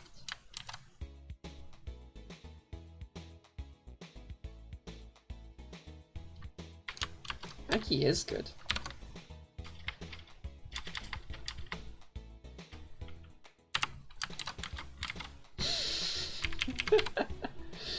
Oh, jeez.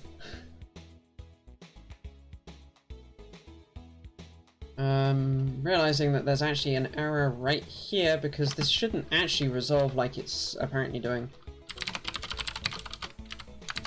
Should have to do that.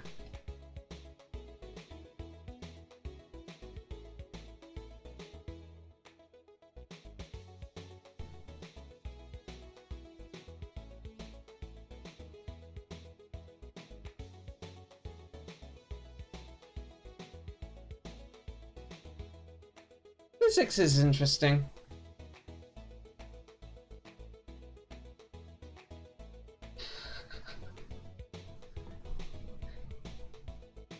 I'm still kind of like, wait, what? Amy's got a MSc. I've only got a BEng. Yikes. Yeah. Computer science physics is always fun. And headache inducing? That's a thing.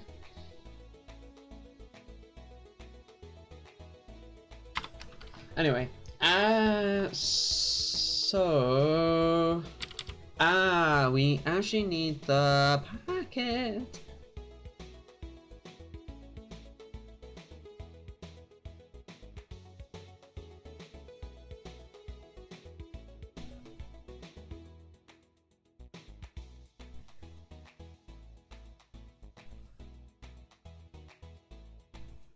Head pats Steffi, because, yeah.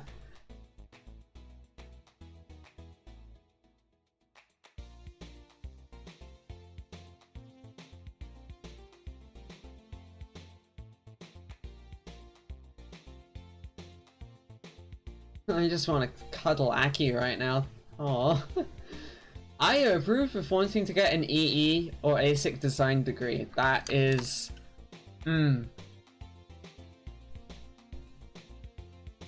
Yes.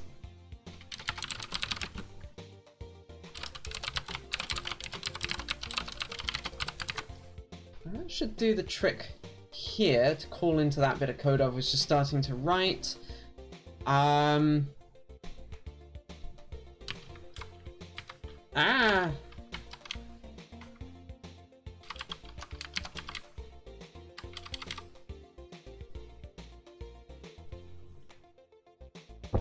Yes, witchy activities are allowed.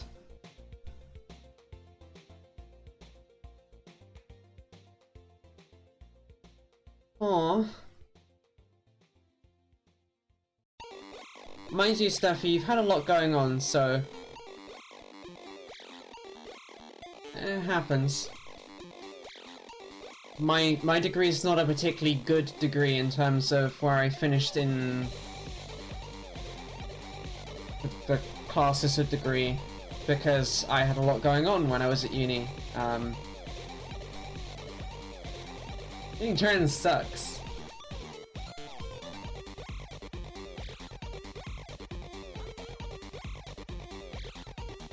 I was convinced I was gonna get a third as well. I got a little bit better than that, but not by much.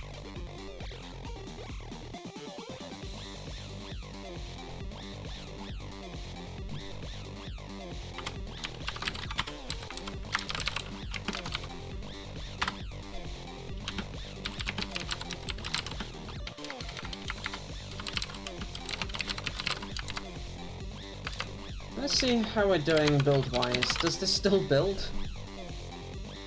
No. No, it does not. Lol.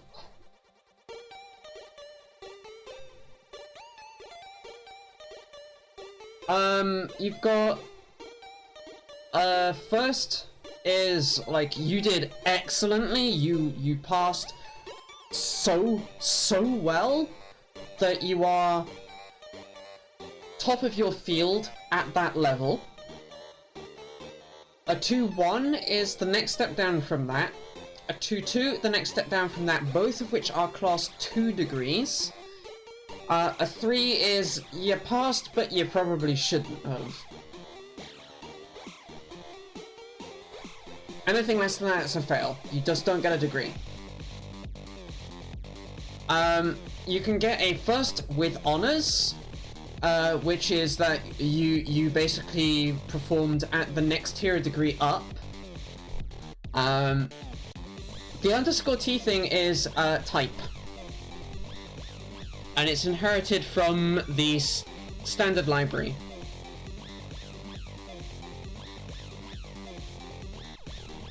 Yeah, it's I'd call it answer like that, but then you don't know it's a type.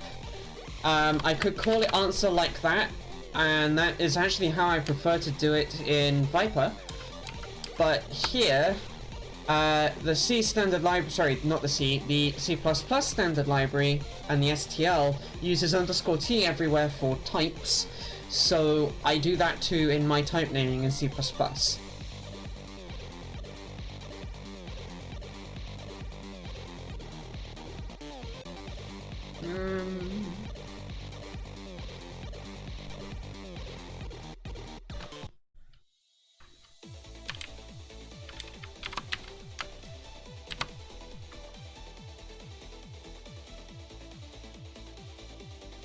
Why not, Steffi? I'm not saying you're wrong, I'm just intrigued.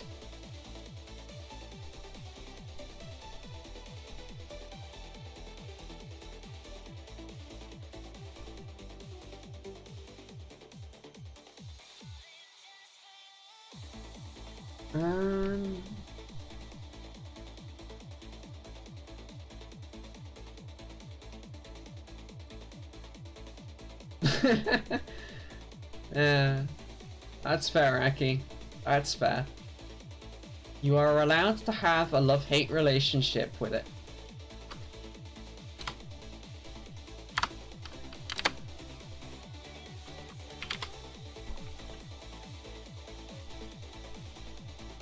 Okay.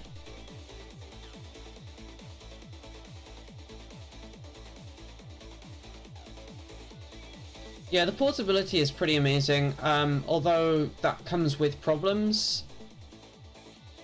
Some platforms don't actually conform. I like Meson. To be fair on that one, Amy, I really like Meson. Cargo and that lot actually have a lot of deep-seated problems from a distro perspective. Cargo is not a good solution to the problem because it's yet another thing outside of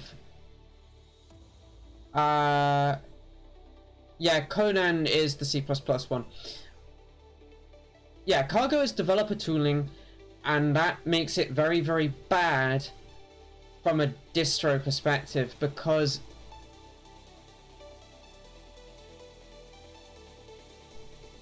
it's extra. It's like pip again. It's the pip problem all over again, which is also the reason why, like, it took me a half an hour to get Music Streamer working again today, because I did a Python upgrade in my process of upgrading my system.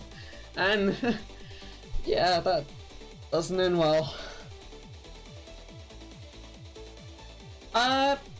No, pip isn't the problem here.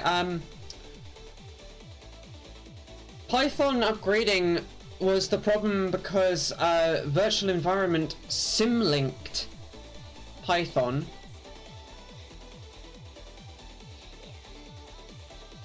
It does now have dependency resolution. As of the current version of pip, you get a warning that the dependency resolution algorithm is entirely changing. Please use the setting to use the new algorithm.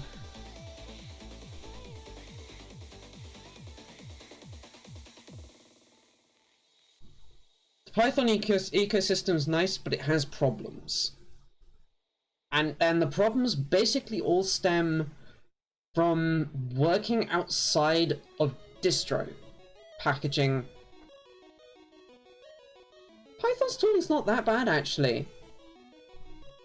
Cargo's not a solution to it, though. Cargo's got the same problem.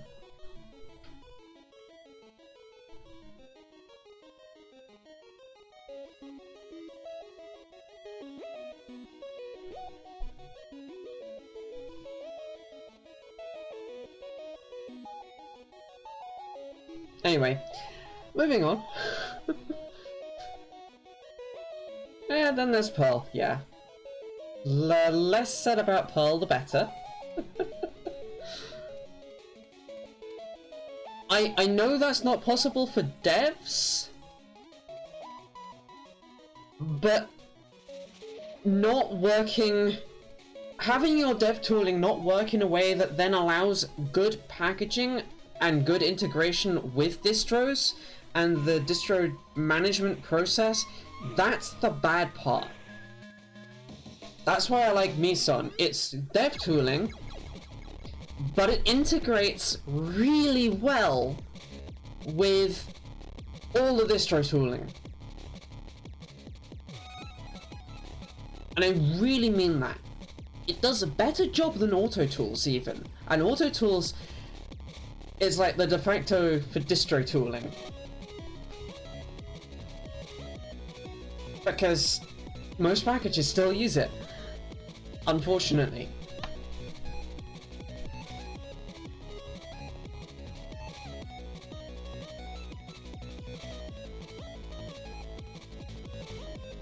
Yeah, AutoTools and libtool make me cry as well. It's a thing. But realizing that that is the gold standard for distros, that helps. That helps a lot.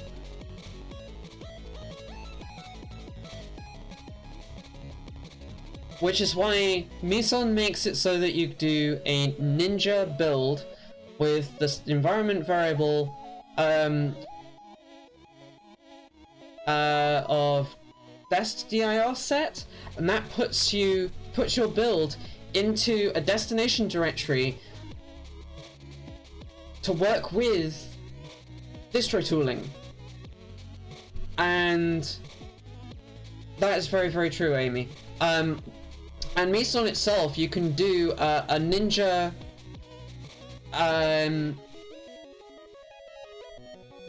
AutoTools isn't supposed to. But it probably has a lot of bashisms nowadays, yes. It was always supposed to always work with just show. Whatever that actually ended up being. But there are a lot of bashisms nowadays.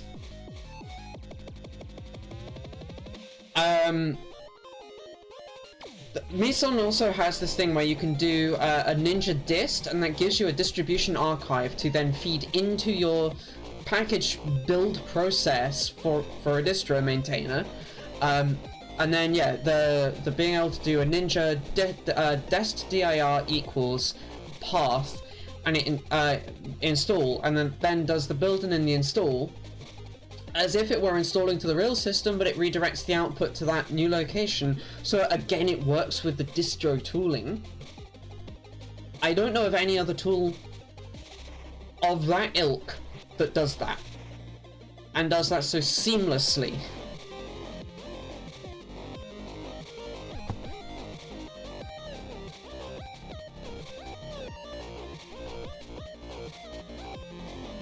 Anyway, it's pissed at me because... Yes, but I'm saying that you shouldn't have to do a mapping. It should be built into the tooling. I shouldn't have to go out of my way as a distro maintainer to learn how the bloody fuck your tool works. I've got better things to do with my time, right? If I've got 50 packages I'm looking after, I don't want to have to know your language's special system. That's not a good use of my time.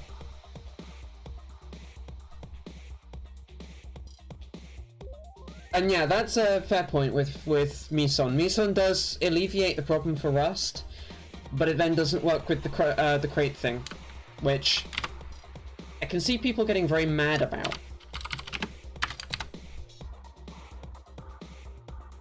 Yeah, the Meson Fortran support's nice.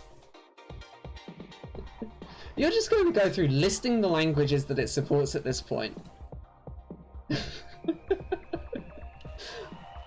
I love it. Because it supports so many languages, it's really, really good. Yeah.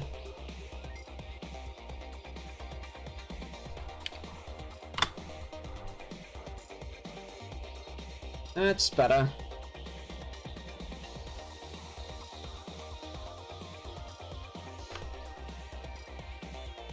Android is just complicated. It has its own special build system with .mk files, and you just have to use it.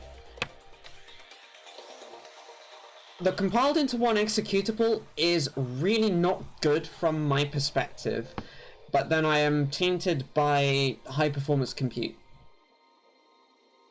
Static linking, yeah, drives me bonkers too, because vulnerabilities are a thing.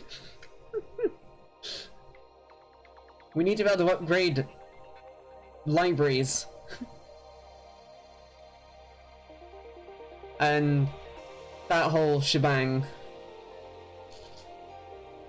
And there's a process to having to rebuild the executable itself.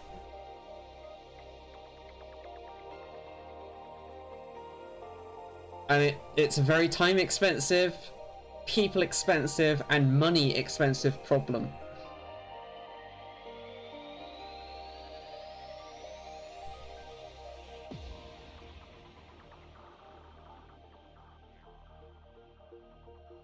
Huh.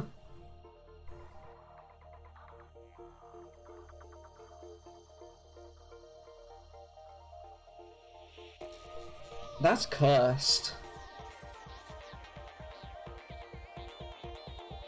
That is so cursed. Anyway, having made me just have a shudder inside, thanks.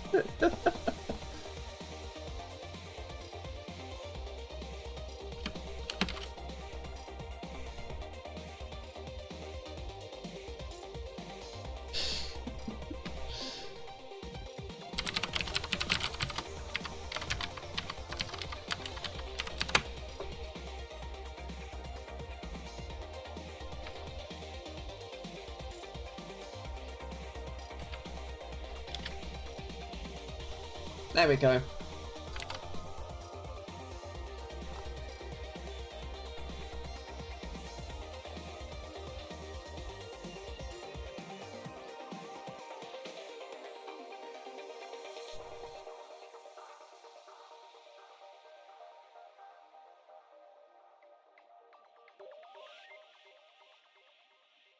That's fair, Steffi, but I'm gonna be brutal and honest and say it's a really terrible idea from a computer science perspective and from a security perspective.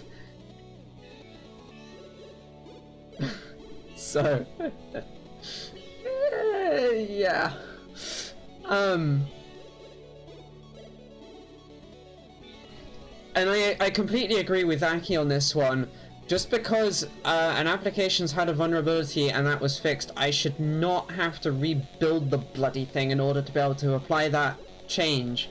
Especially if that vulnerability was actually in a library. A library should always be drop-in replaceable, otherwise you have to go through a QA system again at work. It's a thing. There we go. I hit the wrong button in Music Streamer. You say fun, I say cursed. So I'm gonna... whatever. I can't apparently go back more than one song. Nah. I think I skipped 2 songs, that's why I was trying to do that.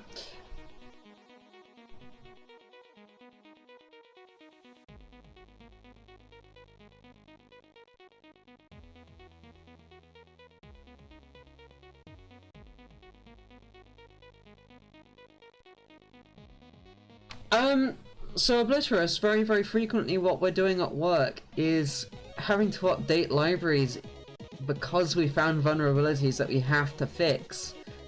Because of the kind of environment it is.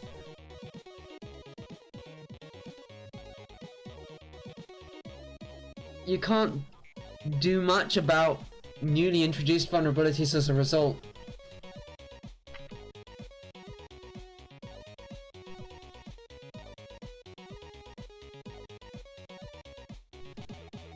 You'd be amazed how often we end up having to deploy those fucking vulnerability fixes. That's why I swear about it. Take care, Steffi. Yeah, Hexchan, you should probably go to bed. I'll try and wrap up soon. Yeah, resource leaks and... well, resource leaks isn't quite such a big thing, but... Stage that... Hey! No. Oh my god. Sometimes... Right, I'll do this. Do that. Ha! Beat it.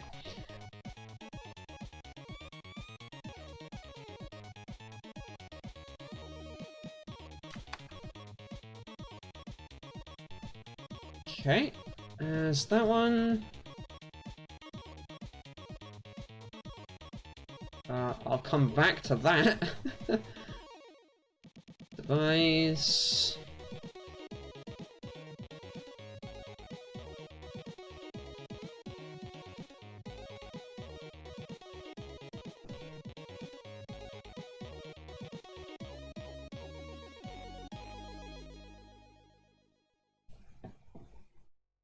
You're very welcome, Hexchan. Sleep well. I'm glad you've enjoyed. I will continue making cursed things happen and try and get to a point where we can maybe plug in the board and try and run this firmware. We'll see what happens. It's gonna be fun.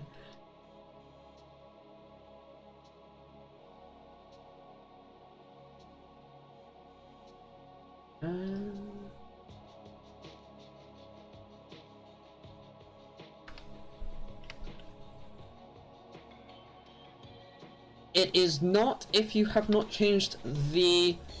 No, even if not Pimple, it is not it's not a ABI breakage if the signatures for the functions haven't changed. And as long as you don't change externally visible fields and their locations.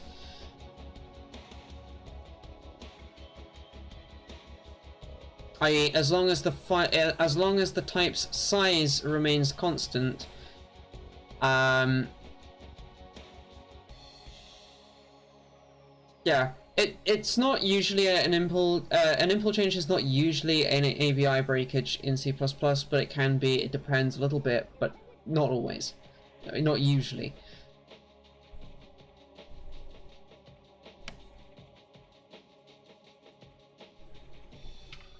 Fixed the USB device drivers.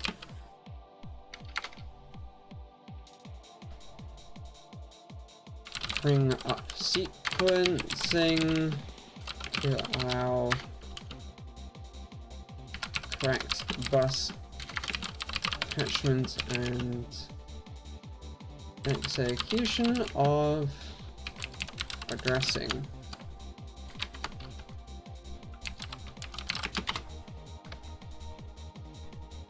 I just made a typo.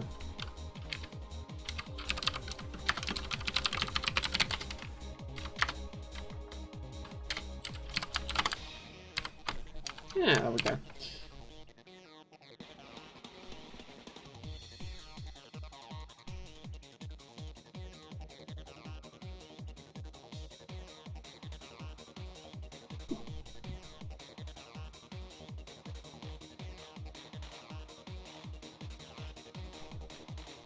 Let's commit this next. Added notes on how the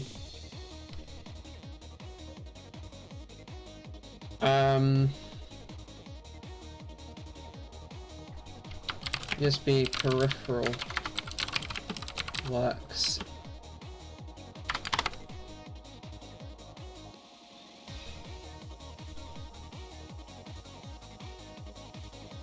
Excellent. So that's all of that.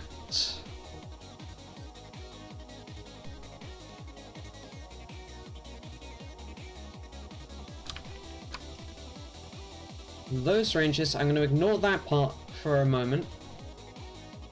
That.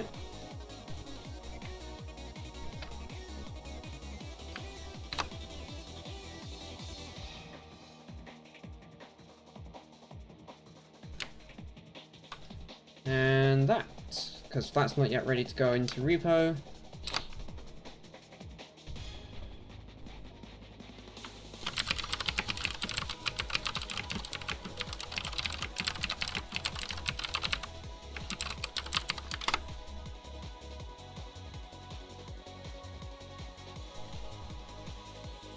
Okay, let us go and handle descriptors finally. Sorry this has taken quite so long.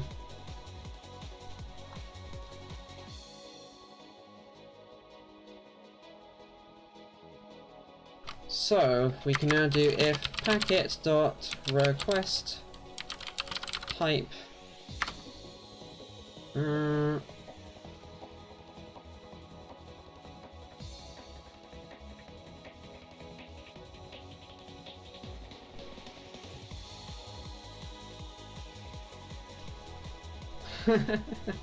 I wasn't expecting it to be quite so slow, though. This is painfully slow. That's why I'm apologizing.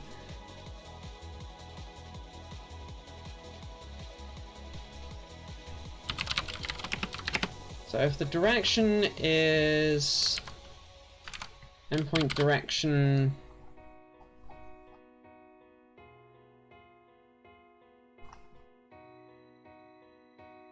and I'm going to need that, otherwise I'm going to have to write a lot of colons, which I don't want to write.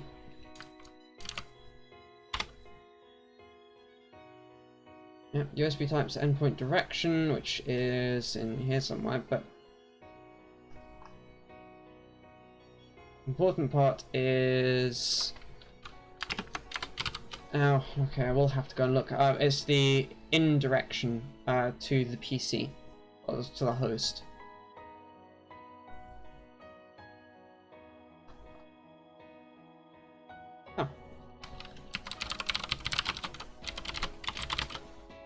There we go.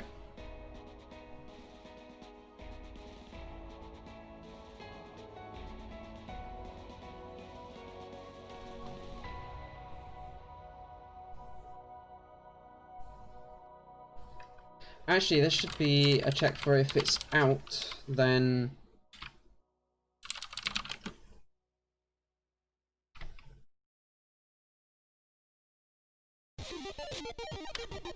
Oh, so the U prefix makes the string utif8 encoded. Even if the file isn't, the compiler has to re-encode it as utif8. 1 second. Right, so I'm gonna have to skip it. The compiler has to re-encode strings marked with U on the front as utif8 for the output binary, which is great. And then on the end of the string, if you put SZ and you have the namespace stud literals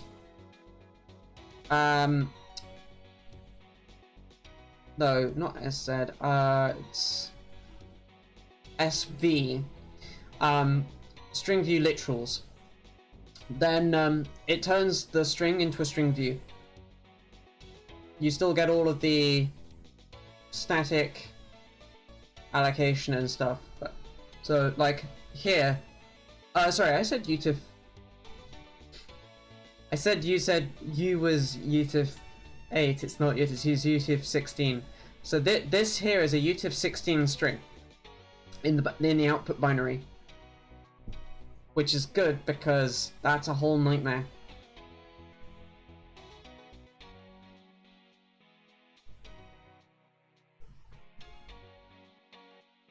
Yeah, this is a utif16. As you can see from the const uchar16 t brackets 25 annotation there. Let me go and find the page on this. This is a whole pile of yes, U8 would be utif8. Thank you, Aki. You're the best.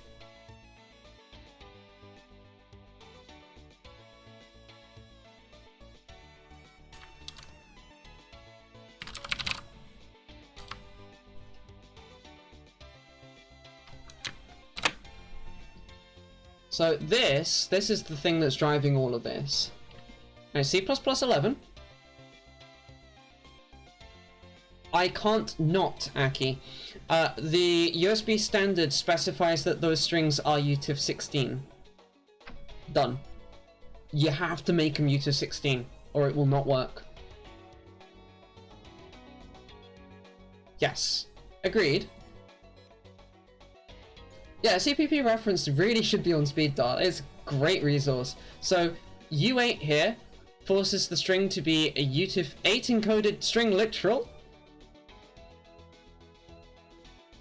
U forces it to be utif16, and capital U forces it to be utif32. You can then also do the R thing where you get a raw string literal. That's very nice. And L for wide IEW charty, which is a bag of crazies. Don't touch L. Yeah, we don't talk about L. Thanks, Microsoft.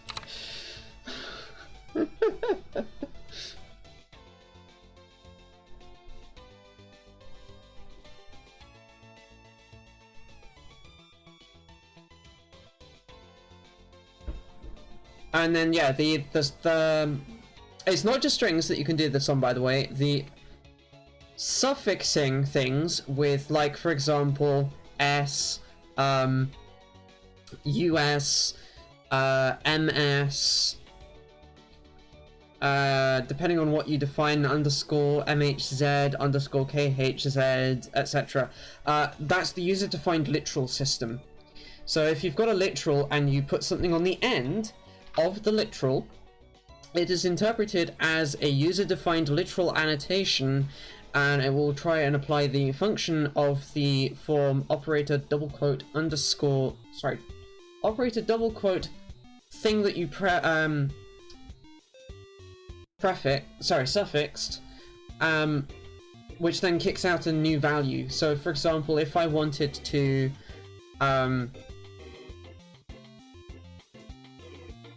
make these into string views, and string view is in scope, but I didn't want to use the standard namespace stuff, I could do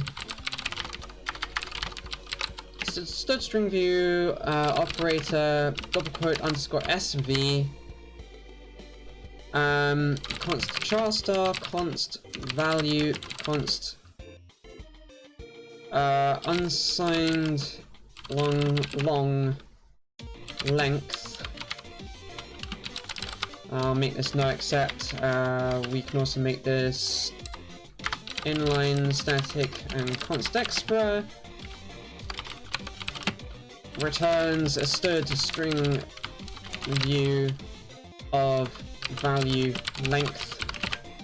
And if I had string view and scope here, then this would work, and that would now be a literal thing that I could just do that, and that underscore SV invokes this function, which does this user defined literal conversion for me.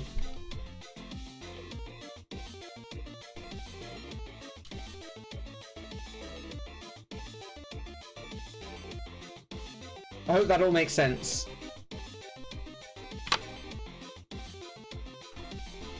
Not the no accepting?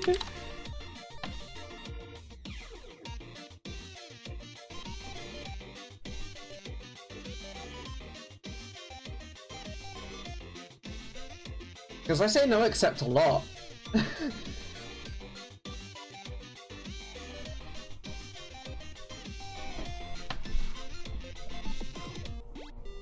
It's almost like I'm allergic to exceptions or something.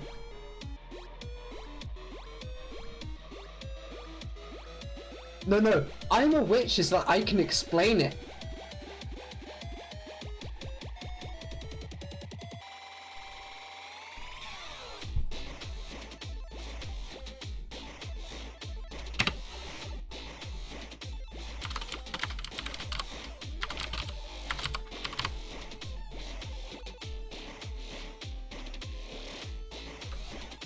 How was I gonna make this work again? Oh, right, yes.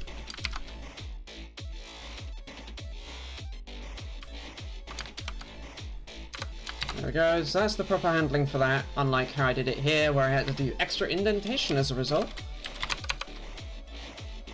So we can now do switch packet value.as descriptor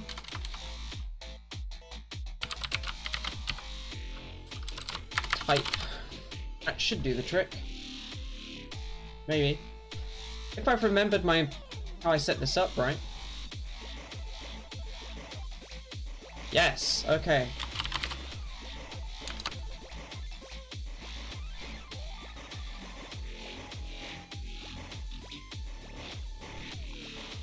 Wrong direction. That one. There we go. So, cases that we have to handle in here are, and I've just realized I've de-dented that one, I didn't want to. Do we actually have a... Again, leaning on the frickin' buttons. This is so over the top and funny to me.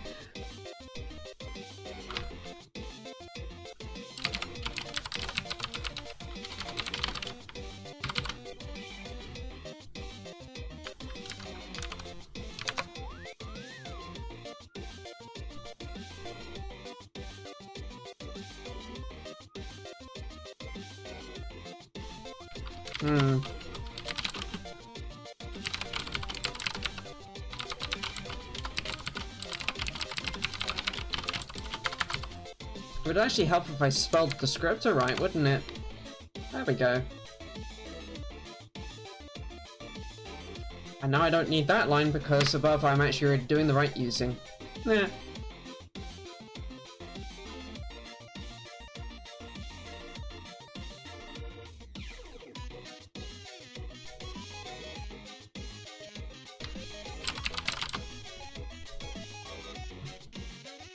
Perfect.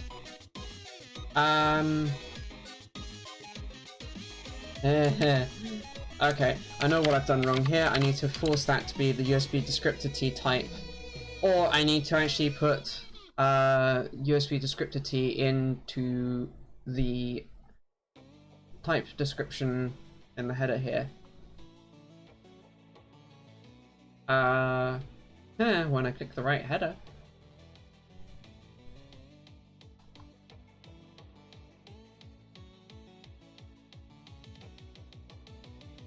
No, it wasn't request type, it was request.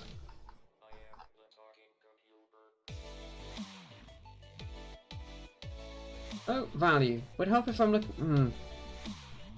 Value T right here. Dork. Use this descriptor. Descriptor then has a descriptor T field.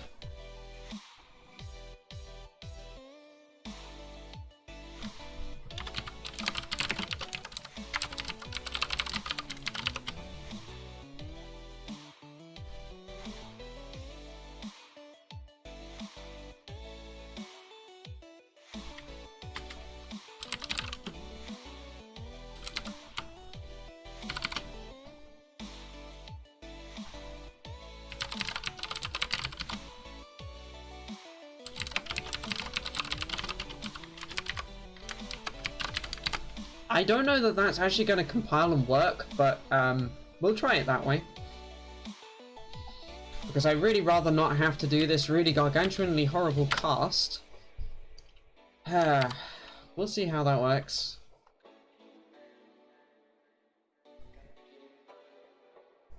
So, for this, cast all of the things. Ah, jeez, dear. Okay, take care, Obliterous. Thank you for hanging out. It's been fun. I'm sure I've lost some more of my mind, but, you know.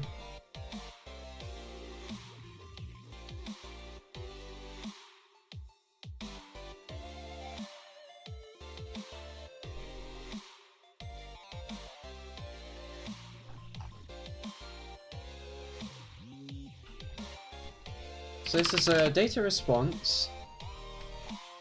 Then I need to give it the address of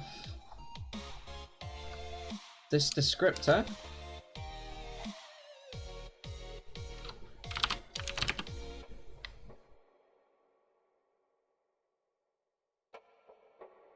Yeah, that will work. And then our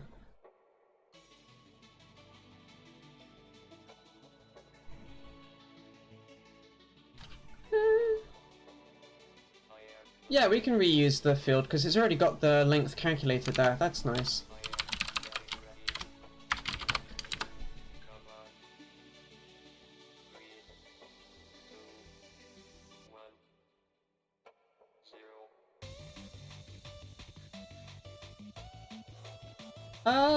Or it's gonna complain about size T. Whoopsie.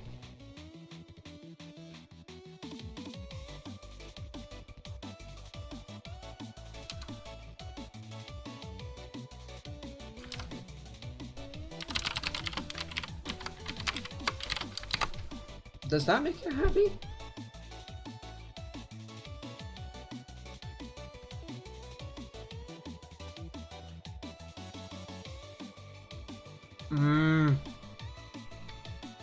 No, it doesn't make it happy because this is const. That's what it's actually complaining about.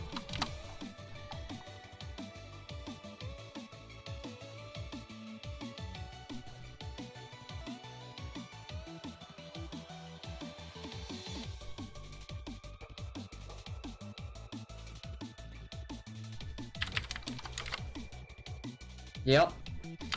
Okay. I've got to figure out how I fix that. Brr.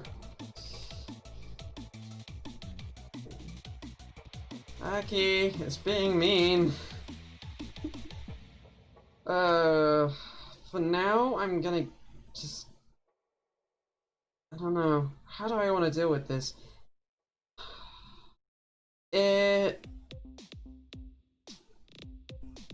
These functions are supposed to hand back buffers, and I'm currently tangoing with const non-const, and I've made something const that's making the compiler angry at me, but it needs to be const because it needs to go into Flash and it can't be edited.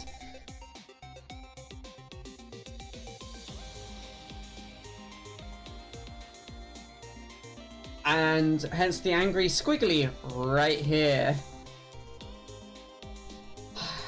because void star, not const void star.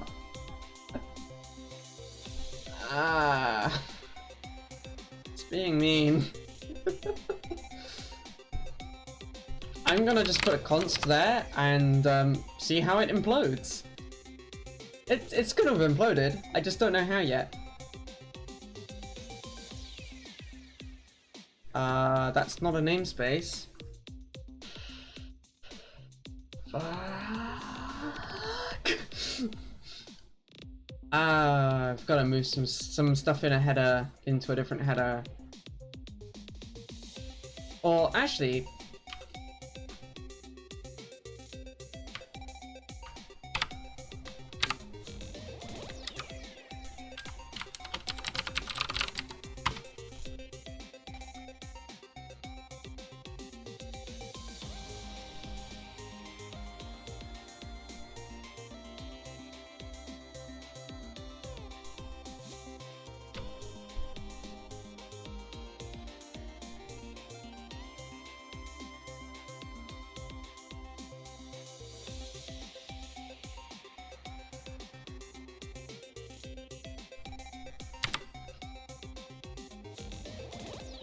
the return type is gonna have some fun being const. I've got to fix another thing real quick. I'll show you why it'll be a problem in a moment though.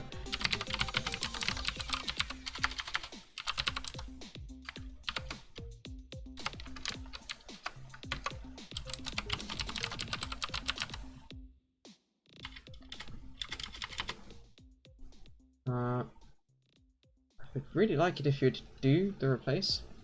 Yeah, there we go. Thank you.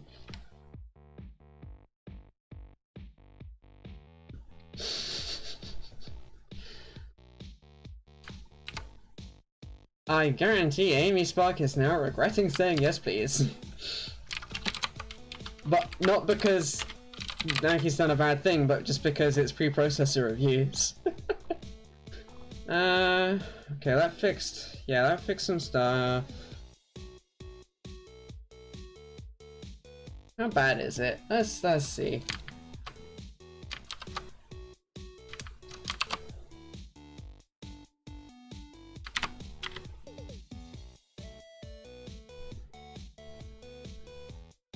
Oh.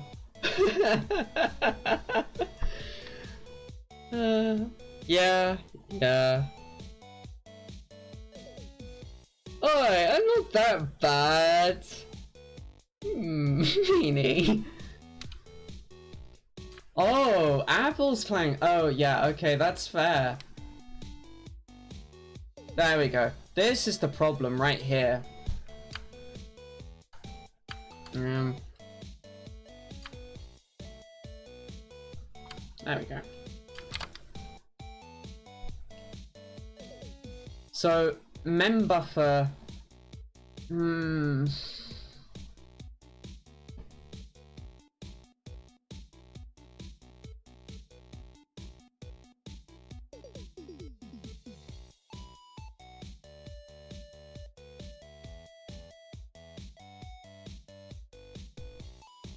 Yeah, that sounds about right for a vendor header, honestly.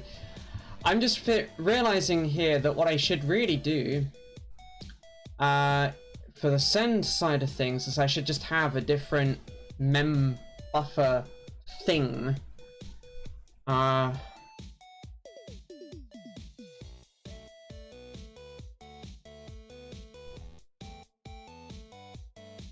currently got this one thing in EP status T, and it should probably be a union because EP status T's for read versus for write will always only ever use one or the other, so it'll be defined behavior.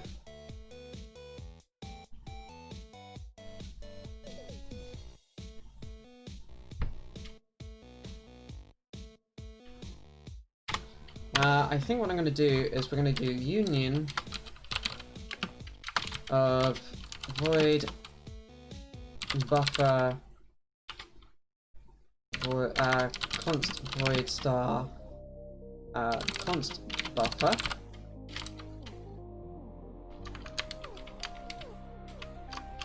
called memory initialized with the null pointer. I think that'll actually be okay. I just broke everywhere that is using mem buffer, but that's fine. Controller in, that's to write, so this is memory.const buffer.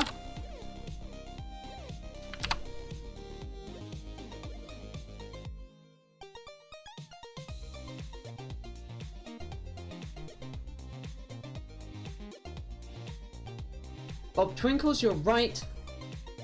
Darn it. You are absolutely right. That was stupid.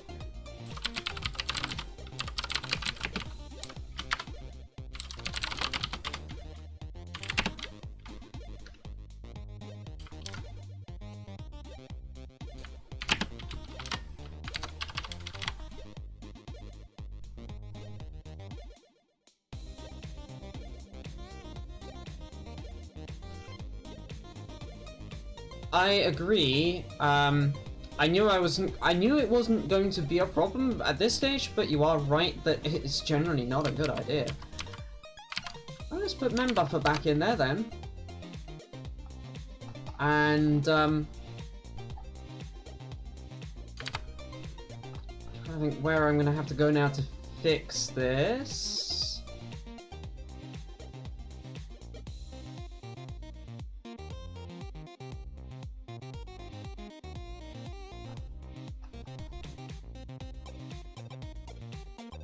EP status T for controller in, this is const void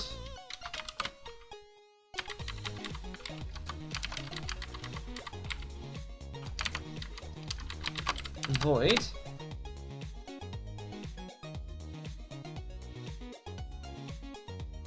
and then up the top here we'll have to do the same thing. Const void, void, and then oh, this is so much smarter than what I was going to do. I am glad that you told me to do this instead.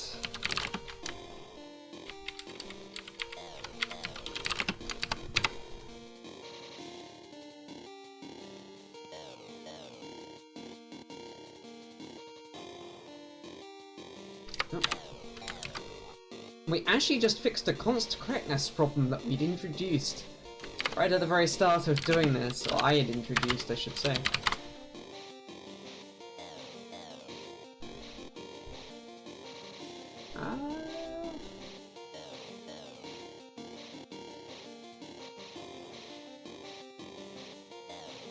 Oh, that's a warning I should actually go and act on. Because it thinks that the and is happening on the wrong part.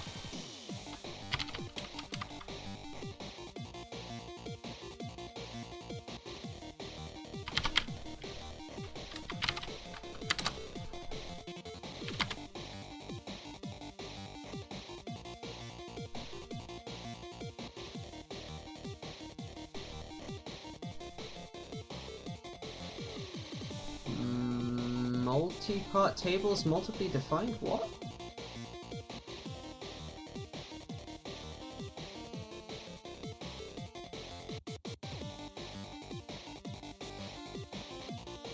Oh. Yes it is. Ha! Whoopsie. Hey, there we go. Okay. Clean build.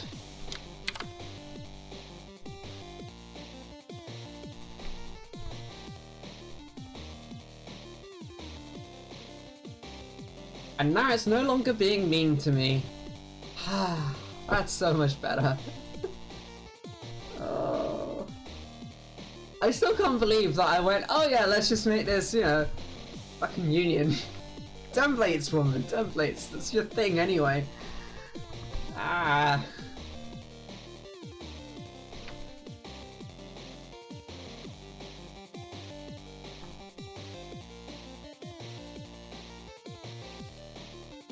It's only 1:30 in the morning. It's fine.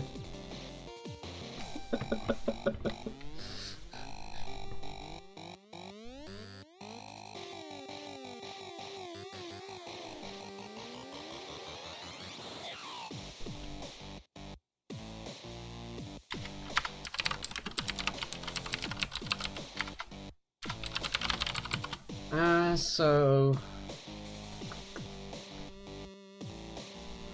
configuration descriptors.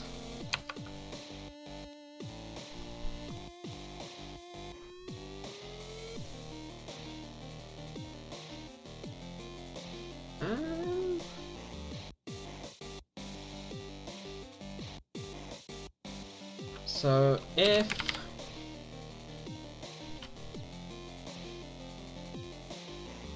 packet dot okay.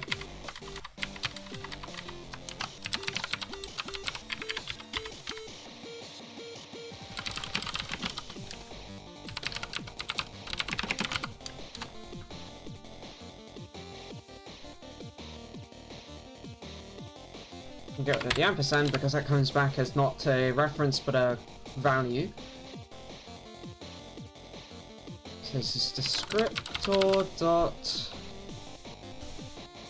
index greater than or equal to the number of configuration descriptors.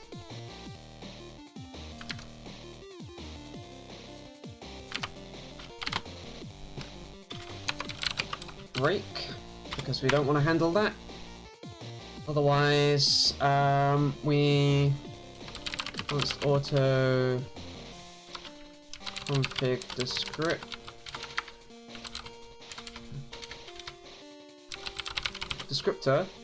is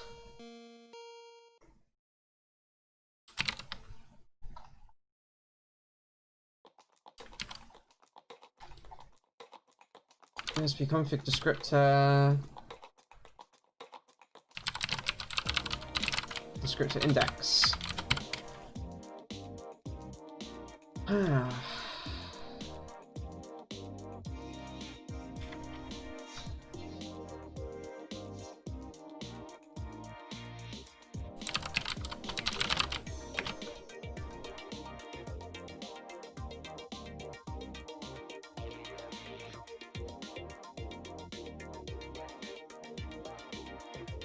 I haven't dealt with multipart yet in... this is gonna be a pain.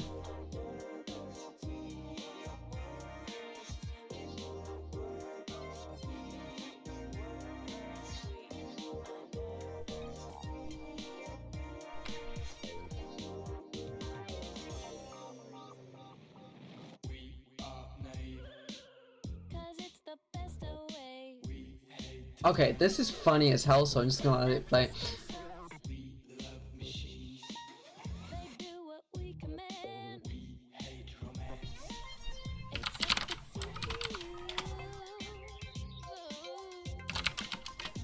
It's also so ridiculous. So...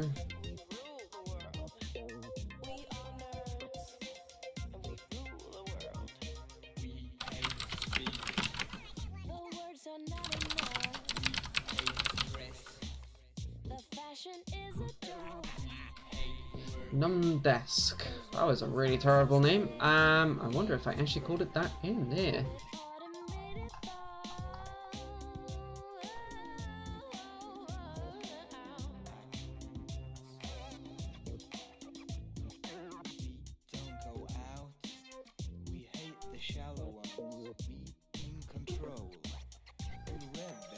That's still like 20 minutes off. I'll try and wrap up very shortly though.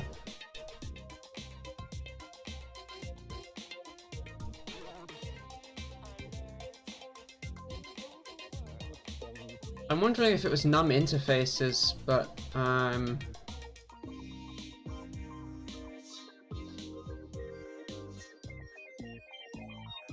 You go, boy.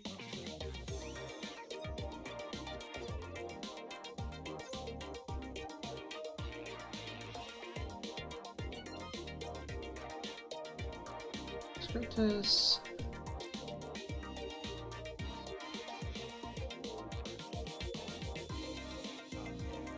Oh, did I do something strange where I basically chained the descriptors together?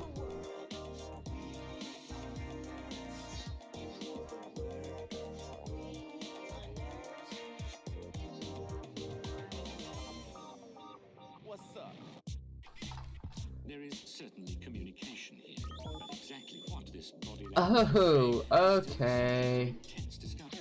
This is a multi-part table, that's why.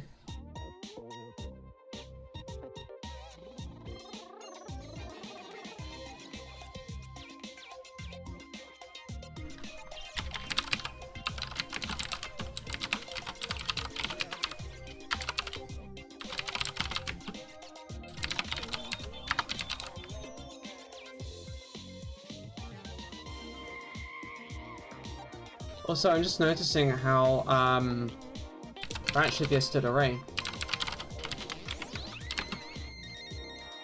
4 entries.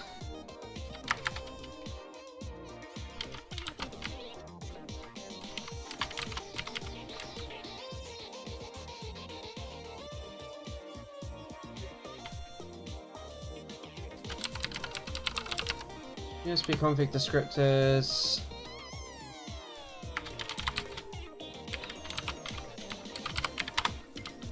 And then we have 4 in the USB config sets table.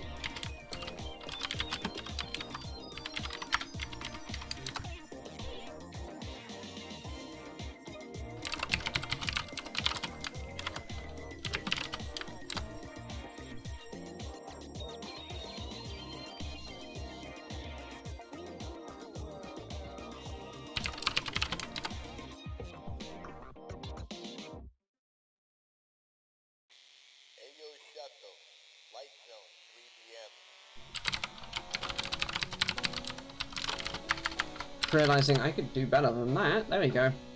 Size and data. There we go.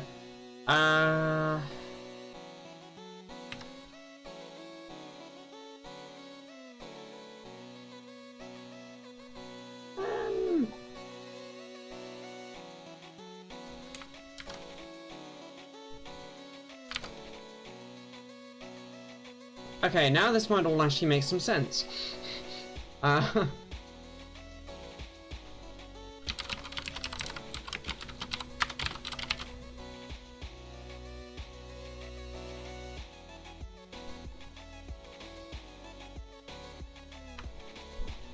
it's now also making me wonder if it wouldn't be better to implement this as a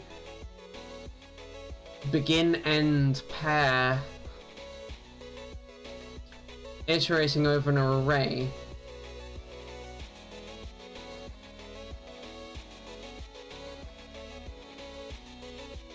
I mean, I didn't know that that was part of a standard, but it's a really nice way of doing initialization thanks to C++11 and newer, where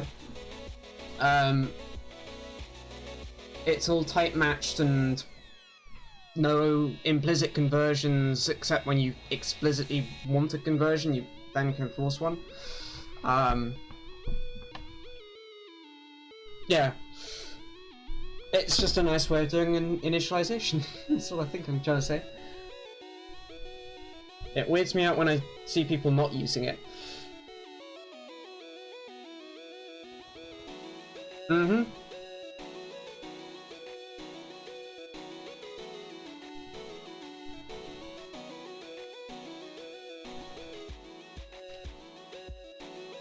I mean, I'd also, well, I will also show you that the linker script for this firmware.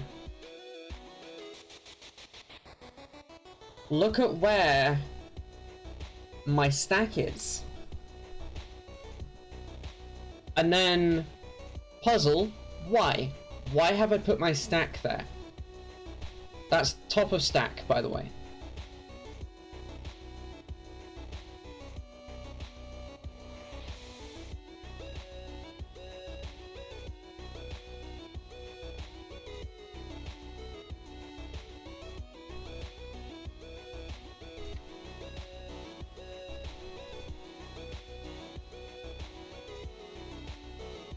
Exactly, my stack grows downwards, and if we ever exceed my stack size of 4 kilobytes, reset. Because it's a really obvious thing to do, really. And yet somehow big commercial companies and firmware still gets that wrong. How? I don't know. But they do.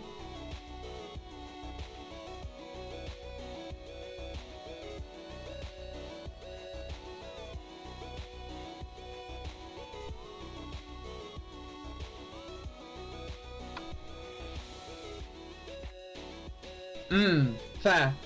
This doesn't have an MMU, so...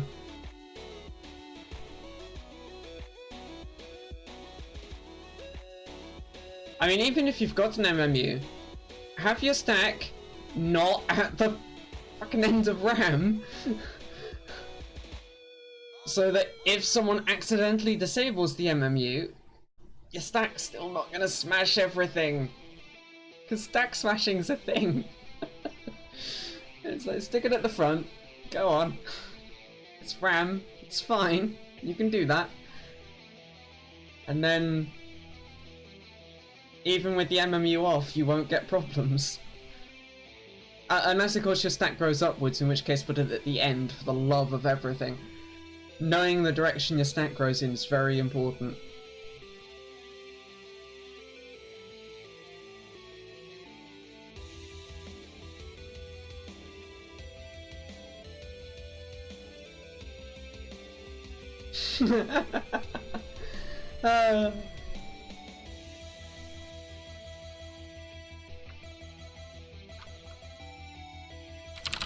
I'm gonna change this already to begin and end, and we'll make the types match. Yeah, it wants to be a const multi-part descriptor star begin.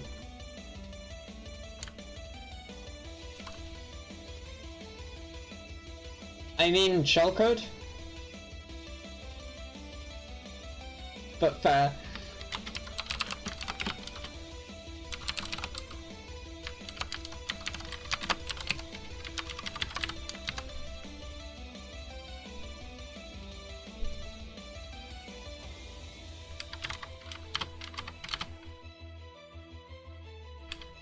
Actually, I can put the underscores on the front here because I'm in a namespace.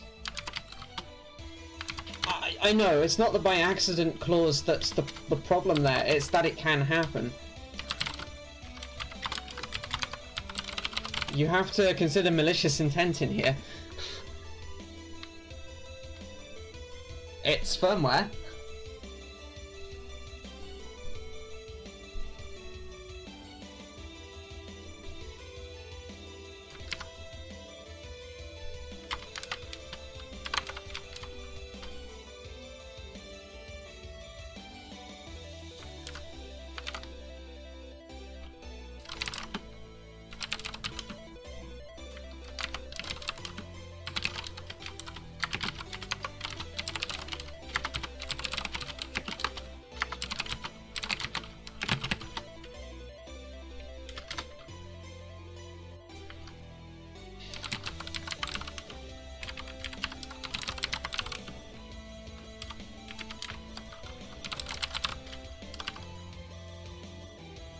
I do not like how that code is flowing. That's better. Const expra auto begin returns underscore begin and end returning underscore end. That just makes it so I can use this as like an iterator type, which gets rid of this crap here.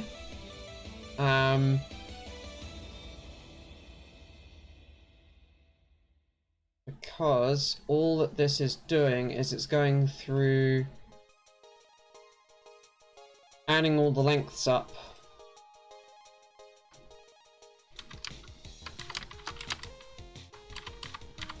Now means we can do that as const auto ref descriptor in config descriptor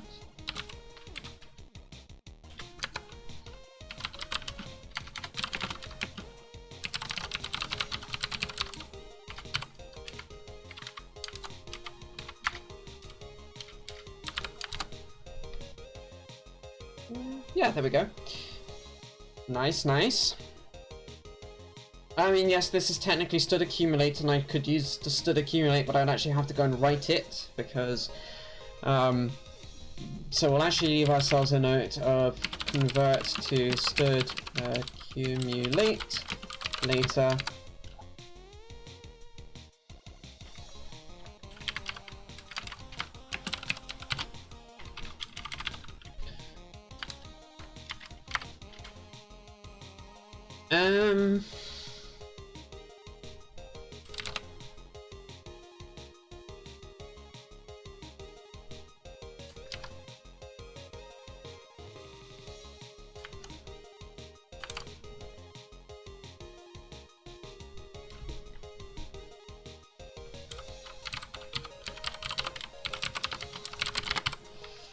Multi-part true, that won't yet work.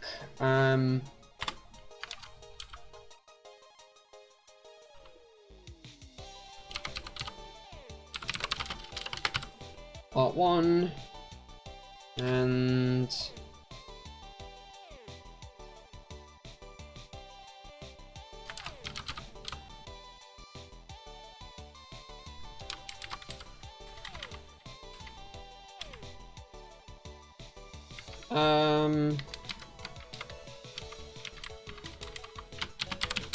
part number and part data config descriptor. I think that's about right. Yeah.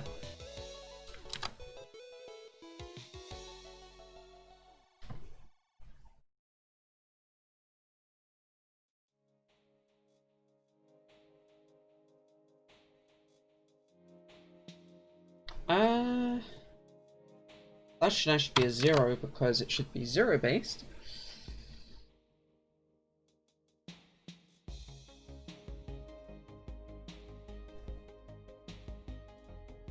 And then we can then return response to data null put 0, or actually not 0, count. So we set the transfer count up on return, and we say that we've got data, but with the null pointer here and multi-part true, we know that we're in a multi-part transfer. Because that's going to have some extra handling here. Needs arming will be true. Stall will be false. Memory buffer will get set to null.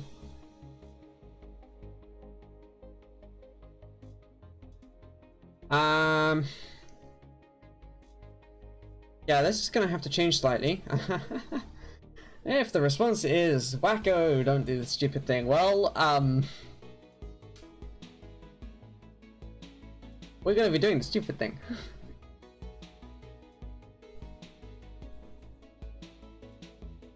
I'm trying, because the old driver is not well commented, and has been a problem.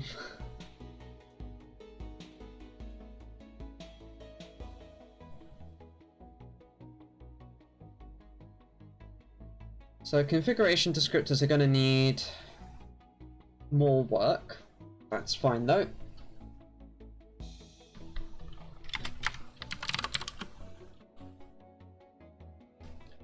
Is there any actual time where... Oh, I see, this is all checking indexes. Yes, yes, yes, okay.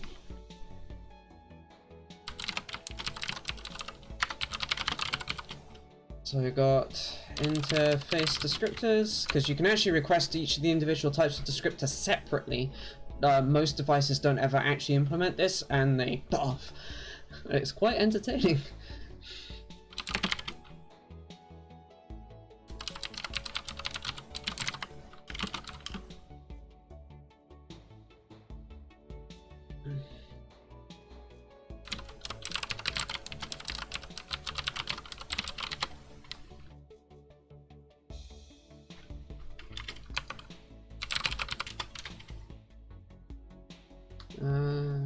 So in this instance, we then want to return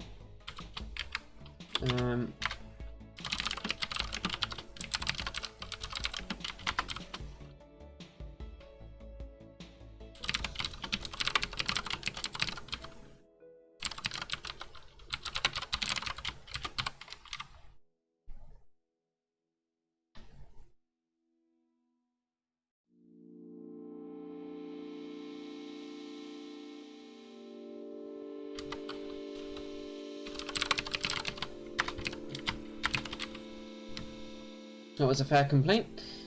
So this is returning a response of some data. Data is the interface descriptor, and then the interface descriptor's length determines how much to transfer.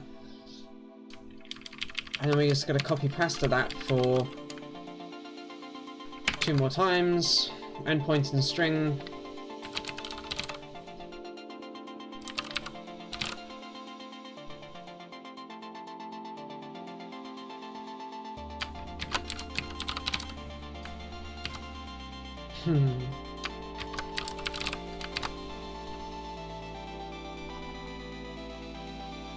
As long as that's a good thing because you're enjoying it, then that's all that matters. String count.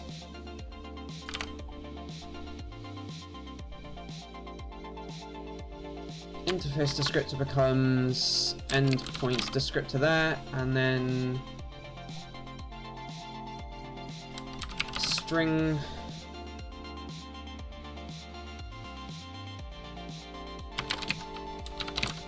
endpoint descriptor, USB string,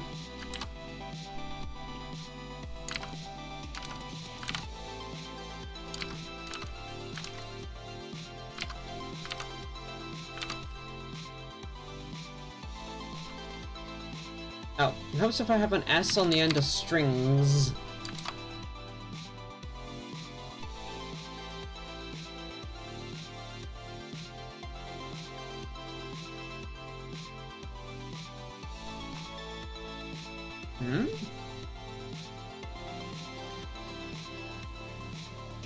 Endpoint descriptor T, endpoint desk, there are the 2. So we then have, oh, I copy pasted in the wrong variable, that's why that was mad. Excellent.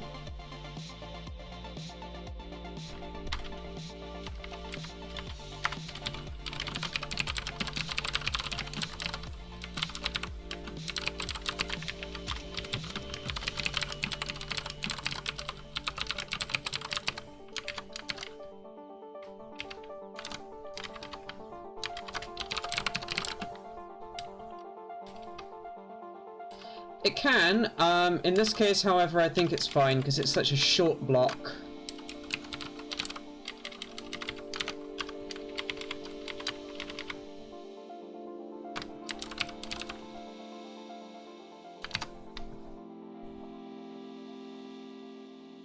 I think that's pretty okay, actually, Aki.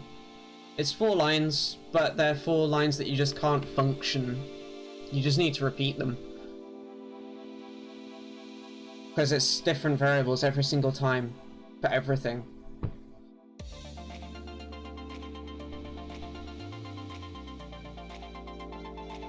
Oh, I see. I'm sorry. Multi-part is now the next thing I have to tackle, I guess. Yay.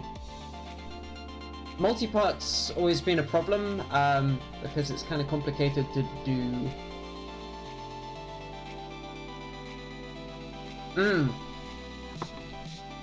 I actively avoid doing that, because if I don't like it, I don't expect you to like it.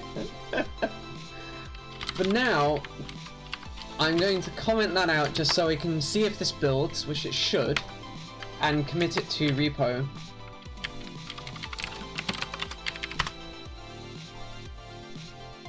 Oh, it did not.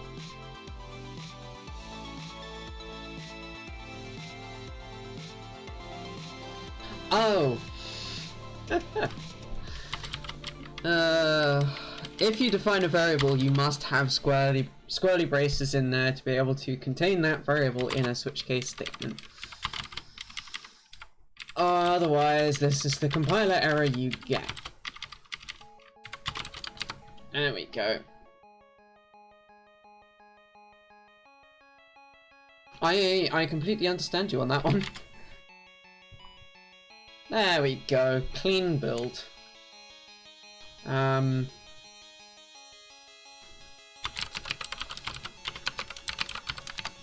Does that make it happy? Yeah, it makes it happier. That's nice.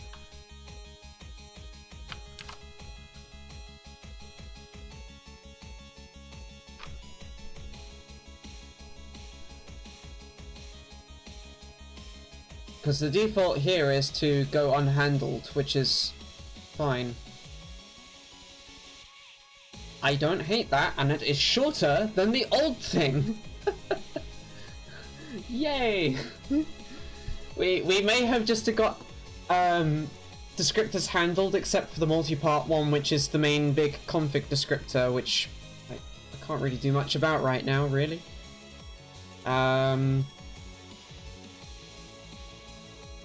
We fixed that. That.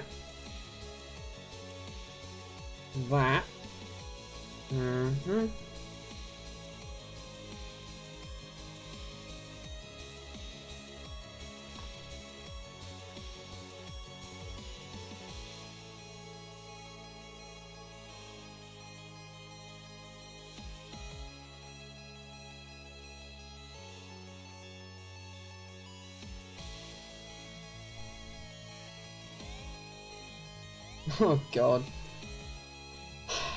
I am not writing those templates, as tempting as that is.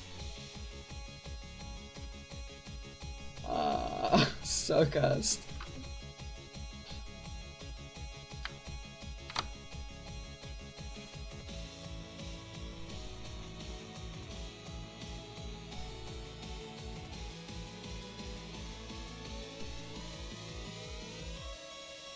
Oh god. Well, I mean, the templates are the main specific language state machine, right?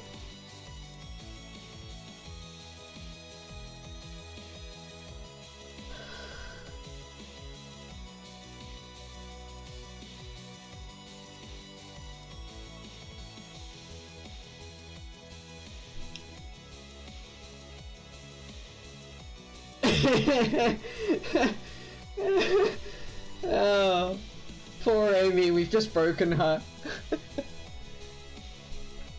I know that was very, very cursed. It's okay. Head pats. Right. The message for this is, implemented the bulk of descriptor handling while also fixing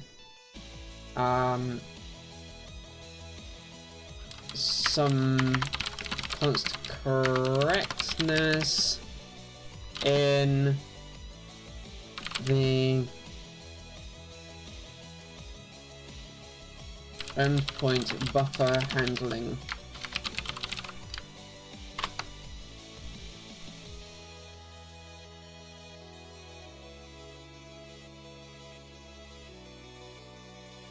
Oh, I see.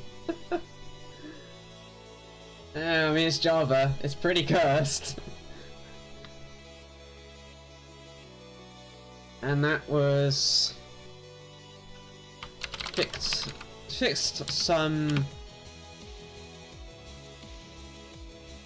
issues with missing brackets around bitwise Boolean operations. Not Boolean, bitwise and Boolean.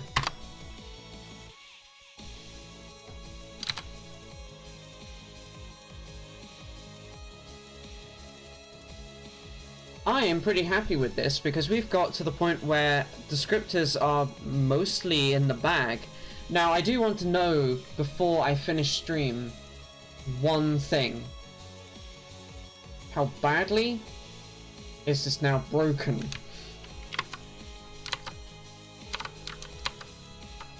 So, I'm actually just going to do a ninja clean. That's how few warnings we have. That's nice. If I now plug SPIFlashProgrammer and my Blackmagic probe in,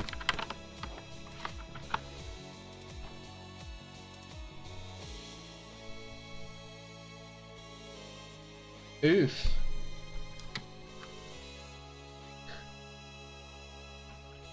Oh god, really? And yeah, that's lewd. I should make it that. It's not that, it's actually I have to run up the Blackmagic stuff manually. A la that, and then I have to run up GDB manually. But, you know, it's close enough, right?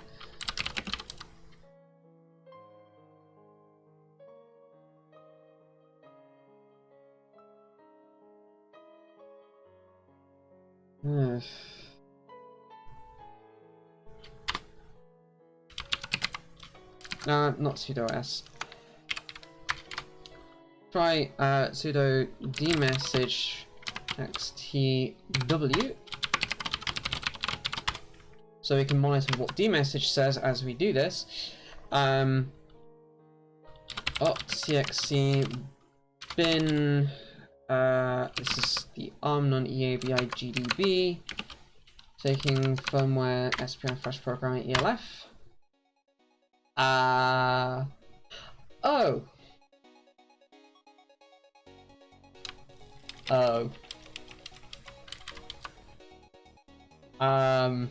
Give me a second.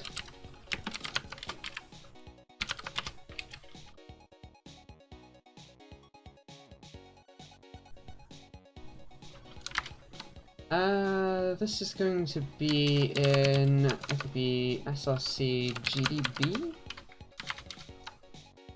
Oh, build SRC GDB. None is not CXC built anymore because I need to rerun CXC build on it. Doesn't take too long, at least. This is a fantastic tool that Aki wrote.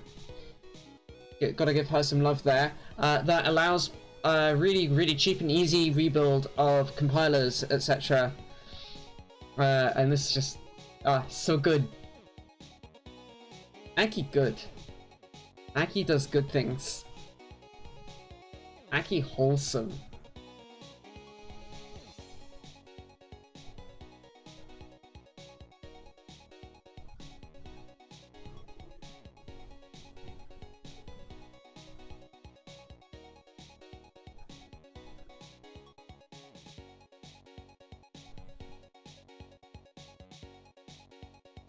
Takes its sweet time to build, I know, but you know, it's GDB. What do you want from it? It's using all 16 cores. And we'll do htop here. You can see the crazy. If I do that will be probably about as slow, actually.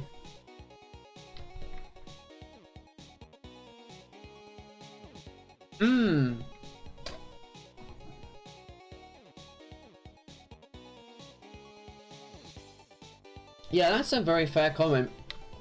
I do need to do some patchy for the ARM toolchain. There are some issues with what it generates at the moment.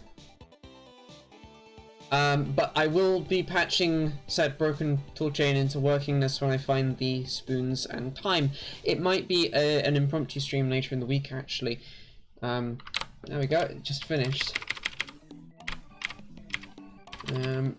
I went straight past it. There it goes, installing.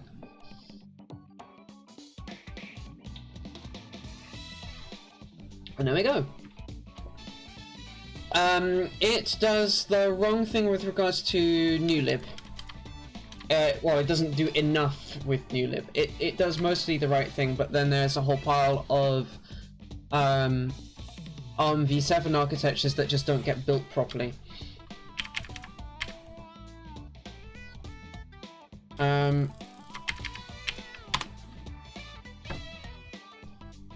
Wow. Seg faulted. GDB? Are you feeling okay? Let's debug the debugger.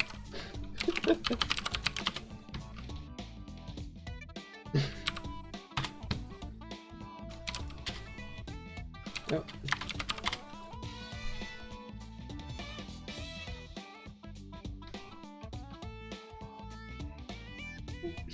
It's Python fun. Ooh. GCC and static library. You've got my attention.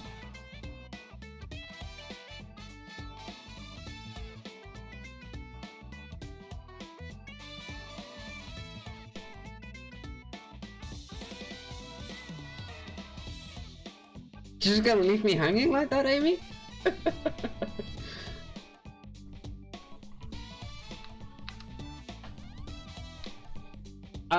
Let's see.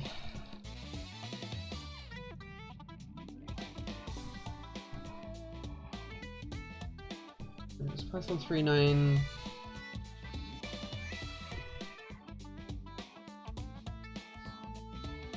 I wonder if this just isn't going to work with Python 3.9, which would be a big problem. Well, no, because GDB is running on my box.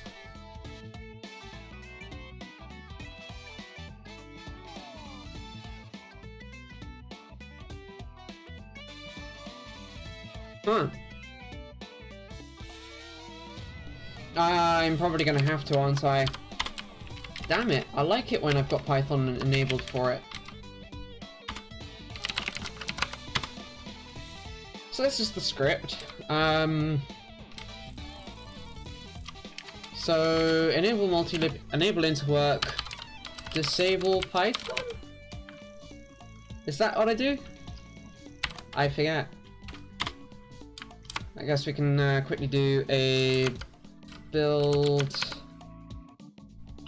SRC GDB 9.2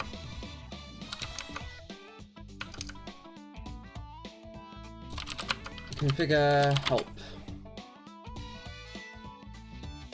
Oh, I just wanted to remove it for that one thing. I'll fix it later, that's why. But fair.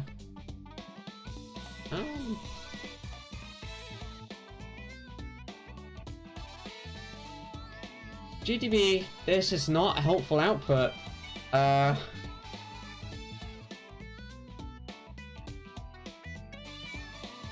Booting, strapping.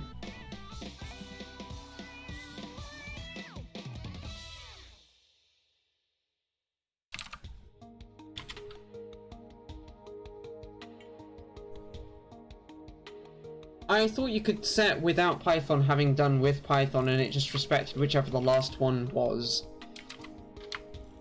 But okay. In that case then, let us go all the way down. Yeah, I thought, okay, Bob Twinkle says it overrides, so I'm gonna do without Python.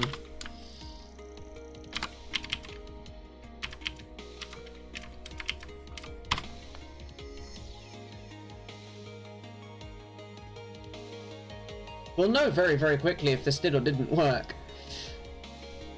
Because...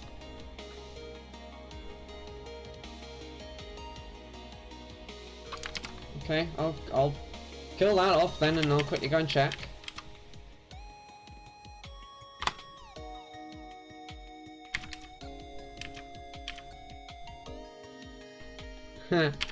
Building your own GDB is not that bad.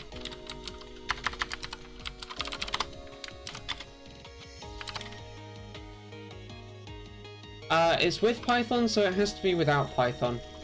You were right.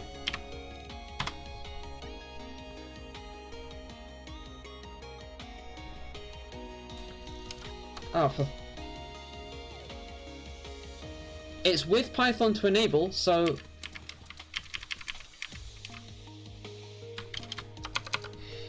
Let me go and actually find the right part of GDB here to run configure help on, and let's find out for real.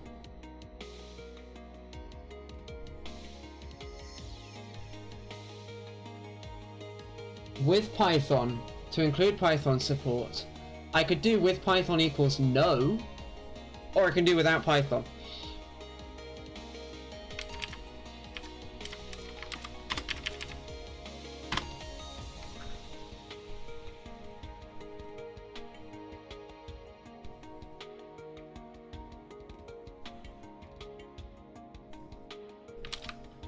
Oh, wrong key.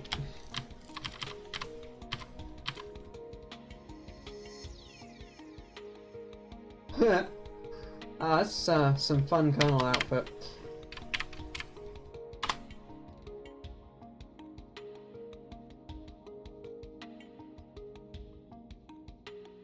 Woof.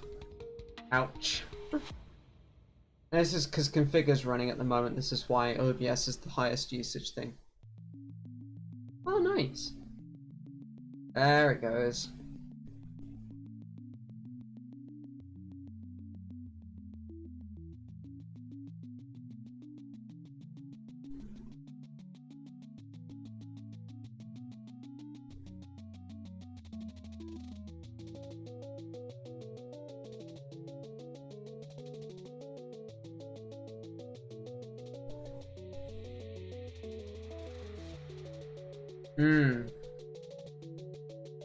I would expect it to not insta-segfault or crash, though. That's a very bad look for the platform.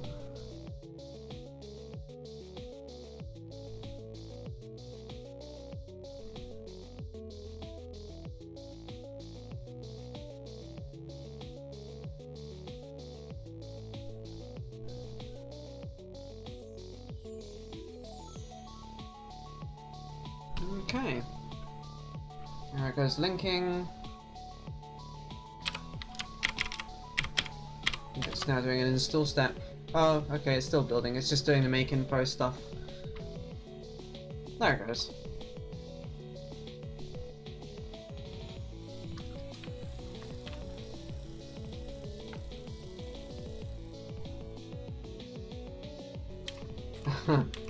Oof. Hey, we have a working GDB. Right, so what I was actually going to try and do is target extended remote on port 200, I think it is. Yes, 200. So now we can do monitor show, and there's my target. Attached to 1. Which attaches to the on chip.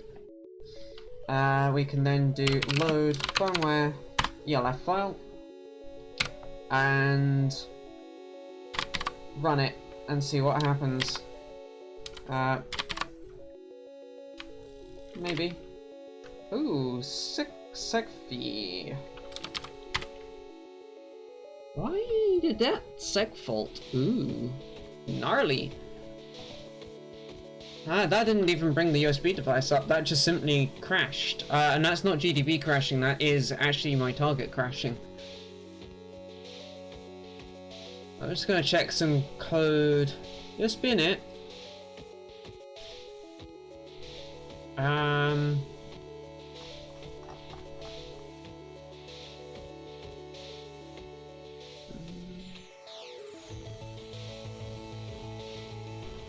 Oh, I bet this is something really, really silly, and we'll fix this at a different time. I bet that this is because the USB initialization wants to go and poke the NVIC, and I haven't actually enabled the NVIC on this chip yet.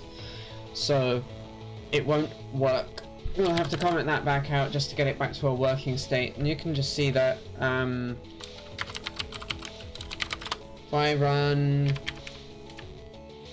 I reload, and I run from the beginning again. Really?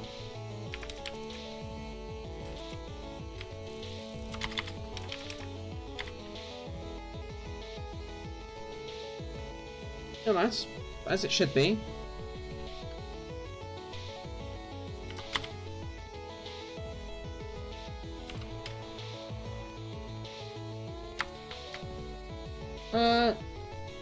No. I'm non-GGB, and I've attached it to the target, and then I've loaded the software onto the target, and then R should start the target running. In fact, not even just should, it will. But it's bombing out, which is weird.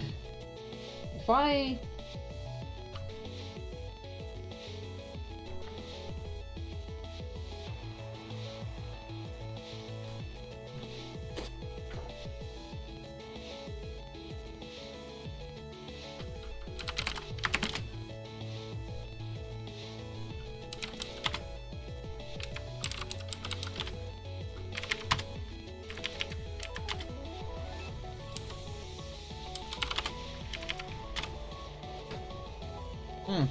That's interesting.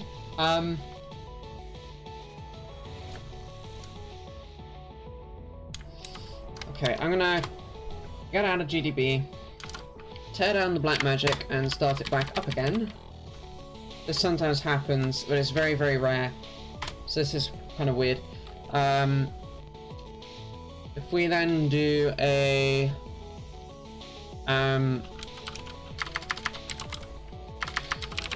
target extended remote, that mon s attached to 1.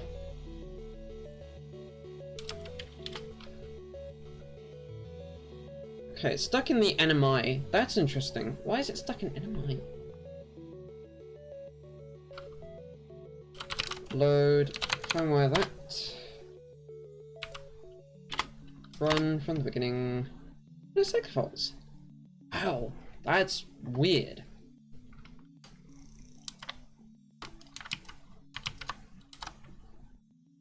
Because oscillator we know works, LED we know works, and then SPI doesn't do anything crazy.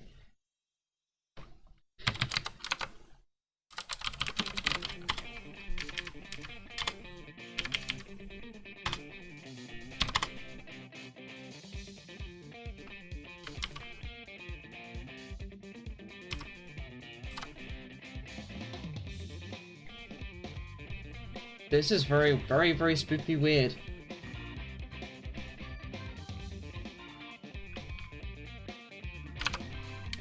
I unplugged it and I plugged it back in.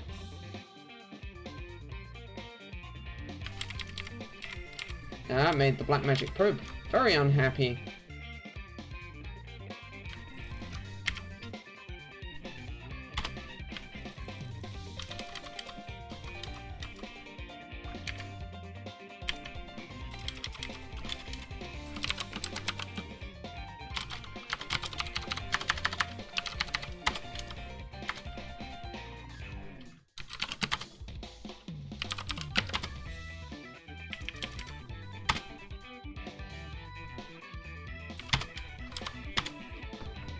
Yep, doesn't matter what I do at the moment, that is just straight up crashing.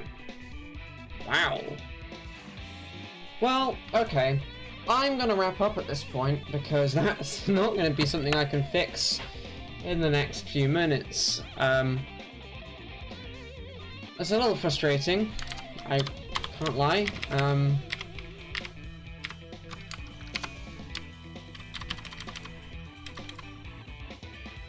But it happens.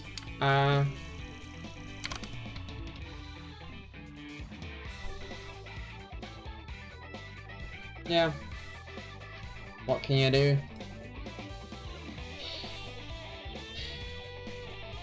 So, I was playing about in here, enabling and disabling init blocks. That's why I was in there.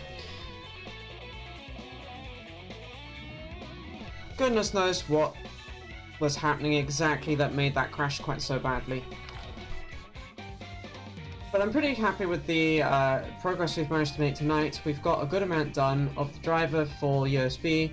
We've got some really good documentation happening now with like how the bloody hell this chip works, and also with how the USB stack itself works from a spec standard, from a spec perspective,